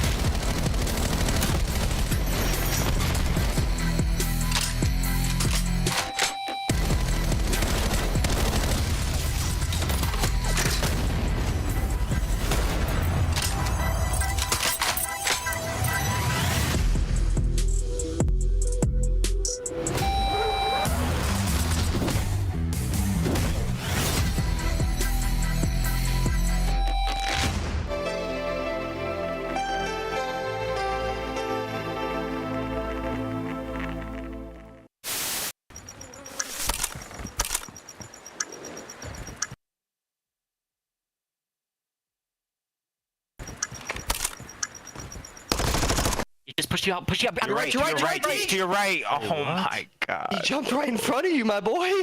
That was unlucky. He literally jumped in front of you. That's him. Bro. Shot time. One shot. You want front time. Top time. One shot. What? Oh. That looked like horse manure. I pitched that we should give one to Boston. Okay. Boston, let's get nasty long time. I like that. Yeah, put them on. Oh, and here's mine. Yes. Who's your favorite duo? Joe, you might want to get tested after that one, buddy. You're going to see that dynamic duo take it.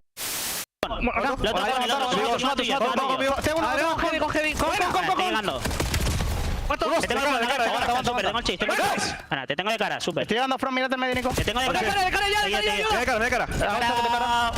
Salió con un... Tú vas con... Mete el pinch. Sí, tengo.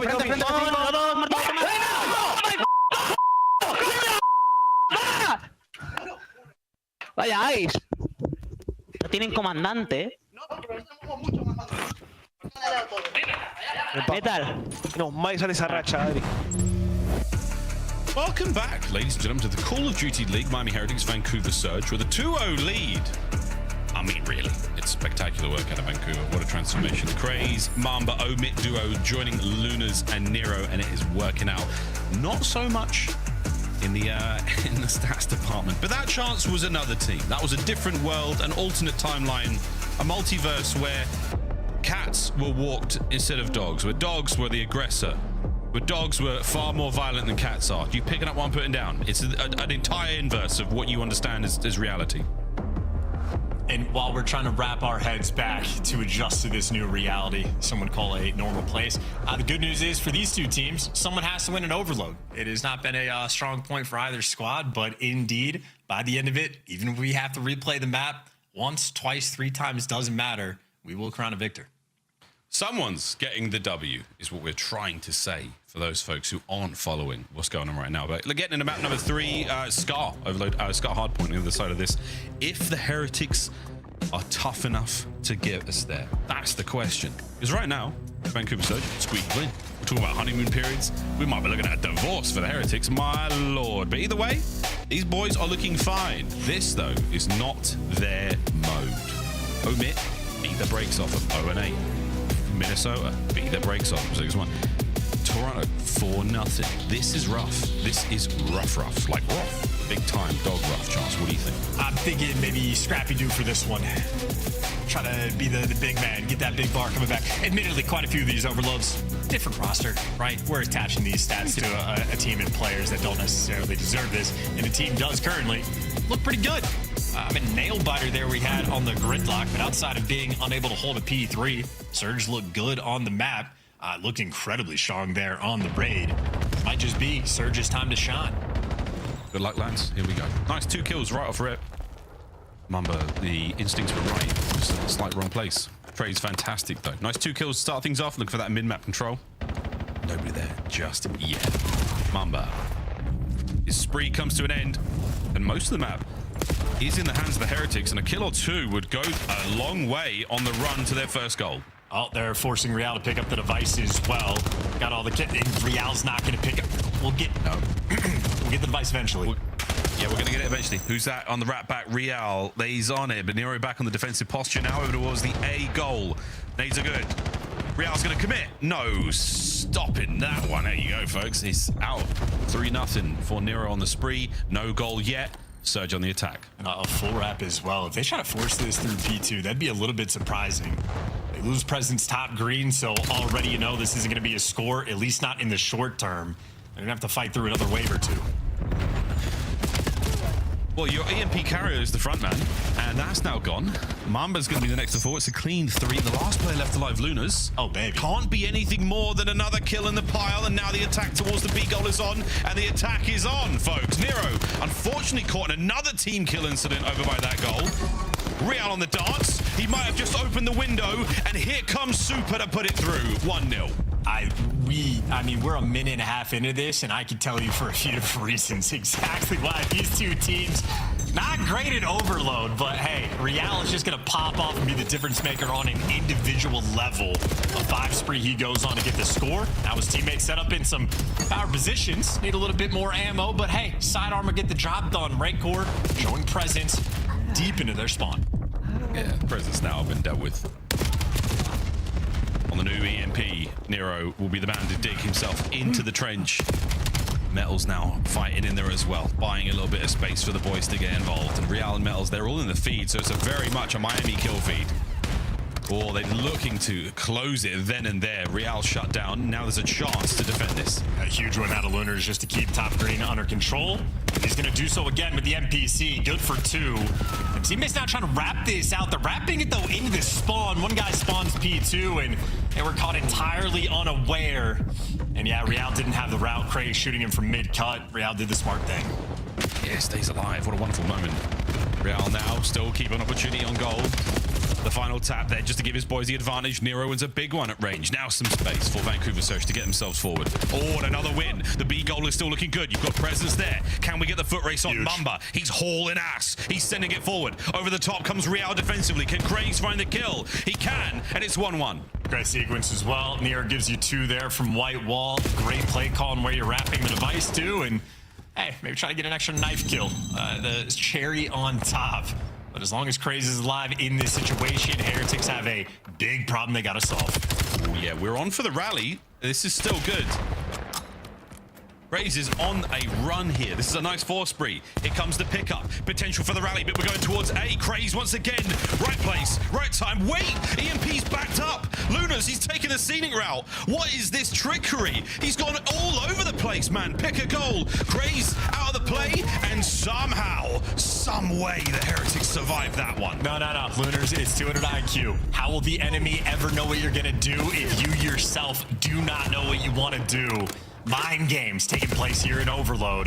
This is some top level stuff. This is some tomfoolery. This is some absolute shenanigans. And this is a minute to go, tied at 1-1. Nero down in the shop. Pressure now on. Heretics making their moves. A little bit of argy-bargy. Argy-bargy, eh? Let's sneak. You have been around British people. Also, this is an open goal, by the way. He just gets this for free where he takes the mid route.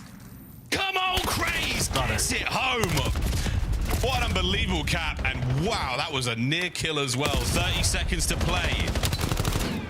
Metals is still making it happen on the left-hand side of the map, and we've got an opportunity for another. Metals is trying to get tricky, and he should be red here as well, so he's going to be the man. Craze goes big on the inside. Final 15. Slow to the draw there. It's another 3 dead for the Heretics. Meanwhile, we have a standoff battle at the back of the map. Mama ends up being the recovering guy there for Nero.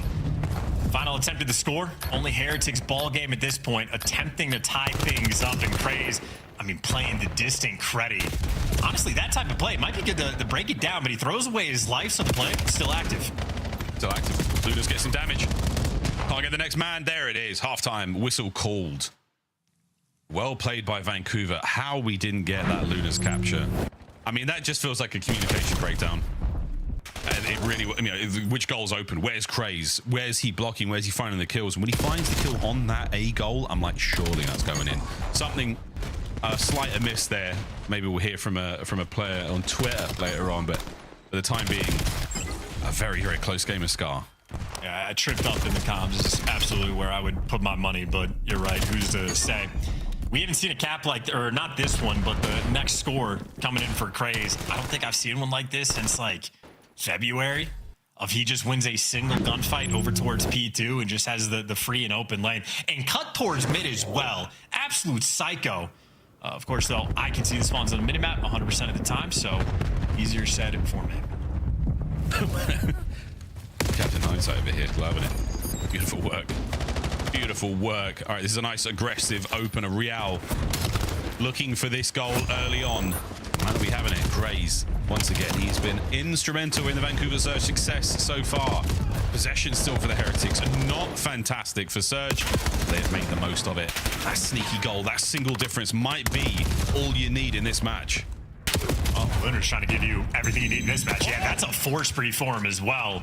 Nice 2-kill sequence there. So you'd think after you get 2 kills, you'd have a little bit more map pressure, but we've just now picked up the device and are still inside a shot, but we'll get there eventually. Real might die, but good news for him. Plenty of time to spawn up and get back in the action.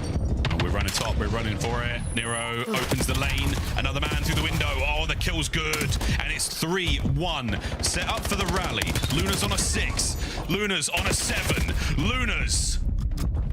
No 8 just yet, but he's doing the best he can to stay alive. Here come the boys, and this could well and truly be the 4th. He's been good with the NPC in hand as well, especially top green, so might try to make that his new home, or might not shoot his gun. Craze out, well, last one in line. Shredding Super. Tough there on the ammo front, and maybe now Heretics, well, hoping Real can make another heroic play. In this game, dude, it has been a wild sequence of Call of Duty timings. Yeah, you got to you check your sills. You start, look, listen, smell. Just take a breather and let something happen in front of you. You're going to get a lot of intel. The stop on the goal line as well. Oh, Redcor's going to get it. Surely it's going through. Nero holding him down. Nero! What a 2! And he saves the day for Surge. Sharpshooter, man, does not miss, or if he does, only because there's wind outside. Mamba, well, good follow-up. You're effectively doing a protective cover, a get down Mr. President. We need a little bit of space here with the device, but as everybody falls, Nero knows he's just the next man in line. They're not going to get this. This is going to be a score. You drag to the P2 side of the map, and Heretics, well, get that bounce back immediately. 2 minutes and 40 seconds left to play. It's a miracle. This is 3-3 right now. Setting up perfectly for the next rally. Redcor to 5. Hellstorm in the back pocket. This could be the momentum shifts. Big win against Lunas if he can get it. His teammates have been taken care of, and that's Craze cutting off reinforcements from a distance. A huge opportunity here. Big kills here. Big kills. And Super, you're in trouble, son. Craze, the corner pays off. And this is a massive momentum shift right now for Surge. He gets the mini-map as well. He knows there's a player inside a shot. Metals, though, makes the heads-up play. He is getting called out, has the good positioning, gives you 2. And honestly, this might turn into another Heretic score. Oh, we've got a lovely turn there. The Hellstorm might have just leveled the playing field for a second longer. Craze. Starting to feel that confidence build. Starting to feel the control here. As he got himself another corner. Maintaining presence here. Oh, the fadeaway damage. The health regen. Craze, what a rout. Damage on the next man as well. Able to get the trades bumper. Yes. A minute 40 to play. Heretics with a last-ditch attempt. Heretics getting a bit dicey. And another grab and run is not going to work out. It's been smashed and snatched by Surge. Ain't no reason to touch this device. Well, Lunars has a reason. He wants to hold that bad boy for the next minute and 20 seconds. Scary stuff, though. A single goal is not enough to keep you safe. With a minute over to play, Nero with a nice 2.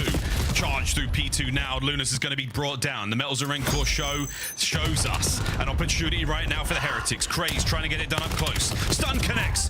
Big kill onto the carrier. Another man alive, though, and he's down as well. Ineffective by the Heretics. Surge attack. And there's no reason to pick up the... There we go, gentlemen. Thank you. Great work. You just protected around P2 for the next 50 seconds. You are playing TDF. This is it. That means still a single goal. Heretics, you get your 2 or 3, and you might just be in here.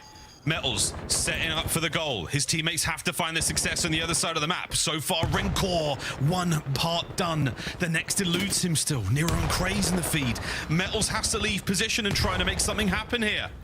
This is such a tough spot for Miami. And he's no longer there to block the spawns. And wow, he just wants to do it himself. I mean, his teammates are just getting spawn trapped into oblivion. Nothing he could do, but Lunars wants to pick up the device. So with the pistol in hand, maybe Heretics could seize the opportunity. But we're trying, boys. 15 seconds. Looking for those kills. Stun.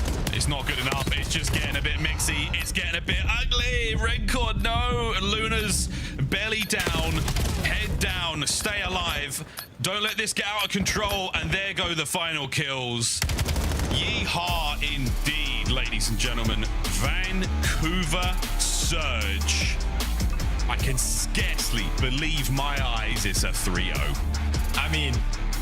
that makes one of us. I can't. Heretics have been on the downtrend, and they did, in fact, drop one of their best players. That is a short-term thing that is not going to be easy. In the long term, the Heretics are hoping that actually pays off for them, but ultimately, Surge just straight up played better Call of Duty through and through. Good gracious. 3-0. I took the shades off just to confirm that what I could see was indeed reality. My goodness, what a fantastic run there from Vancouver. A lovely look from their new squad. Nice damage across the board. Everyone pulling their weight. Nice assists. You name it, man. Again, as far as the S&D for me was the biggest consideration, really smooth. Very, very calm gameplay. That was really what you wanted to see. Vancouver Surge, 3-0. Fantastic result. Again, what did the desk have? Was it all Heretics? All Heretics. All Vamos down the Heretics. Is that true? It's true. Damn, that's crazy. That's some crazy stuff. Well, what do you know, boys and girls? A 3-0. We say goodbye to the Heretics here in -2. Vancouver Surge. Another round forward they go. Back to the desk. Was Lottie ready? Yes. Yeah, she was. Thank you for reminding us about what we picked. I will say that was quite unexpected. I'm kind of left a bit confused here. For sure. Yeah, that was not the result at all, or nor the gameplay I was expecting out of Miami. Nameless, what did you make of that series overall? What are your immediate thoughts? Yeah, I can say with conviction now even more, and objectively that Trakes did not deserve to be dropped at all. I mean, it's been a systemic problem for this team for 2 years now, where they just rely way too heavily on kills to get the job done. And sure, they can get hot for a weekend, they can get hot for the minor tournament like we saw last time, but more times often than not, you're going to see performances like this. And bringing Real in, who at the beginning of the year didn't have too much success. Yeah. Like, this is what you were worried about for this Miami team. So, yeah, tried to put a Band-Aid on it, but the same problems that you had with Trakes accentuated here because you're now bringing a guy and you haven't played with all year long, and this is how you get the result versus Vancouver like this. That was awful, especially the end of the hard point. Yeah, this was a tough one to watch, especially on my side, because I feel like I was really on the Miami train around like stage 3 time when it kind of felt like they were setting pace. I mean, we had nothing but great things to say about their search and destroy. I mean, Super was leading the league in like 30+ snipes over the 2nd place, and now it just feels like the fire is just gone. I think the change was a little bit shocking in the sense of like, you guys had a great player in Trakes. He was in the conversation for Rookie of the Year, like Ann said. He was the best player on this team in some of these stints, putting up MVP numbers. And yes, you were struggling to find success, but it was more of those identifiable problems of you just couldn't add any of the new maps to your map pool. You saw it even in this series, that you still couldn't add Gridlock to your map pool, right? And so for Miami, to their fix for that being bringing Real back, I think this just kind of showed us that that was not the problem and that was not the fix. And now you're stuck in a spot where it's like, yes, okay, you might still be good for champs, but like, how much does that truly mean if you're not finding success? Shout out Surge, bro. Shout out Surge. I mean, they had Miami looking lost at times. Oh, yeah. And they really hit hard. I got to say, I think in terms of the slays and the pressure that they were able to build in that series, it was incredible. But I also want to hear from somebody over at Surge. Our Monster Winner Spotlight is going to be Mamba.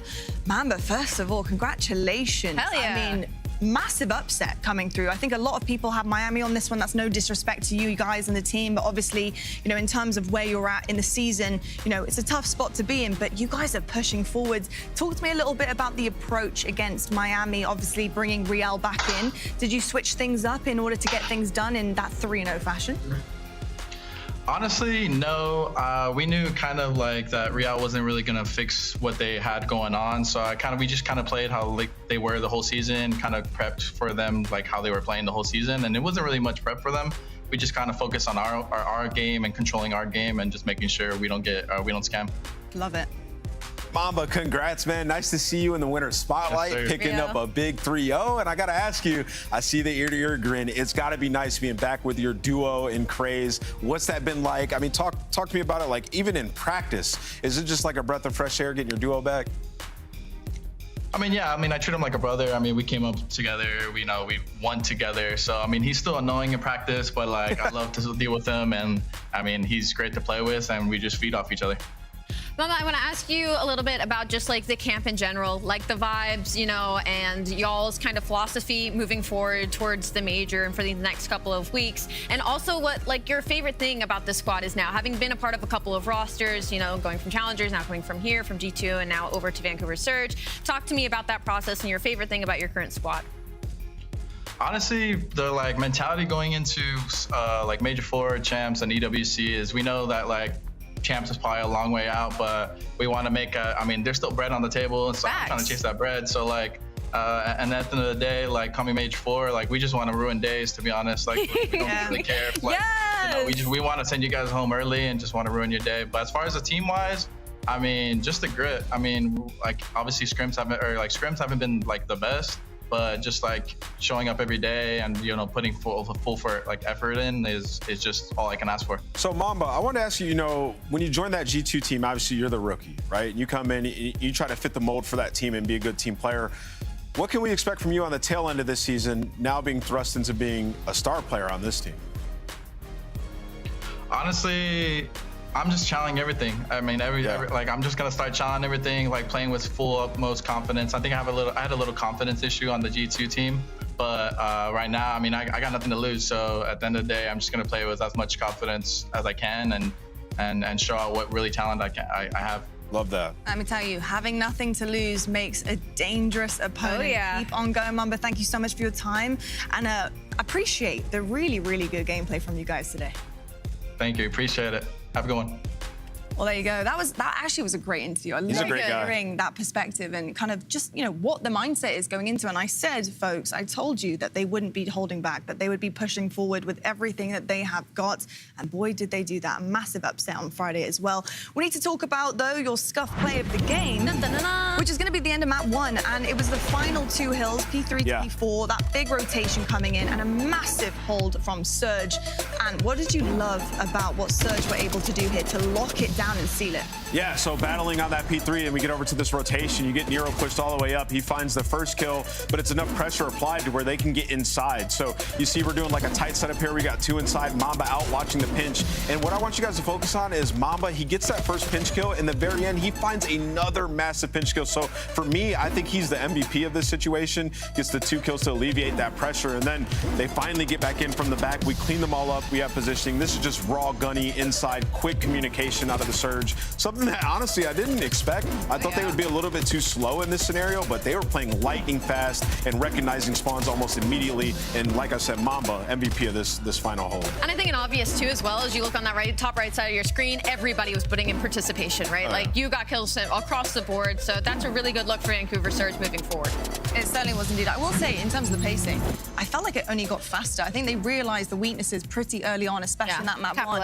And they just capitalized. And we saw that even in the Overload as well. There was some crazy, sneaky stuff happening there too. So GG's, Serge. That was really outclassing Miami. Let's take a look at the bracket though and see the updates coming forward because we are moving on swiftly. Wow, good for FaZe. They hate playing Miami. There you go. I mean, big shout. Thank you so much, Serge. FaZe will be very happy about that one. Obviously, FaZe being a massive contender here as well this season. So Surge are going to have a pretty difficult run. I will say, though, that could create like a triangle of death, and of like, if FaZe can't ever beat Miami, but Surge can beat Miami, you would then think that Surge could then also beat FaZe. If they beat FaZe, I'll shave my beard down to a goatee. Wait. Just to a goatee. Have you watched the same FaZe I've been watching for the past few weeks? I'll have a goatee on Sunday if they beat FaZe. Listen, I'm going to be willing that along in my pick'ems. Oh I my expect God. everybody at home to be doing the exact same because I want to see a goatee on the set here, even with the glasses on as well. I had one before. Did you? Yeah. Oh, I missed it. I was on Can't believe Complexity. it. Can't believe it. I tell you what, you won't miss, though, is what we're coming up next. After the break, we do have G2 Minnesota taking on Boston Breach. We'll see how these two teams duke it out and who'll come out on top. Any more upsets? We'll find out right after this.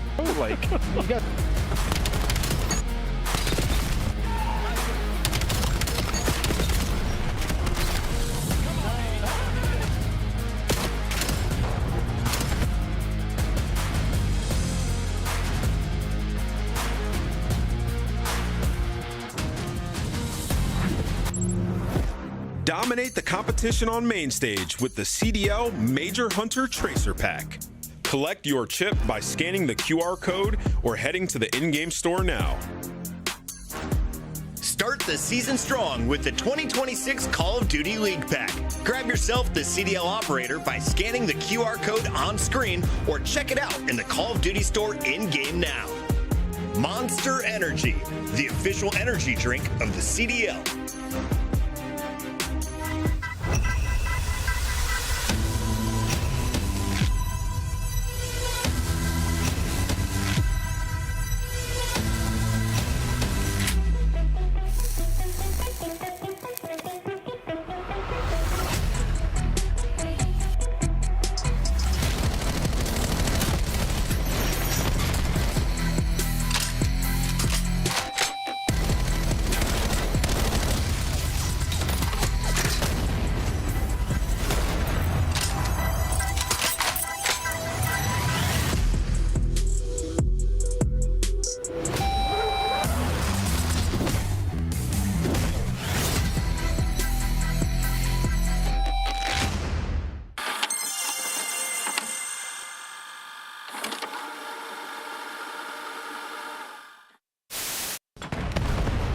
Oh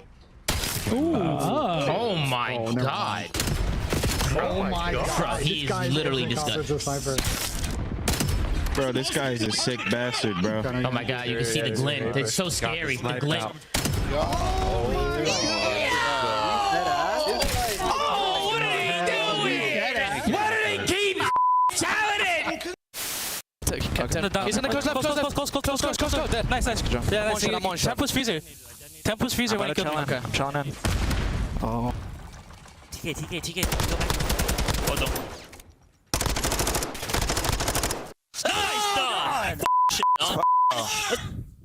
I was side door and it killed me. I was like right inside a side door. I'm gonna go A. I need you to just watch my middle. All right, well I got A. I'm gonna ninja defuse him. I'm gonna ninja defuse him. Just stay alive. Hostiles are setting the device. Disarming the bomb. Ninja defuse. Told you.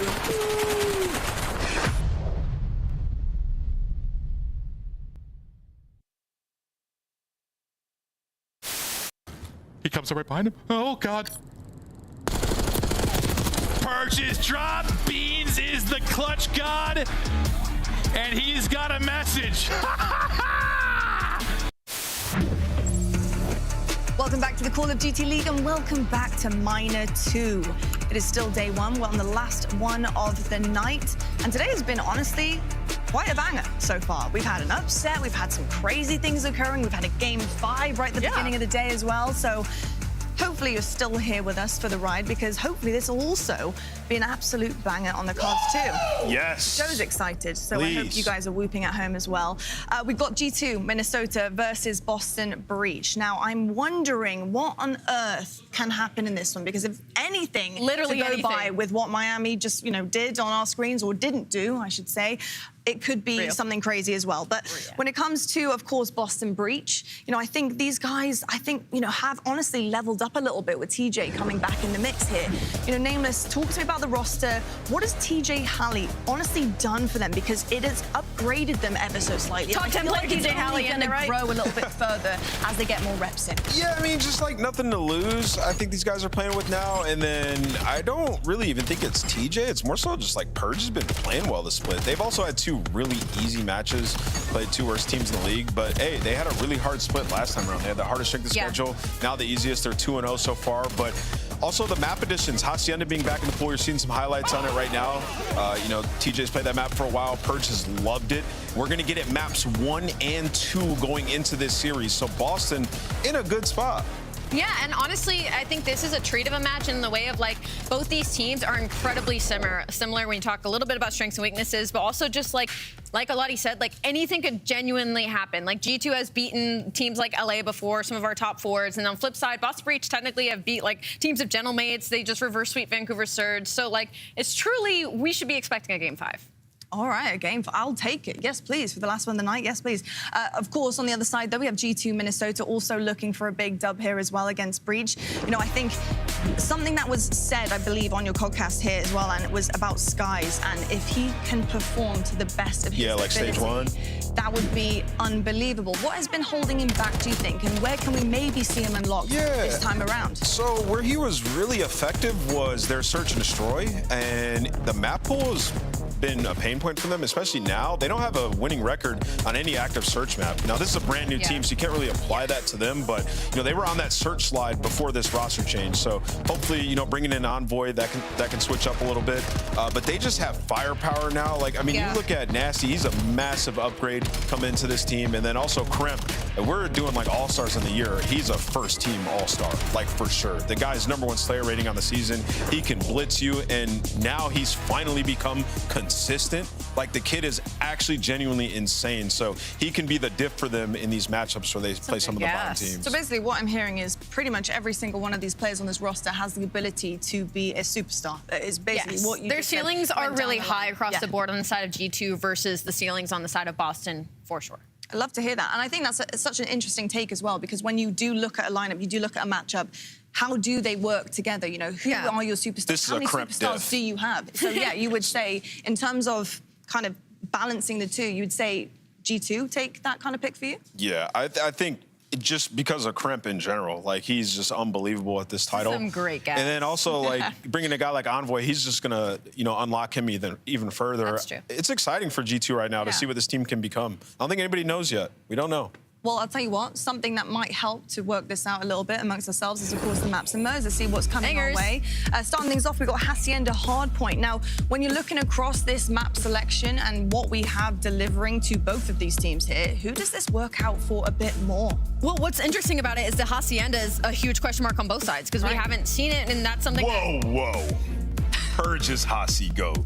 I know, I was talking for the side of G2, is they need to add Hacienda to their map pool for Hardpoint, Search and Destroy. But you are right, that's what I'm saying. So I don't want to say the first maps lean G2, it's more so seeing if they're able to add that to their map pool. The side of Boston Breach, Ant makes a great point. Purge, when he has unlocked, has been on Hacienda, so for them to have that opening start, you're definitely leaning on him a lot to be active early in a series. The problem is they usually don't get active early in the series. We did not see Purge do well until they had to go into that reverse sweep versus Surge. So maybe keep your eye on that. But for Scar Overload, I mean, neither of these teams really like it, so we might be in for a long one. Yeah, I think the biggest thing, the active maps, how I brought up G2 don't have a winning record on any of them. Yeah. We got 2 new ones in this one for them, so it'll be interesting to see how they perform, especially on the Hacienda game too. That's gonna be massive for this roster. Sorry, Ali. Ant's in his dad discipline mode now. Right. So he's going to just call anything out real quick. He's practicing for when his little one gets a little bit bigger as well. But yeah, I have to agree. I think actually I don't even mind the playing field and not knowing how they perform on certain maps here, because this is where we find that out, of course. We have the bracket on screen for you guys as well. And as you can see, we're right at the bottom, G2 versus Breach. The winner will then go on to take on LA Thieves, which is honestly, I'm telling you right now, LA want Boston to win because they did get handed a whooping by G2 actually a few weeks ago. So already, they're like, maybe we don't want to play G2, especially with Nasty in the lineup. So maybe Boston maybe pull out a little upset here for us. Maybe not. We'll have to wait and see. That being said, though, I need your scuff pick'ems, please. Nameless, I'll start with you. G2. Give me G2. And Envoy's turn. After his whole interaction on Twitter, he cannot drop a 0.6, bro. It's going to be a 1.6. I'm going to go with G2, too. I think their ceiling's just a little high. If he drops a 0.6 in this series. Whoa. You know what? My boy Envoy. I've been following suit literally the entire day. Why not just do a little bit different? I'm going to go with Breach. Let's go. Not, okay? Why not? For the Breach fans, for the Boston fans. We're going to head on over to your casters now. The 2 gorgeous, wonderful, very talented. Beautiful. Wow. Handsome. Maven and Mert. Don't hate that. Tan. That's crazy that a Brit picked Boston just at the Boston Tea Party. That's wild. That is wild. That's crazy. Dude, I can't get over what Ant said about if FaZe lose, he's gonna shave down to a goatee. I can't picture him without just a big old beard. I had a goatee. In Black Ops 3, I had a goatee. I can't even picture it. It'd be so weird. You had one? All right. Kind of want to see it. We'll see if FaZe lose. But all right, I don't know how this one's gonna go. I think I'm kind of with Ant. I feel like there's some good upside with G2. I want to see this team succeed, do well with the new roster. I think with both these teams, yes, neither was lost. They've played the worst competition in the league so far. So I mean, this should be a G2 win. You would think. Yeah, you never know with the way Boston, I guess, is trending. And Purge, whether it's him just starting to click in this particular title, or if it is something with Envoy upgrading him, he's been playing better as of late. We'll see if he's the playmaker in this matchup. You said Purge? Yeah. An Envoy? No, Purge. Oh my God, no, yeah, I just blacked out. I was like, what? I just combined teams in my head. You did. Yeah, that's incredible. Yeah, no, Envoy's not playing with Purge. I was mean to talk about Kremp and the upgrade from Envoy, but maybe.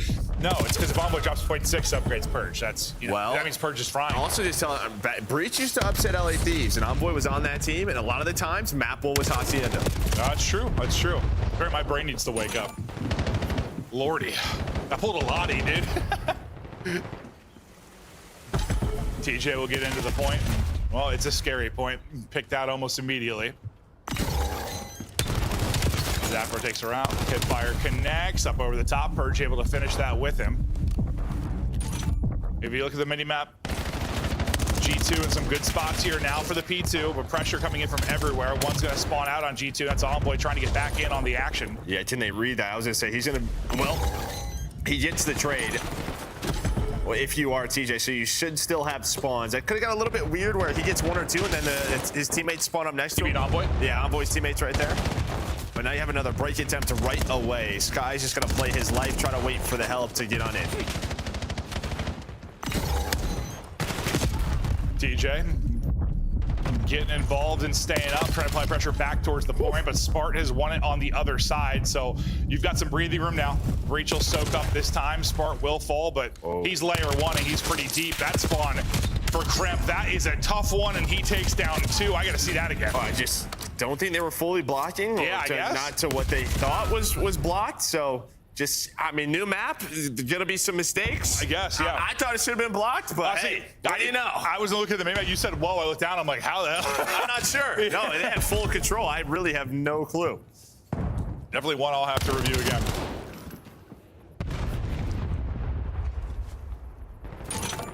Purge now. Looking to bolster up for a break here. Nice little snap, has a little bit of help. That'll be 3 dead. Last guy on the other side. His Sky's just staying up for now. Gabro here's the reload and tries to pounce, and he'll win that with the SMG up close. So Breach have broken on through and make it look easy. Yeah, you're able to get bout control, but now spawns kind of on both sides. As well, G2 trying to get balcony, able to find that. So you're just trying to contest, trying to finesse around these fences. Well, all the kills started the other way at Boston Breach, and they flip on their head. It looked like Boston gonna run away with the game a little bit, but now you can get pretty close to tying this up if you are G2. Except it's Purge's Hacienda as he gets a double. Over to Rock side, due to the gunfight win. Kremp, you have numbers here for a moment. That the numbers will matter. Last guy up will be from G2. Spark can't connect on the shots. Reinforcements now come over for G2. TJ's double and Spark gets a kill, and once again though, you'll be able to get in early. Yeah, I mean, that's just G2. Envoy's there for so long. I mean, this is a money hill. That's just a situation where you just have to get there. Yeah. I mean, how many times have we seen just so many crazy holds? And then I blinked and you just get 2 kills, so no one wants to hold it. Okay, yep, that's 4 dead for Breach. So what? Before you're finished talking, they break back in. Breach made it look easy, G2 make it look easier. And they make it look so easy with 4 dead, they take a lot of space. So you're able to push 2 out in the mid balconies, or mid hallways. Envoy got to deal with several coming through. He's able to finish off 1 kill and now uses that rock to attempt to finesse, but he finesses towards where the push is coming from over at Lambo. No one able to hold this for what feels like more than a couple of seconds. Yeah, maybe it was sort of like the advanced movement that we're seeing in this game a little bit tougher than what we saw last year to hold this P4. Just maybe you can finesse a bit more. It's just tough to hold those headies. You already could finesse a lot, not yet. Yeah. Oh, you mean more for the people breaking? Yeah, breaking. Yeah. Well, you can't just like ADS a doorway very easily. This particular title, you're just gonna get cameraed out of your socks. But into the second set is Breach still holding on to a narrow lead. It's been clean early. The Afro has to hop out, will ultimately get dropped. G2 player that gets in gets ripped, but TJ has to back away for now. Purge has found another multi in this. He's leading the way 13-8 with Afro.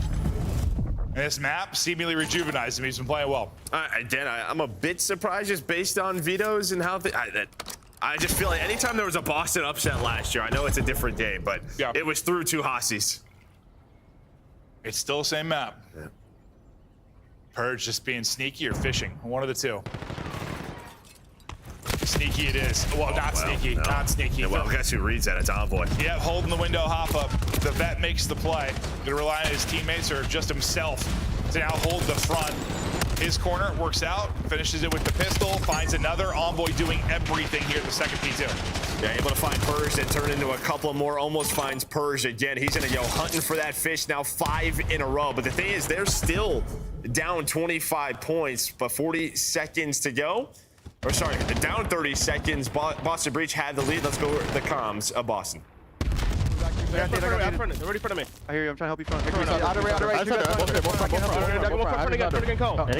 He's still front. Still front. One shot. Fix on the front. I got her side. I'll go side. You can go. Guys, good shit. He's on the rock behind dead. One shot. Maybe 3, bro. Only missing Caesar. You're gonna do well and you're gonna be well. I hear you. I'm staying in corner con. Yo, one's in you. I hear you. I'm flanking the buffer. I'm coming. You're take time. Well. I'm weighing. I'm thinking off. He top off in the corner, Kyle. I don't think I will.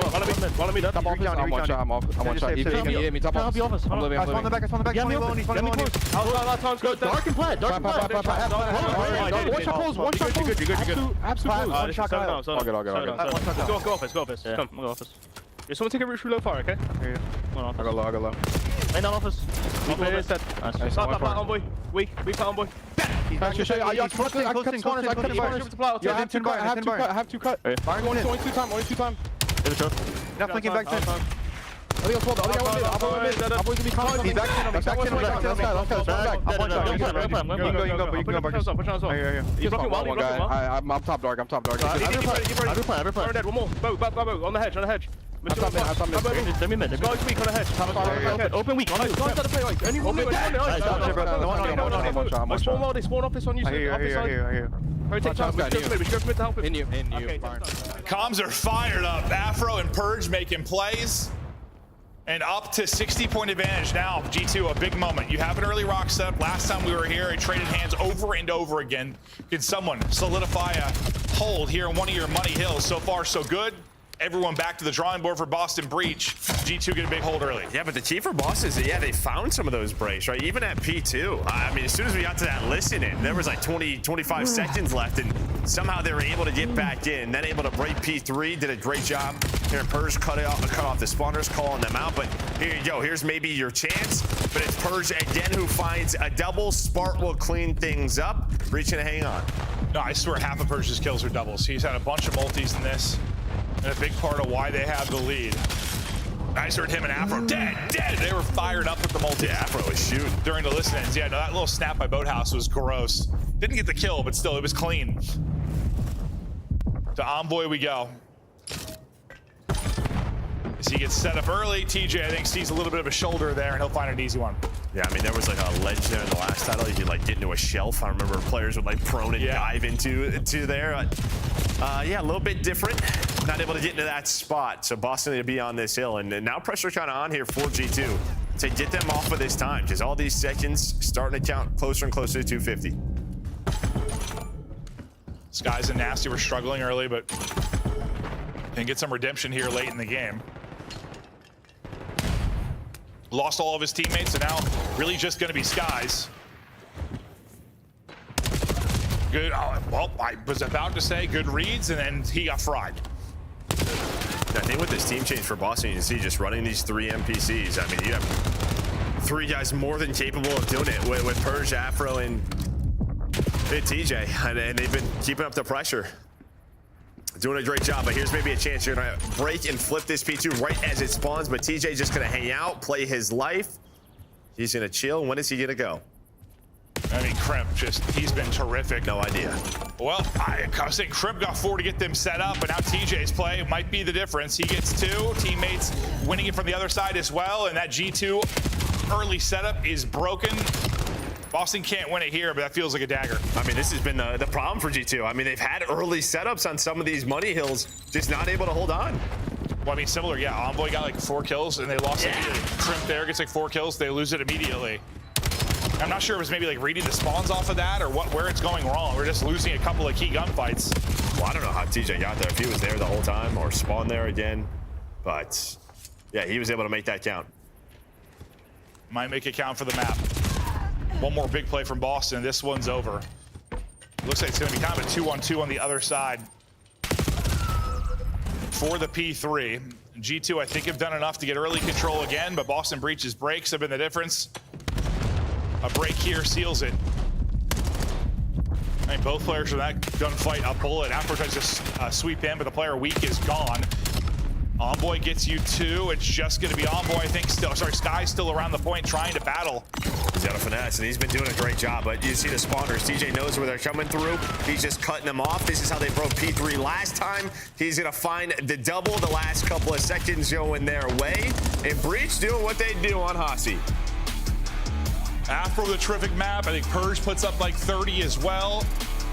A lot of these, I don't know, lower tier teams hoping some of these new maps provide a bit of a burst for them. So far, it's feeling that way for Breach. Come in, I don't want to say stun G2, but...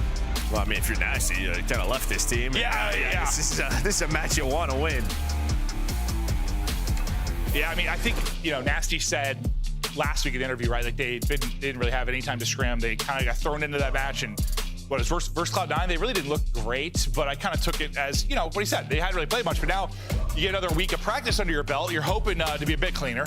Yeah, I mean, this is like the one good thing of these roster changes. This is the right time with the minor, because worst case, you're still fine, right? Yeah. You still have 2 more weeks of qualifiers to get into the winner's bracket. Like, if you're going to struggle, now is sort of the time. But yeah, not a team you want to lose against.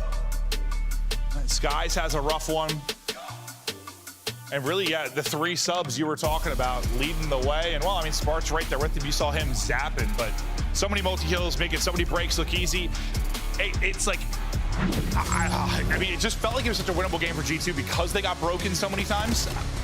Yeah, it comes down to just, kills, right? I mean, it felt like fundamentally they were in the right spots. They were in the right spots. I mean, there were a couple of spawns that maybe hurt them at times. A couple were, I got to watch the first one back. That's one where I just look at him like, where did he come from?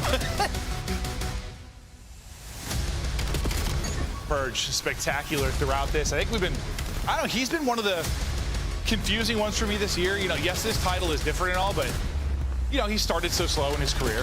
And he got cooked a lot, but it really felt like he got comfortable and really had just been playing so well over a long stretch. And then it kind of felt like the first half of this year, there was just a massive regression. Like, he just wasn't that same player.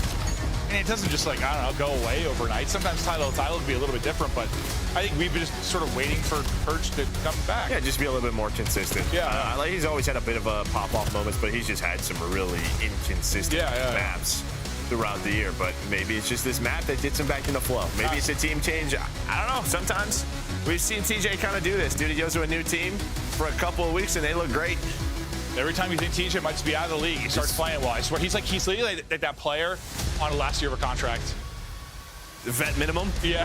Vet minimum, but no, like he's doing just enough to stay in the league. Yeah. Like, but to be fair, he was pretty terrific early in the year, but we'll see how he does in this new home. Looking over a game flow, and, well, I mean, honestly, there's nothing like crazy that pops off of this. It's more just the breaks. Yeah. Like how easy some of them came. Yeah, just compared to what we're sort of used to, maybe just, again, different title, but based off last year, it was all about sort of P2 and P4. Those were like 50 to 60-point hills. And I don't know if anyone held one of those for longer than 10, 15 seconds. Could just be this match. Could be this match, could be, I think as much as, like, it's funny because with Omni movement and stuff, VO6 felt so turnt to me still. This is just even more. Well, and the NPC is just so fast. True. You are so fast with this weapon. Yeah, add some pace to it for sure. But all 8 players will get ready, locked, and loaded now for the search and destroy. Which way do you have this one going? G2, though? I went with G2, yeah, but it was just one of those things. Both of our teams, the strength of schedules was not great coming into this, so, but just based off of sort of talent, you'd lean that way. Yeah, I keep thinking every time you say strength of schedule, it's about Carolina. Like, I mean, I get how it works out. They had an easier stage earlier on, but I wish with how bad Miami looked, like, I kind of wish there was just more of like a chance, like, to make it interesting for the bubble, but.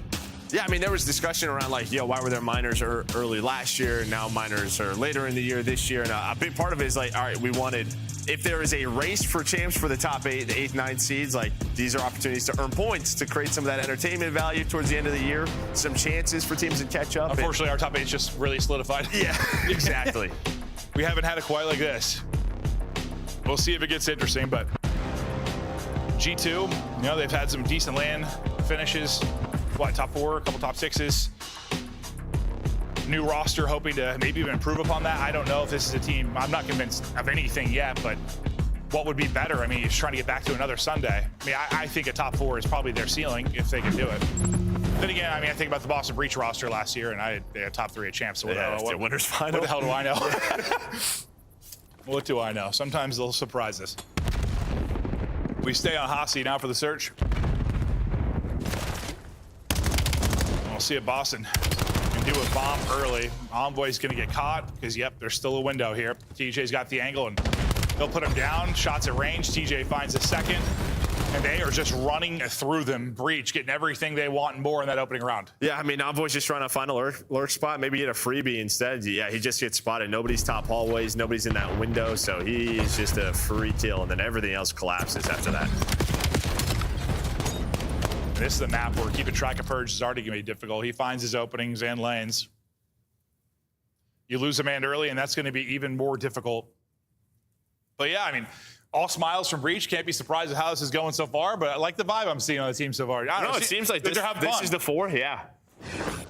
And TJ's probably like, I order a crumble later if you boys want some cookies. Sounds awesome, actually. Yeah, actually, I really want to cookie. I already had 2 earlier, too. Envoy trying not to get picked first. Find that opening. It's nasty. And that is the Purge special right down the middle of the map. That's what I was going to say. They got to be ready for that because he's going to gamble. Yeah, he's going to gamble a lot.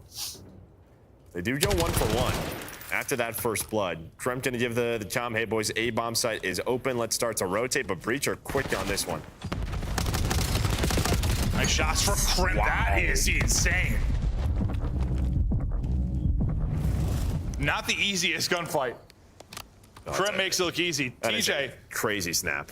He's 4-0. To win this round, he's got to remain perfect. Shots through the smoke, couple tags into 2 of them, but he will fall, so G2 answer back. No, Kremp, like, he's a fun POV. He's a very fun POV. I've been wondering, he's one of those players, I know some stretches in his career, he's been a little inconsistent, but I guess I thought maybe with that Thieves team, like, well, we've chatted about this, like he was going to get that kind of offer to maybe go to one of the bigger teams, like one of the top guys. Like it just feels like he's so close. Like when he is like playing well, he is.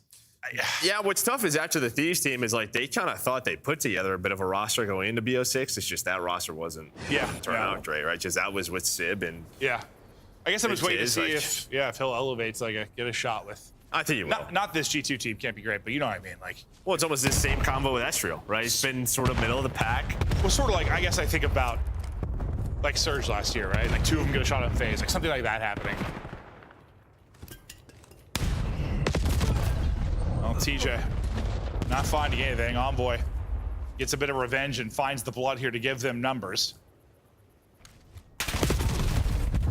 Well, Spart's not going to like that look. Once again, they catch Purge, though, trying to find an opening, so great job there. In these last 2 rounds, they've really silenced the playmaking ability of Breach. Yeah, you just have to be aware of it, all the different routes. But finding that first blood makes it a little bit easier, allows you to focus on in, and there we go. Yeah, after the first round, it has been clean here for G2. How is it, this roster, it does look so odd to me still. It's odd. Yeah, right? It's weird.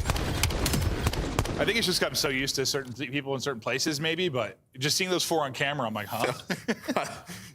I don't always feel that way after a team changes. This one, for some reason, it just looks odd to me. Definitely, I mean, I don't know how important it is to Nasty, but I think anytime you're playing like a former team, I mean, it's not like he got dropped exactly, but like, I don't know, you still probably want to just fry him.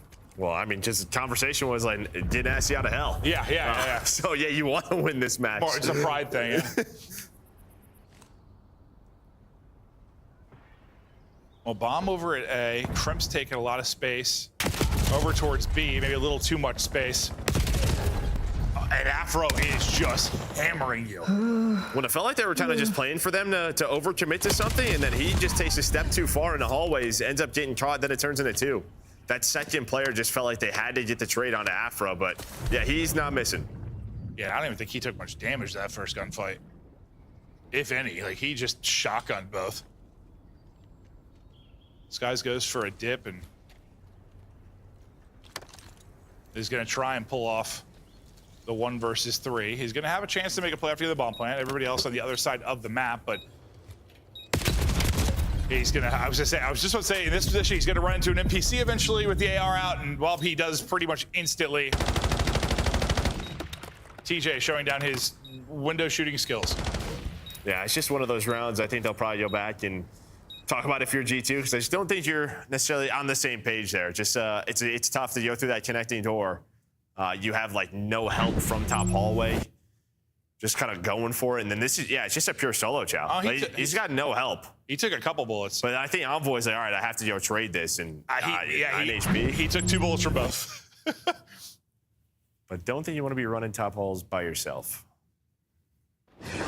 The receiving end to both players that ran to Afro early in the round. Nice replay. But we're all even. And while Breach are grouping up and sending it all over top halls, and well, there you go. Cripple win that one. I mean, that's what you want to see, right? I mean, it's what we've seen on this map. Very rarely do you get away with a solo chow through the top hallways. It has to be sort of a team push, a four-man push, and they are looking over you, and now you're running around as a squad. And sometimes it's that simple. That was pretty much the definition of a team push there. Yeah, as you were highlighting the first one, you saw 3 just swing out. Not much the Breach players could do in that situation. Great job there from G2. In a heavy retake map, especially just going back to last year. So a lot of four-man pushes where, all right, where are we going with this time? Look at it. yeah, go top hallways, and well, you can see right here, Purge knows he's dead. Yeah, he's just, can I get one? Can I get one? And one might not even been enough. Nasty, seeming real vocal here in between rounds. Purge all that success in the map 1 Hacienda. Not finding anything so far. And they've honestly dealt with him on basically every route we've seen him try to take. And this is kind of what you were talking about. Heavy retake map. And that looks like that's going to be the call here. Boston Breach will need to retake it over towards A.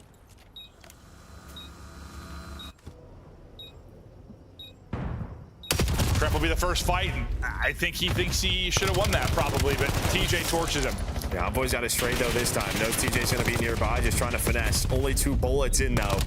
And while he continues to fight, trying to put damage in, but they take no space. And as soon as Kremp dies, they're just cornered in.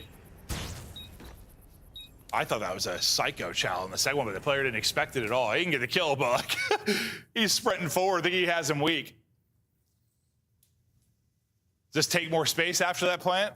Well, I think you just rely on sort of your lurker to at least find one. And that's just Kremp. And sometimes that's what it is on this map. Well, I think he's saying, guys, I didn't miss a bullet. I don't know. Yeah, I got Tamrid. Yeah. Right, he's watching that connector. Envoy's playing low in case someone gets through, and then he can jump top window if he needs to. Well, that's kind of what we were talking about during the hard point, like the rock point, like just ADSing a doorways. It's not quite, I think about it sometimes, like it brings me back to maybe like AW, like when you had to like kind of stop ADSing a door, you needed to like literally be in like hip fire, like at the hip, because you had to snap so often. Like it's not quite that, but like sometimes it feels close. Like yeah. Not that that was even an example. I was just thinking about like sometimes, dude, it's just the movement's so fast. Like you just gotta keep moving. Yeah. Oh. It's Spider-Man. Purge is actually Spider-Man. Yeah, he's working on roofs. This is new. Oh, okay. What's his ass on, Joe? Some sort of timber. I don't know. Well, oh my! They're not gonna know what the hell just happened to them. Purge with 2, the master of Hacienda. Skies. It's a dinger, but not sure it's going to matter. Well, I don't know if you saw that on TikTok or what. Putting extra time in on Spider Purge on the private matches, but he's got some spots already. Everybody else to be writing that one down. Cheese, you see his face. I'm sure we're gonna see that one more time. Might have to fix the spot. Yeah. With new movement and new tech. LaGuardia Leviosa. It's funny because, like, yeah, from his POV at first, I thought he was like up on a wood beam or something, and then I realized he was just floating. That might be Clayster V2. I don't know. Yeah, Devs might have to fix that one. Yeah, that might need to get fixed. Neptune in a rock. Purge is Spider-Man. Nice nade to hit, but I was gonna say no follow up, but no perfect follow up. Spart there to hit the shot right after the nade, then he snaps onto Kremp. And then things dissolve. And well, you just switch to the AR, right? If you're nasty, and similar to a Spart, it's like these subs are gonna be flying through the hallway. I'm gonna be playing in a deep corner, have the range advantage, and win the gunfights. I thought this is a Boston Breach round win very early, and now it's all on Spider Purge. He snaps, but can't keep the tracking on point. Little comeback round there for G2 after losing people early. Yeah, big round out of Nasty there with a nice response, but like 2v4, yeah? Oh, there was like a quick trade. Yeah, okay. There was like a quick trade. Yeah. Not like a true 2v4. But that's just sort of right weapon, right spot. Yeah, there's not a lot of times it feels like the AR has an advantage in this game, but there are some.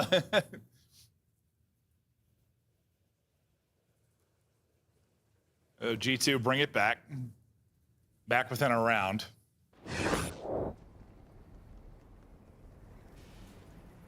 Oh, I did this thing where I looked at the data feed again. Back to even, Joe. Yeah, it's just delayed a little I forget how delayed it is.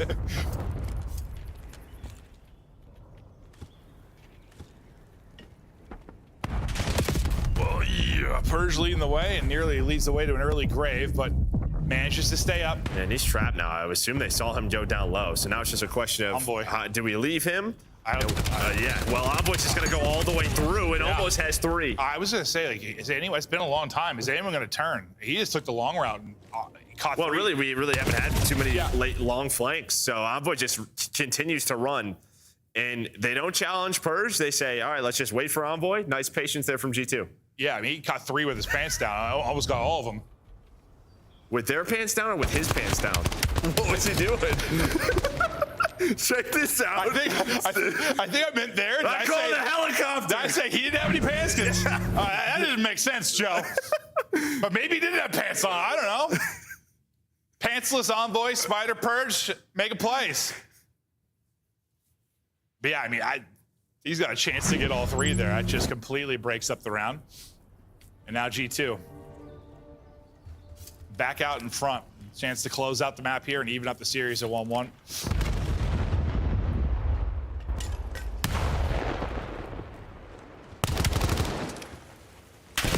Oh, yeah, I was about to say, I thought he got caught.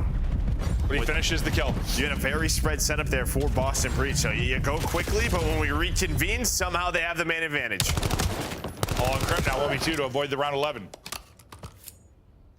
Still has a stun, but they're just going to peace out.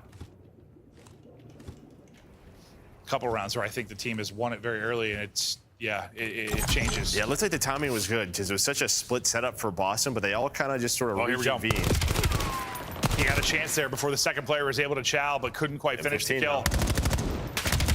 He kept him in the corner, didn't let him get away. Brilliant there from Kremp. Now down to a 1-versus-1 for the map. Well, they just don't think he has an M15. So Purge is trying to back all the way up. He's like, you're not going to hit these NPC shots, but that's not what he has. Yeah, it's not what he has.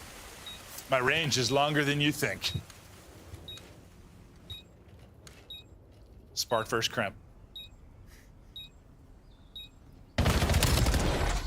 Well, Kremp unfortunately guesses wrong. Spart's got the angle from window. We'll finish the round, and we're going the whole way to 11. Yeah, he just kind of like backs up right away because the last position he saw him was garage. So he thinks as soon as he plants, he's going to be on top of him. So he just kind of puts himself into like a corner. Yeah. And then it's like, all right, I need to get the heck out of here because there's so many angles where this guy can kill me for free. And as soon as he gets up to reposition, he's dead. Yeah, first when he laid there, I was like, what's he playing for? No, he literally just thinks he's close, right? He last see him garage, maybe he's top hallway. No, that makes sense, because he laid down, like, I was like, what? No, it was not a great corner. I mean, yeah, great corner, he's coming from Boathouse. Maybe he like jumps over the bomb. Yeah. But that's not the play.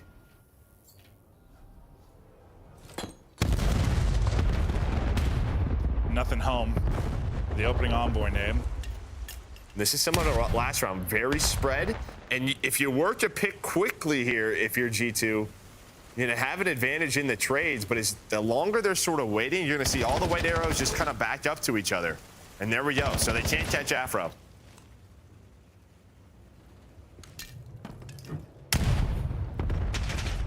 I say if he had gone up there, that's not little as he know, he would have had a freebie, I think. I mean, they're just all around skies. He's gonna see like one, but there's 4 right under that window. Yeah, I don't know how many he realized they were here. Well, he might know more now. He's called for his teammates to get to him, but they are all, he no clue how many are here. He just jumped over somebody's head. What is happening? What are these timings? Oh my God. How is nobody died? My God. They were all here. All 8 arrows were within 10 feet of each other. And somehow there hasn't been a single encounter. And I think Skies just jumps out the window because he's got an M15. He's like, get me the hell out of here, get me to fences. Envoy's got a first blood. Bomb now planted. This round's a circus. TJ's just trying to reload his gun. It takes so long that he can't actually trade the kill or be involved in that fight at all. Now it's Spartan, he is dead. A very strange round to close it out. G2 answer back, and they'll even us up at 1-1. What the hell is that? I don't... Like, I know there's multiple floors, like crazy things happen, but it looked... I was just staring at the minimap, and you assume one fight's gonna happen.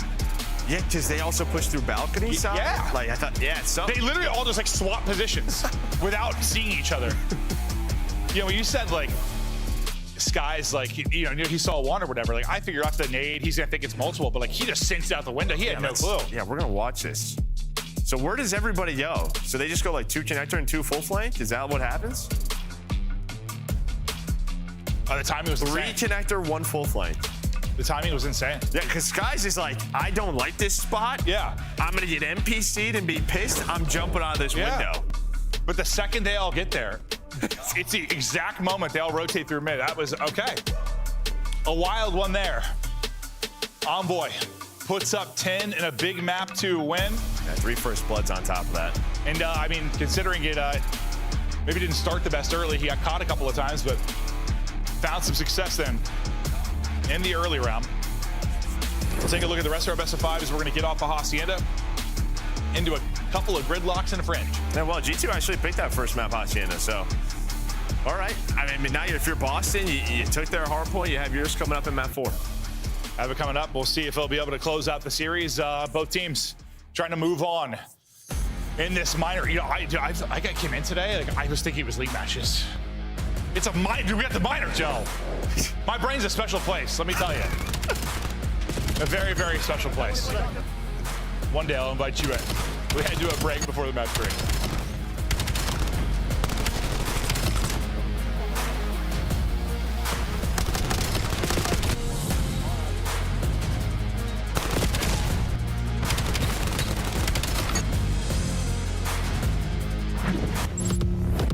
Champs tickets are on sale now. Come see the best teams lock in for this season's grand finale in fabulous Las Vegas. All 4-day passes come with early venue access. Head to FazeVegas.com or scan the QR code to get your tickets now. Look like the pros to play like the pros. The CDL team skins are available now. Scan the QR code or check out the in-game store now. Scuff, official controller of the CDL.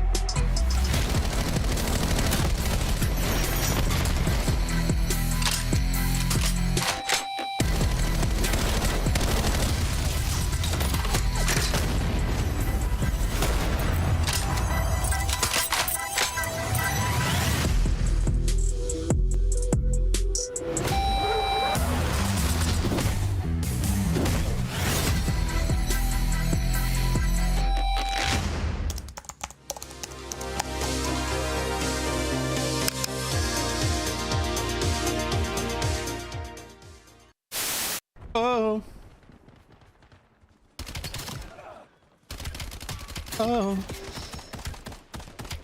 Grab the fucking thing. Let's go and get a score. I'll get the kills. Just run it through that hole. Grab the fucking thing. Make it sure you score. I'll get the kills. Make sure you score. Oh. Oh. Welcome in, one and all. This is 2 days left of qualifiers. Ooh, not bad.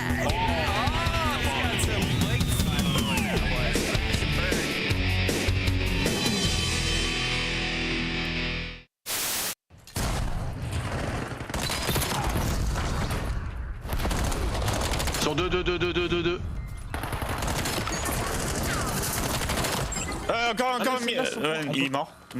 S. Statue, ça spawn statue.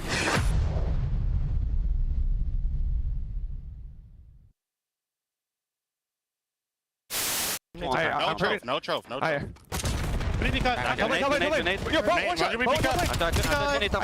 Oh my god, Chris Lair just found 2 somehow. Oh my god. Oh my god, how did Lair just do that? Oh my god. Chris Lair, he's every way. Chris Lair. Yo, he hit the Kobe grenade, hit mid-cock, gun the guy, Jump top lane, gunned another guy. Oh my God. We return to the action. Final match of round 1 before we get into what's going to be, I think, lit tomorrow. All the matches are shaping out to be awesome. Yeah, FaZe's Happy Surge one. Yeah, no, their match with Heretics has never really made sense to me. No. Well, even last year, yeah. Yeah, no, that's what I mean. Like last year, they just, for some reason, they can't win that. I think they're like 1 in 5 or something like that. Like, yeah, I honestly, even if Heretics playing poorly, they would have beat FaZe tomorrow. I have no doubt in my mind. Yeah. They would have. Not like FaZe has been playing great either, but we're talking Breach Overload here as we get ready for the Overload. This is last week's result, and remember, they didn't play the stiffest competition last week, but still, early start with the new squad. Or good start with the new squad. Yeah, nice start there. You got a 5-3 victory over Cloud9, 4-1 over Surge. But yeah, just from top to bottom, looked great. Yeah, we're Surge are better than we thought. I mean, after today, I got no idea. I mean, they've picked up, like, they had guys who were on top 8 teams or right outside the bubble, like Traze and Mamba, like they were in the mix. Like I mean, even their like the Optic match, I swear they played them kind of tough on a couple of maps. Boston looking to bounce back after the round 11 loss. It was a wild Hacienda search. They look great on the opening hard point, but let's see what they have here now on the gridlock.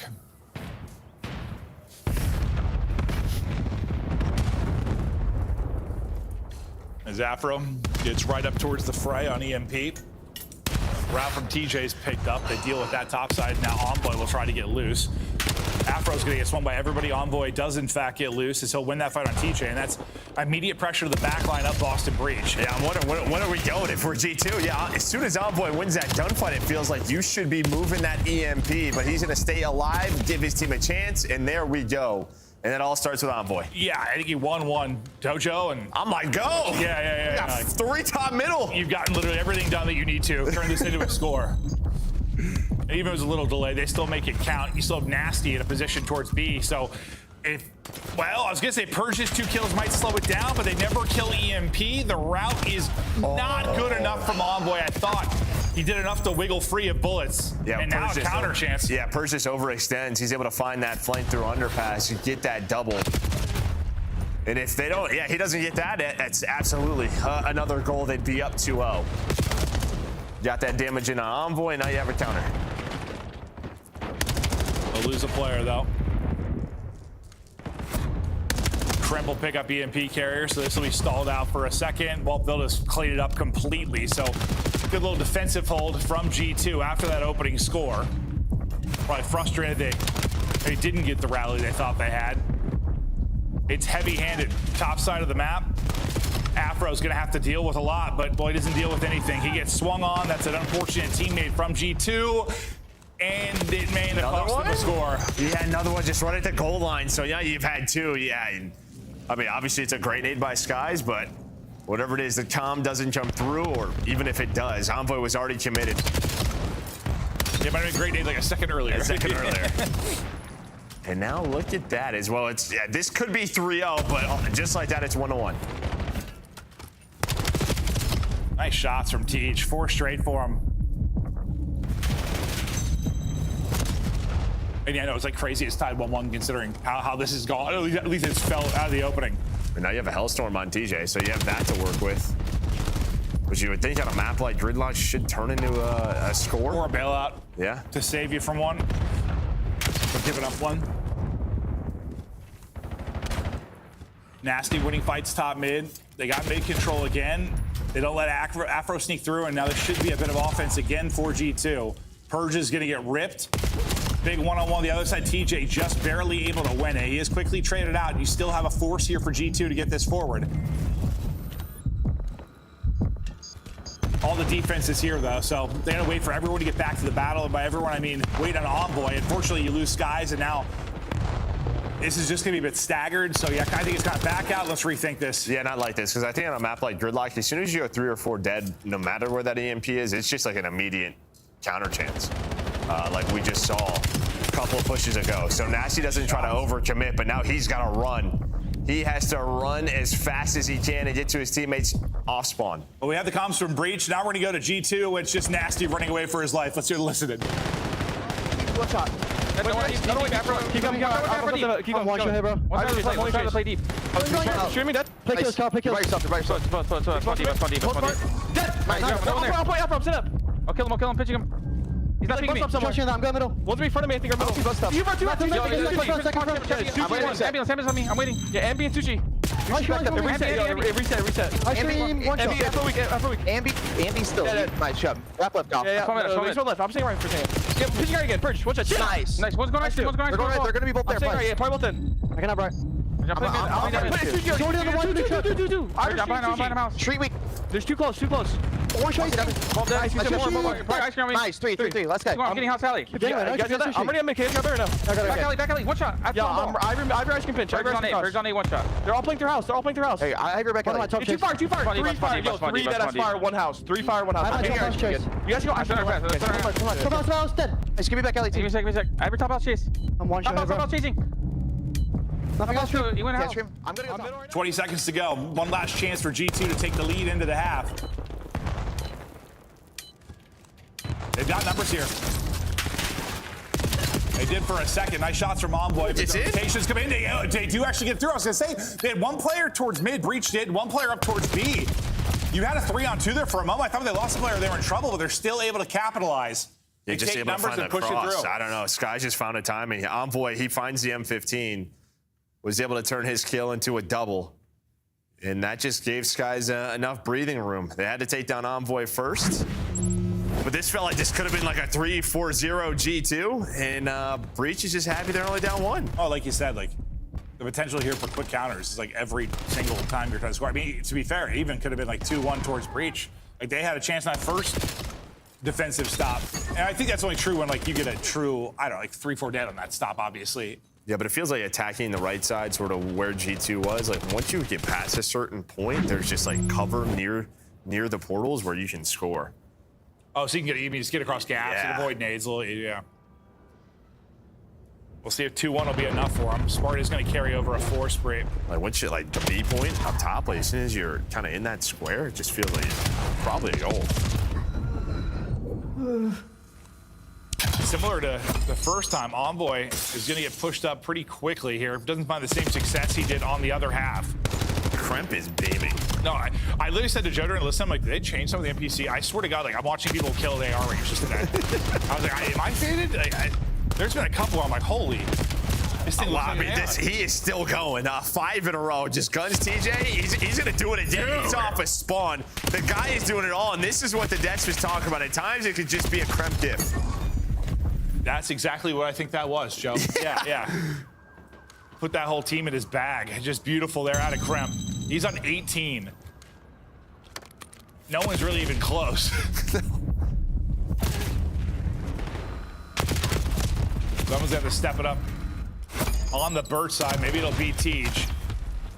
That double may be a chance for a bit of offense, but from Broken, Envoy has done enough to at least delay this for a second. Yeah, you had everybody pushed up. Nice job. You just didn't move the EMP, and he was just chilling top Broken, just waiting for someone to pick up that EMP and just delay that push, and now you can go bottom street. All right, so guys, just 1 kill. How does Spark get 2 there? How does Spark get 3 there?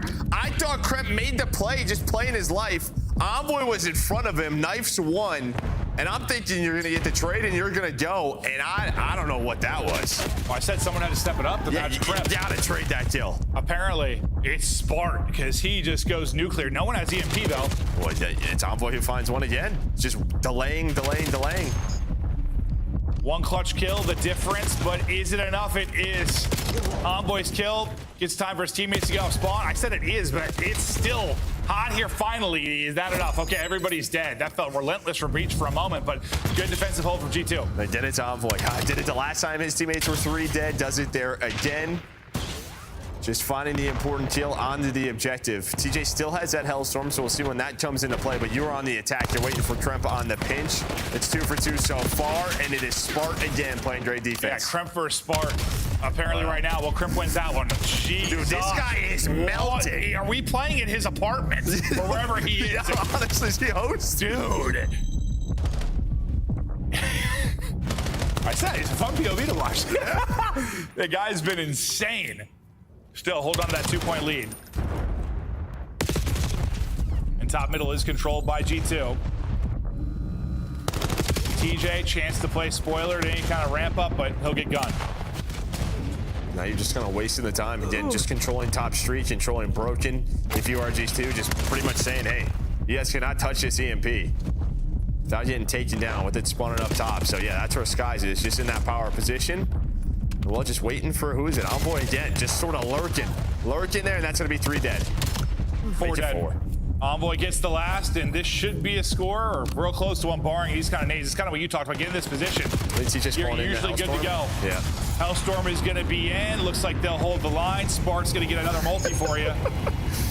Spark's got a ton of kills, but I feel like they've all been kind of defensively or mid-map. They need something on the other end. Yeah, but now this was called in, so you're going to get one off a spawn. The problem is Nasty's behind you, and I don't know if he had mute field on. No, he does not. So, did we not call him out? Maybe we didn't see him? I don't know. How did he just waltz in behind and shoot that? Said hello.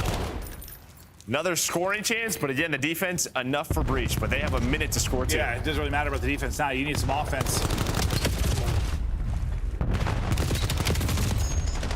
Another chance with it, but Sky's got a multi and kind of delays anything. You only have 40 seconds to work with now to flush through some scores. Sky's winning some big gunfights here aggressively. Delay this. There's always one more, it feels like, for G2. And it just felt so hard for Boss Breach, like, get not their base exactly, but yeah, get past this into the highway. Yeah, it's just like this. It's like a funnel there, and they just cannot get through it. And it just feels like G2 has found every correct kill around the EMP. How is Crip only 27 and 24, by the way? Like, how's he not have 100? Like, some of the plays were just insane. The guy's basically even. G2 will hold on. And honestly, they didn't even need to play a whole ton of defense that half. They just... Well, there was the Envoy plays. Yeah, there was that, but well, I mean, like the last 2-3 minutes, like, no, they've kind of they were just in control. Yeah, just played Jeep away. So we got the little overtime bug, but Skies is going to put it through, and now it's 4-1. Honestly, even better. I started walking away. I wasn't even looking. I was like, why did it end? Yeah. Like, we have a spot we stand to cast and a spot we stand on camera. So, like, I was repositioning, and with like 10 seconds left, I thought, I was like, what's happening? But a nice win for G2. They had, control throughout. No, I think they should have probably won that. More significantly? More significantly. On the other side for Breach, like, I think they played great defense, but their offense was kind of non-existent. Yeah. Maybe just the new team trying to get a little more efficient, more decisive on some of the scoring opportunities. Crip. Yeah, I mean, the damage shows it, though. I mean, look at him compared to the rest of the lobby. I mean, he is literally... I mean, if you take away Spart, who is the other shooter, he's like 1,300 clear of everybody. He's got like 25% more damage than the rest of the lobby. I mean, he was nuclear. Great map there out of Crip. You see what? Carrier kills there for... Is Envoy? I mean, I feel like Envoy. Actually, Envoy had like 4. Okay. I mean, not all are created equal, but some of those were, yeah, you're like last alive, or... I know Envoy had several of those.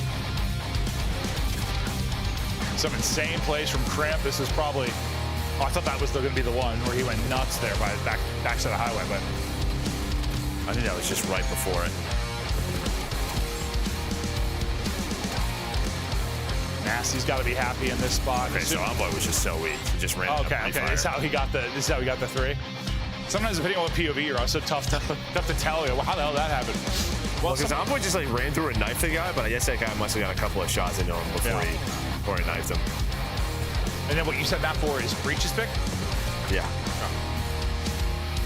They're going to need to win both hard points, so they're going to get this done and bring it back. What their win versus Surge was the reverse sweep, right? Not going to do a reverse sweep here, but they're going to have to win back-to-back to get 4 and 5 done. Well, 1, 4, 5 special. Yeah, and it just feels like throughout this map, like...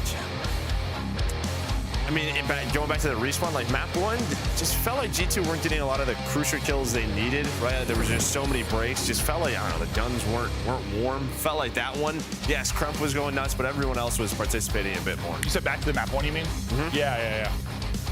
They're definitely hitting a bit of flow here. They'll look to close this out on the gridlock. We got a Boston Breach's pick and see if they can survive through a hard point. Well, if you're right, and it was maybe G2 needed to warm up the gunny a little bit. This might be a little more difficult because, yeah, no, I mean, that was a big takeaway after map 1. I was like, I feel like G2 could have or should have probably won that. They just couldn't hold a hard point to save their lives. Take a look at some of the map 1 stats and who went off for either team.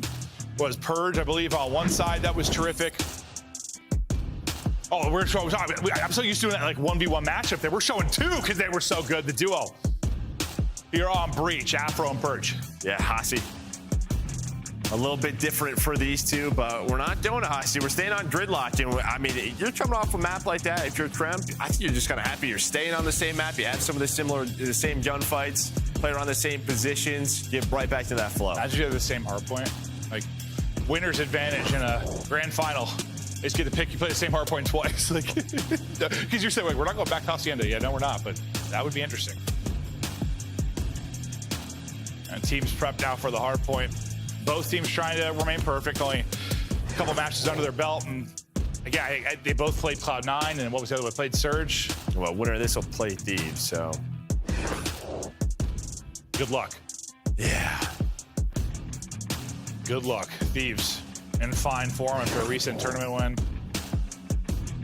And it just feels like, yeah, I mean, listen, we've had team, I mean, Optic hasn't, they've sort of been the same team throughout for the most part, but like, FaZe regressed, it felt like a bit after their win. Yeah, I just feel like, Thieves can still get better. I don't know, we'll see, but. Well, I mean, if you look at the finals, that they lost both hard points, like, yeah, I'm not sure if they're going to do that every time. No, probably not. Yeah, and then they beat FaZe. Like the fact they're 2-3-5. No, I'd say the fact that they're 2-3-5 is maybe their strength right now. It's scary for the rest of the league. I think that's literally what I'm saying. Yeah, like that's why I feel like they can get better. Like they're 2-3-5 teams, and you're not. That team's gonna be good at hardpoint. Like they are. So they're gonna win one at some point. Yeah.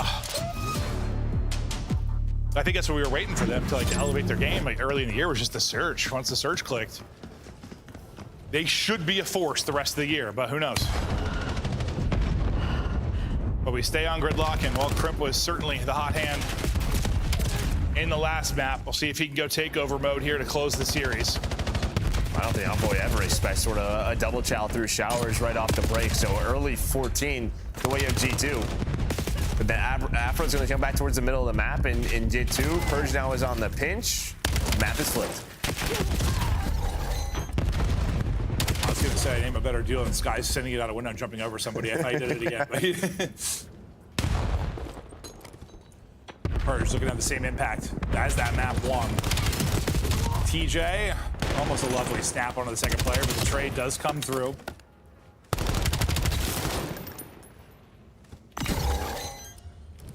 New hard point about the pop. Breach in position. And honestly, I want to see G2 in early setup and see if they find a little more success than they did in the map 1, but well, not going to have any chance at an early break due to Purge's play there. This is a beautiful setup already here for Breach at this P2. I mean, this is one of the tougher hills to break. In the first 15 seconds, you haven't even gotten an underpass. You're trying to find Persian where he's at. He's bought so much time, so much space for this squad. So you're going to have like one go at this, maybe two? He had an entire lane cut off by himself for a good, 30 seconds. And we're halfway through this hard point. And now, yes, G2 might break, but it's one of those points now with this time remaining, you can kind of trap a man or try to rotate if you're Boston Breach. Job was done early in the hard point. And I think Spark just doesn't expect to die that quickly off the hill, but he got ripped. He got an extra M15 out for Envoy. He goes on a bit of a spree, so you have a chance to get the final 10, and you should. Look at the rotation, and G2 will be there. See, I thought it was fine if Breach broke, thinking that you'd win the rotation, but they still have a chance to. If you don't, they just take what I said, throw it in a trash can.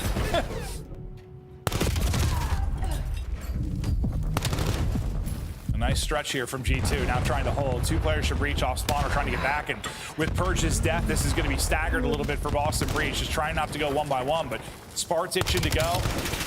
Nice shots from Krep to kill him before he even gets across, but Boston Breach still going to have numbers.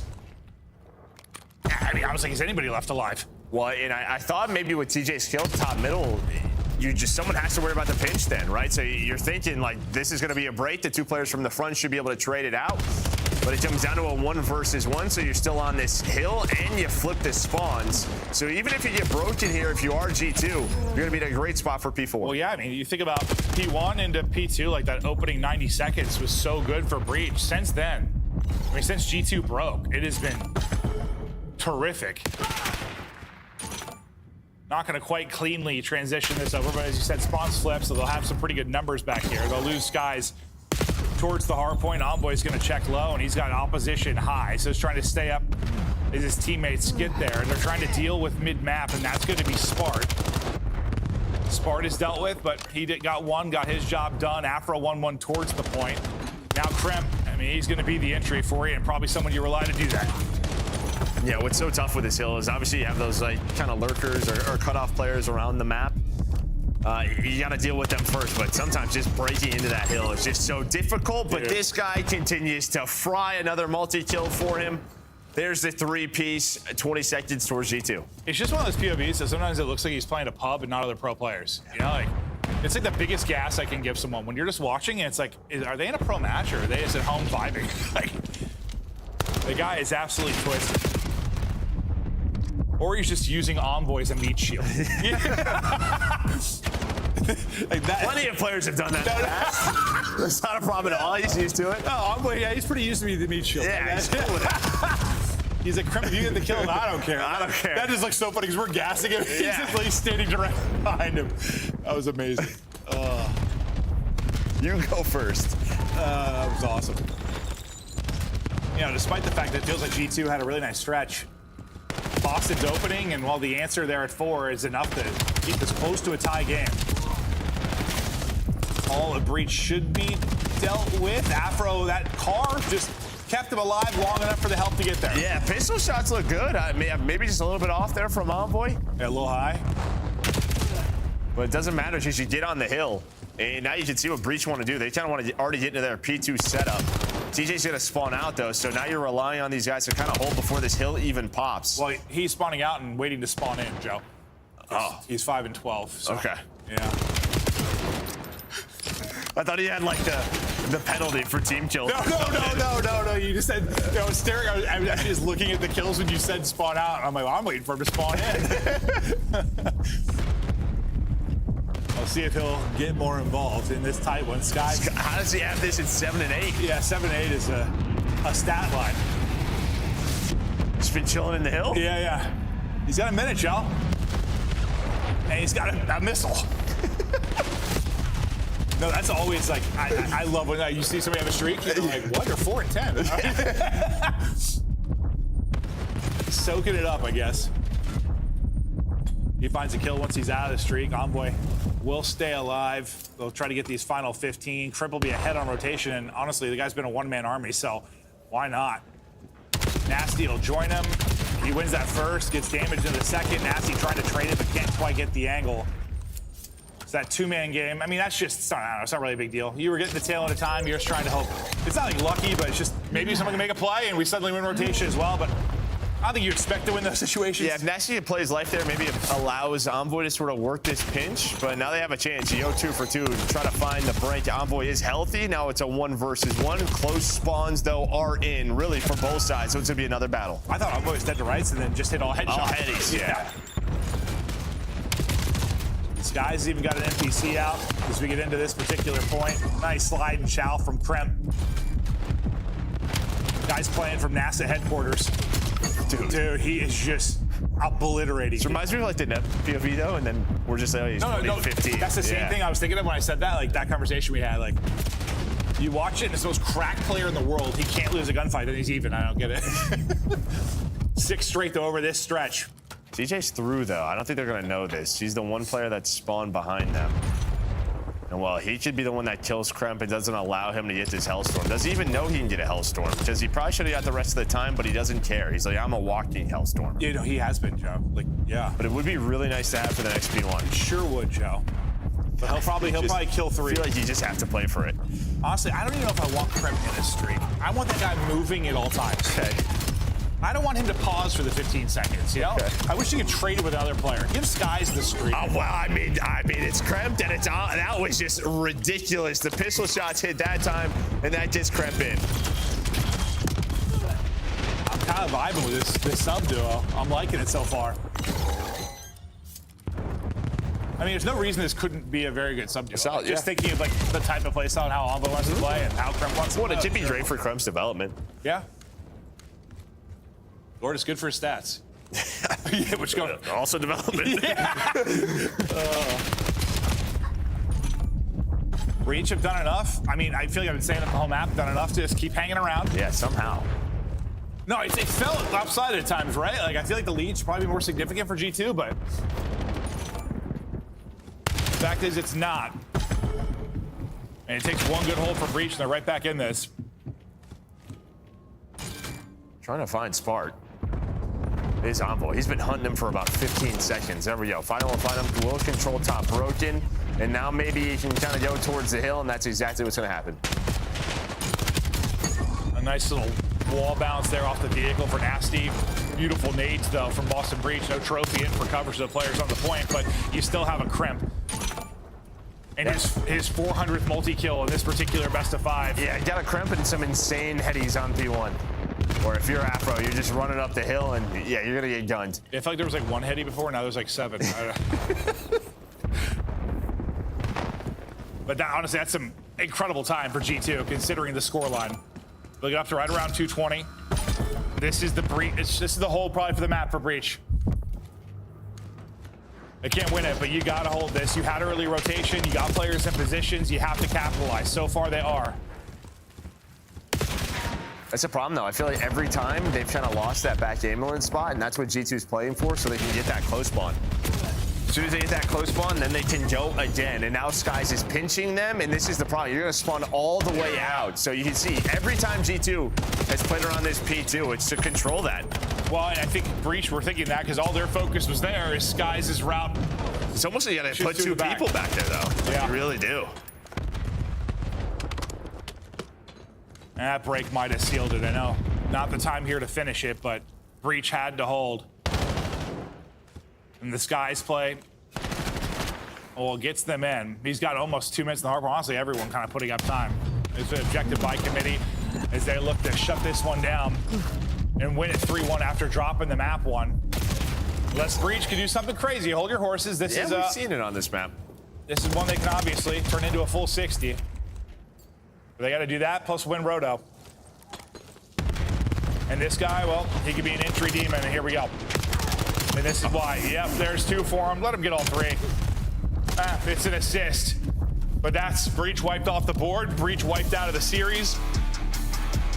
3-1 victory for G2. And I mean, I think the first one we watched the casts of them, like, you could tell they're really rough around the edges, and not that there's not still some situations, but I feel like they're improving what I saw last week. No, it seems like they have a good idea how they want to play scenarios. Even map 1, as messy as it was, I think they were in the right spots. They just didn't execute. Well, I thought the first thing we cast them, it was just like a lot of simple mistakes. Like you could tell they just hadn't played together much. Like it didn't really feel that way as much this time. Now we're gonna have to see how it goes against better teams. Like it is a team that has like at least top 8, top 6 expectations. They're not playing against one of those types of squads, but still a good result considering maybe came out sleeping in the map 1. Kremp leads the way again through both hard points, maybe not the most kills, but damage. Like what he was 1,200 clear of everybody in the map 1, leads it here as well. Yeah, him and Envoy really all 3 respawns. I think they were the talking points. They were the talking points for those 2. So you're kind of looking at like versus a matchup tomorrow versus LA Thieves. You just need a little bit more, I think, out of Skies and Nasty. I mean, he's probably in La La Land considering it didn't seem like he was very happy about his previous sub duo. Yeah, no 0.6 here. So now maybe having someone that's, I'm assuming, maybe playing with him or whatever's happening here. Envoy's probably really happy. Yeah. Seems happy. I'm making guesses. I don't know, but I imagine he is. It didn't seem like he was too happy in the. No, I mean, even the first match, he was just smiling away. Seems like he was. I like to see a happy Envoy. Yeah, me too. I do. I think it's just because fans are hard on him. I'm going to root for him. I want him to just win everything. And he's a good dude. He's coming on Hot Mic with me all the time. He's a good guest, so I'm always going to love him for that. Even though that's like a decade now, it feels like. But there's the full series. We've gotten through our round 1. Listen, we had some entertaining maps today in series. I didn't have like the craziest expectations today because the matches were a bit one-sided, but I'm set up for tomorrow. It's gonna be lit. No, I mean, I think match number 1 was solid with Carolina and Riyadh, and then, I mean, you had an upset today. I didn't know if we were going to have that Well, today. we thought of 3-0. Yeah, thought of 3-0. Not in that fashion. Not that way. I don't know what to think about Miami. It's not good. It's not good at all. Not great.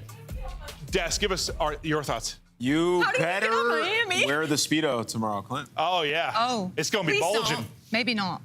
I'm going to be shaking it. Please don't. Maybe not. I will say, though, I was very much led on there in that first map with Breach. I thought, oh, hold on a second, I'm onto something here with my pick'ems, but You were nope. excited. I was a little too excited Almost. about that. Almost. They looked really good, actually, in that map 1. They needed to win Question map about 2. that. It wasn't Yeah, bad map either, 2, round and obviously 11. then map 4 also was their pick, so it had a little bit more hope as well. But, Yeah. you know, in terms of that map 1, maybe, you know, G2 came out a little bit flat there. And does it tell you more about G2 or maybe Breach? Were Breach just better on that map 1 or Yeah. were G2 a little sleepy? I thought Breach just had some really good moments, particularly on Rock Hill. Afro found a Yeah. huge three-piece that gave them a lot of momentum. But in general, we and Ali talked about it. The beginning of the series was where you were going to find the pay dirt if you were Boston.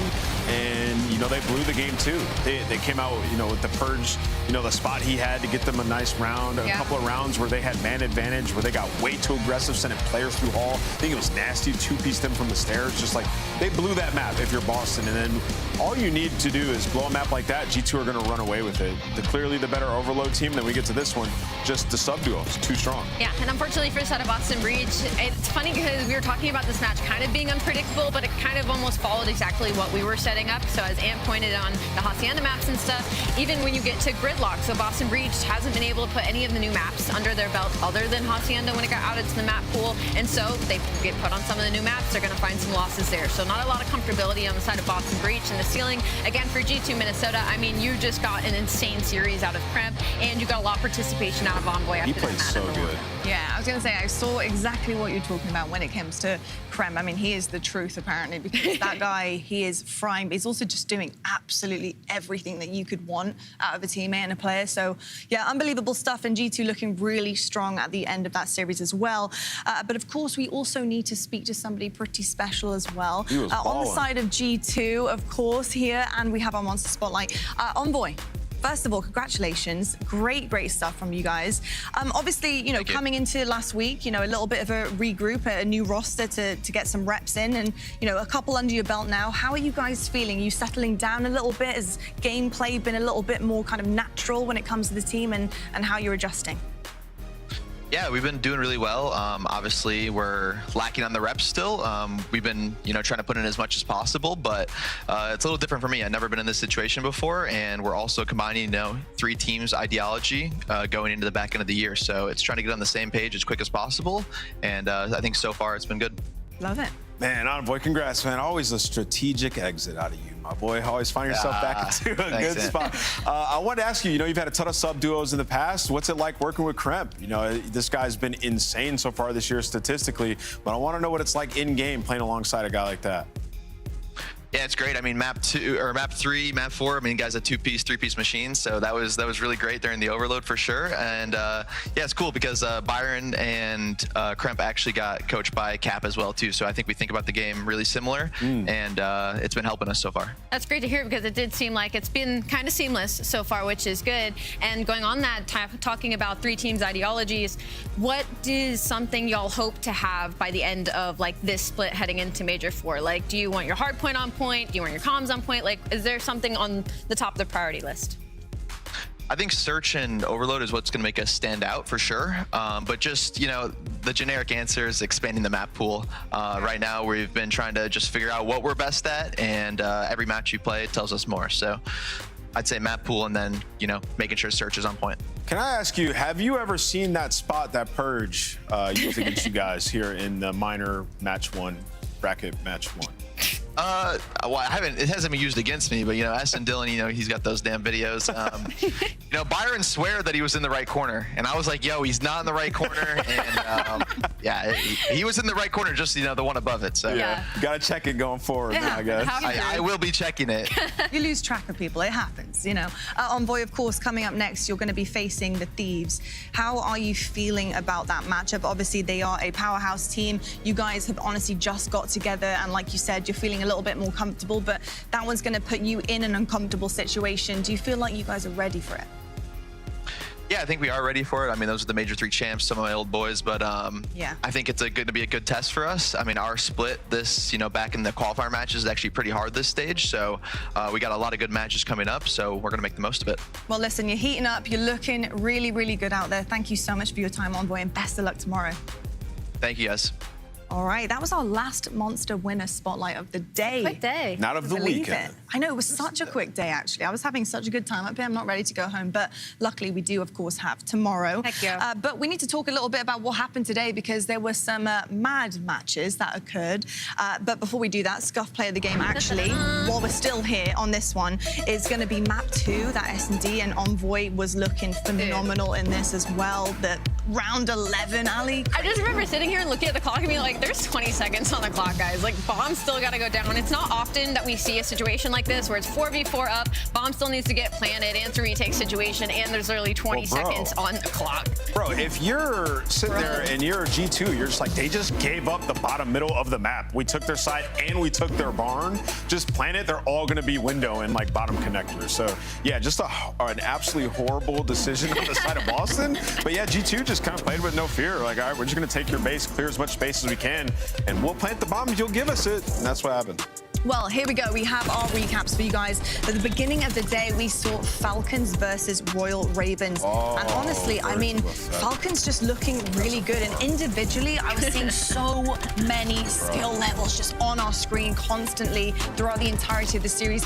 And what did you make of this one? I have a question for you, Lottie. Oh, go on. Yes. In a one-on-one, does a Falcon beat a Raven?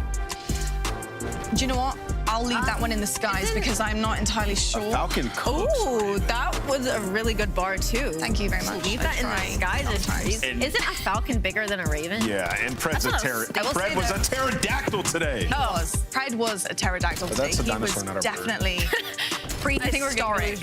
prehistoric with some of the things that he did, for sure. Are you calling some of the players on this team prehistoric? No, I'm just kidding. I'm just kidding. Real Falcons, fantastic showing today. Pred was incredible. He was a superstar. 1.26 overall, 11K. I know. Damn. And a typical win where they were tested, where they had to rely on their search and destroy. That's impressive on 4 for Riyadh. They certainly did. And Koi, of course, second one up. They did beat Cloud9 3-0, a quick one here. And yeah, Joe Who. And they gonna see who Joe is tomorrow. I know. Tomorrow. I'm so excited. If they win that, can you imagine the TL? Wow. Insight I might can. just start tweeting. I think I honestly, every single time, I think I've seen everything on the timeline, and I haven't. It's insane. No, so real. And what's so funny is I feel like for the past couple of years, they have been known as like the Coolcom collective team. And like slowly but surely, I think Scrap infected them because since he was on this team, I have never seen Jamie and Kleenex be more just... They're ready to take on anybody, man. They're tired of it. You're right. It definitely buffed them. I'm so serious. Sure. It definitely buffed them. And that's exactly what you want. Like, you can't be having players locked up on a roster because it's just not working out in terms of the way that the dynamic is and it's shifted. Like, you need to shift that into your favor. And I do think adding Abe has done that. And of course, a little bit difficult losing a player, like Joe. We'll see. But Joe might come out and drop a bomb tomorrow. I can't wait for that. Oh, yeah. Well, again, to that point, he could also be unlocked tomorrow. We'll have to see exactly what happens. Who else dropped a bomb today? Nero. He played incredible versus Miami today, but he really, we're used to Nero having like 1 or 2 good maps. He was great across all 3 today. I can't have anything, just nothing but great things for Vancouver Surge today. He's having a good month individually. Yeah. He's been playing well. And I feel like he needs it a little bit because, Nero is kind of one of those players susceptible to us being like, he can be very consistent. I know I'm one of those people that said that a lot. So for him to be as consistent as he has is nothing but a good sign. He's got to be the hyper-aggressive player for this team, too. And we're seeing that for them. That's a huge win for Surge. I did not think they could even compete in the series, let alone win a 3-0. So, yeah, we'll see what they can do tomorrow. Sky's the limit. Yeah, I do have my eye on Nero for sure. That first half point, he went 37 and 27. And Mamba, he was frying everybody. He honestly was looking phenomenal. But of course, we also have our KD leaderboard. And speaking of somebody on Surge, Mamba. And right at the top here. Here we go. MVP of the day. He was the closer on the map one. Without him, they get no momentum going into the rest of that series. He literally closed out that gridlock. So shout out Mamba. And this is what we learned from him at the end of last year in Challengers Champs. He is a slayer. You have to play around him, let him make these plays. For that, yeah. And G2 didn't do that for him. So whatever the case is, it didn't work. I'm excited if he can keep doing this. I love that. It's all about the recipe, isn't it? Yeah, one door closes, another opens. 100%, for sure. And sometimes you might not think it, but sometimes the losses of a player actually might be the wins of a team. We'll have to wait and see exactly how it shakes out tomorrow. And of course, here is your updated bracket after the first day of our Minor 2. And these are looking like some spicy matchups. I am so excited. Tomorrow's going to be generational. It's going to be generational. I think we're set up for a lot of really good matches. I mean, you have to think back to the LAN match of Optic and Falcons and hope that goes to a 5. Yeah. I mean, betting on Nameless's Beard, Vancouver Surge versus FaZe just added a fire under a lot of us. Story of Coin Gentlemeats, I don't think you have to say too much about that. That's first match? Yeah. Wow. Y'all better wake up early. Yeah, show up here, 2:45. We'll be breaking it all down. It's going to be lit. I feel like it's going to be blood literally pouring out of these guys on their POVs. It's going to be absolutely insane, but I'm really excited. Also, I will be saying right now, I will be picking FaZe before everybody says I'm faded tomorrow, and that is literally... Actually, sorry, no, not FaZe. Sorry, I keep wanting to try and go for the winners, but I want to see this go to Yan. I'm not gonna lie. No. I do. I kind of want to see the go to You might get 2-1 on prediction tomorrow. Do not troll. Everybody pick FaZe. I don't know. I kind of want to see the goatee, I'm not going to lie, but my heart does tell me FaZe might take that one. We'll have to wait and see. I hope you guys have enjoyed today. It's been so good. Yeah, good job. The matches were great, and we honestly got a lot of answers across the board already, but tomorrow, the bangers really do emerge, and spicy things are going to be occurring. So make sure you got the timeline open, and of course, here at the Call of Duty League 2. Thank you so much, and we'll see you for day number 2. I'm going to get you back after that, and I really am. Ruining my hair. Sorry, guys. And the beat goes on and on and on and on and on. On and on and on. And the beat goes on and on and on and on and on. Am made for millennium.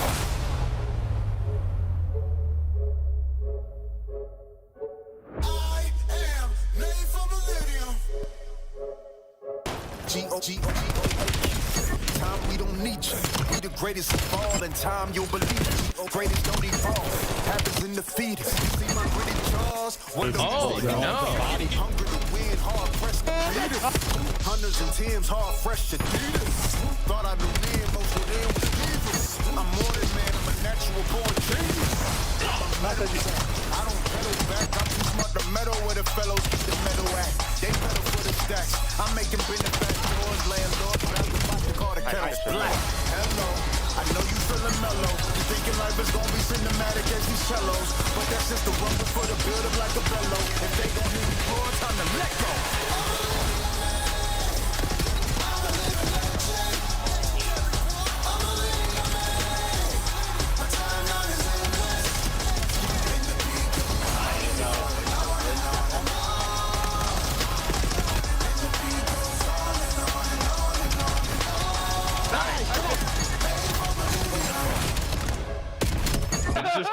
I got 2 more too. Caesar, come on. That's too. Oh yeah, that could happen. I mean, they could pull a Dante real quick. Nah, this is a crazy stretch if they stretch this one. Yo! Oh, no way! Oh, he stretched it. You can't do that. He didn't, no, he doesn't give a f it happened to him. He's like, but it didn't work. But that's it doesn't work. The ultimate karma, dude. That was a super stretch. That was a super. That might be a red card. But look at the bomb. Look at it. Because you took a little extra time.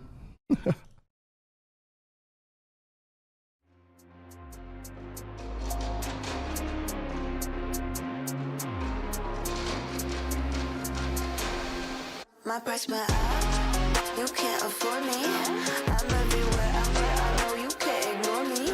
I cost too much, yeah, pay just to see me. They're taking notes, so yeah, I know they wanna be me. Money makes a girl act different. All couture, yeah, I made it out the kitchen. I don't wanna listen to a boy with a severe lack in vision. I'm on a mission, yeah, I don't get stuck in traditions, nah. I'm on my business, y'all are my witness. Fill my cup with a special citrus. Make lemonade, that's what gets me paid, yeah, yeah. Turn a sour day into a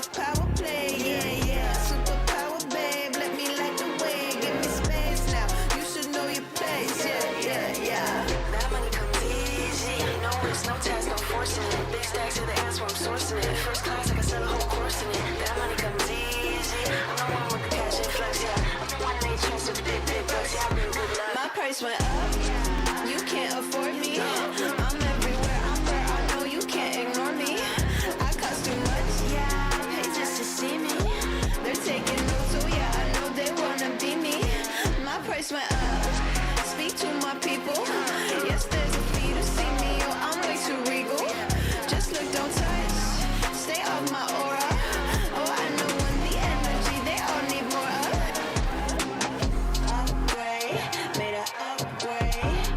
I get paid more, cause I win no praise. No shade, but you in even place. Upgrade, yeah, made an upgrade.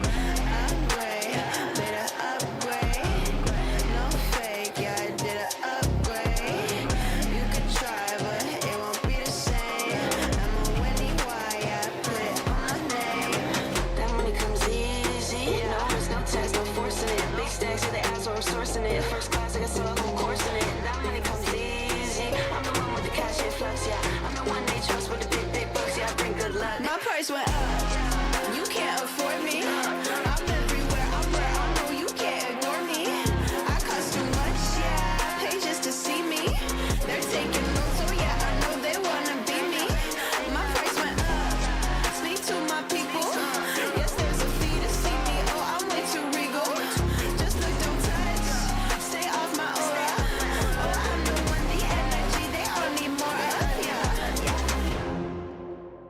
They keep speaking on the name like I ain't changed the game. So I had to come through, I had to save the day. I'm always moving forward and it's at a steady pace. So if we go to war, I'ma feel just like I made you pay. They keep speaking on the name like I ain't changed the game. So I had to come through, I had to save the day. We always moving forward and it's at a steady pace. If we go to war, I'ma feel just like a major pain. Like a major pain. Feel just like a major pain. Like a major pain. Feel just like a major pain. I've been through hell and back, I wouldn't change a thing. They tried to hold me down, so I went and spread my wings. Devoted to my craft, cause it's my everything. So if I want it, I'ma get it, that's by any means. We ain't even gotta talk, yeah, just get into it. Started music as a kid, now we started movements. You can't master grind, so tell me who you think you fooling. This passion flowing through my veins, I can never lose it. Cause they keep speaking on the name like I ain't changed the game. So I had to come through, I had to save the day. We always moving forward and it's at a steady pace. If we go to war, I'ma feel just like a major pain. Like a major pain. Feel just like a major pain. Like a major pain. Feel just like a major pain.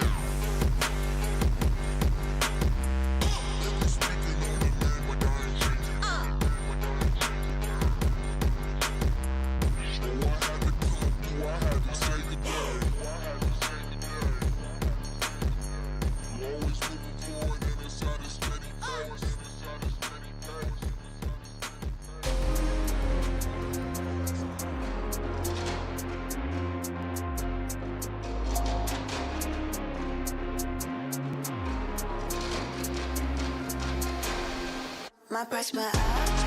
You can't afford me. I'm everywhere. I'm where I know you can't ignore me. I cost too much, yeah. I pay just to see me. They're taking notes, so yeah, I know they wanna be me. Money makes a girl act different. All couture, yeah, I made it at the kitchen. I don't wanna listen to a boy with a severe lack in vision. I'm on a mission, yeah. I don't get stuck in traditions, nah. I'm on my business, y'all are my witness. Fill my cup with a splash of citrus.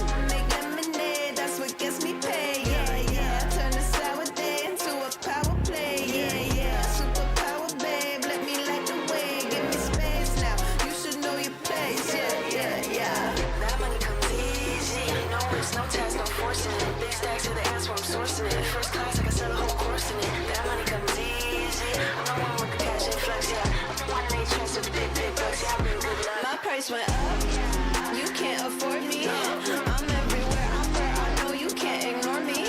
I cost too much, yeah. I pay just to see me.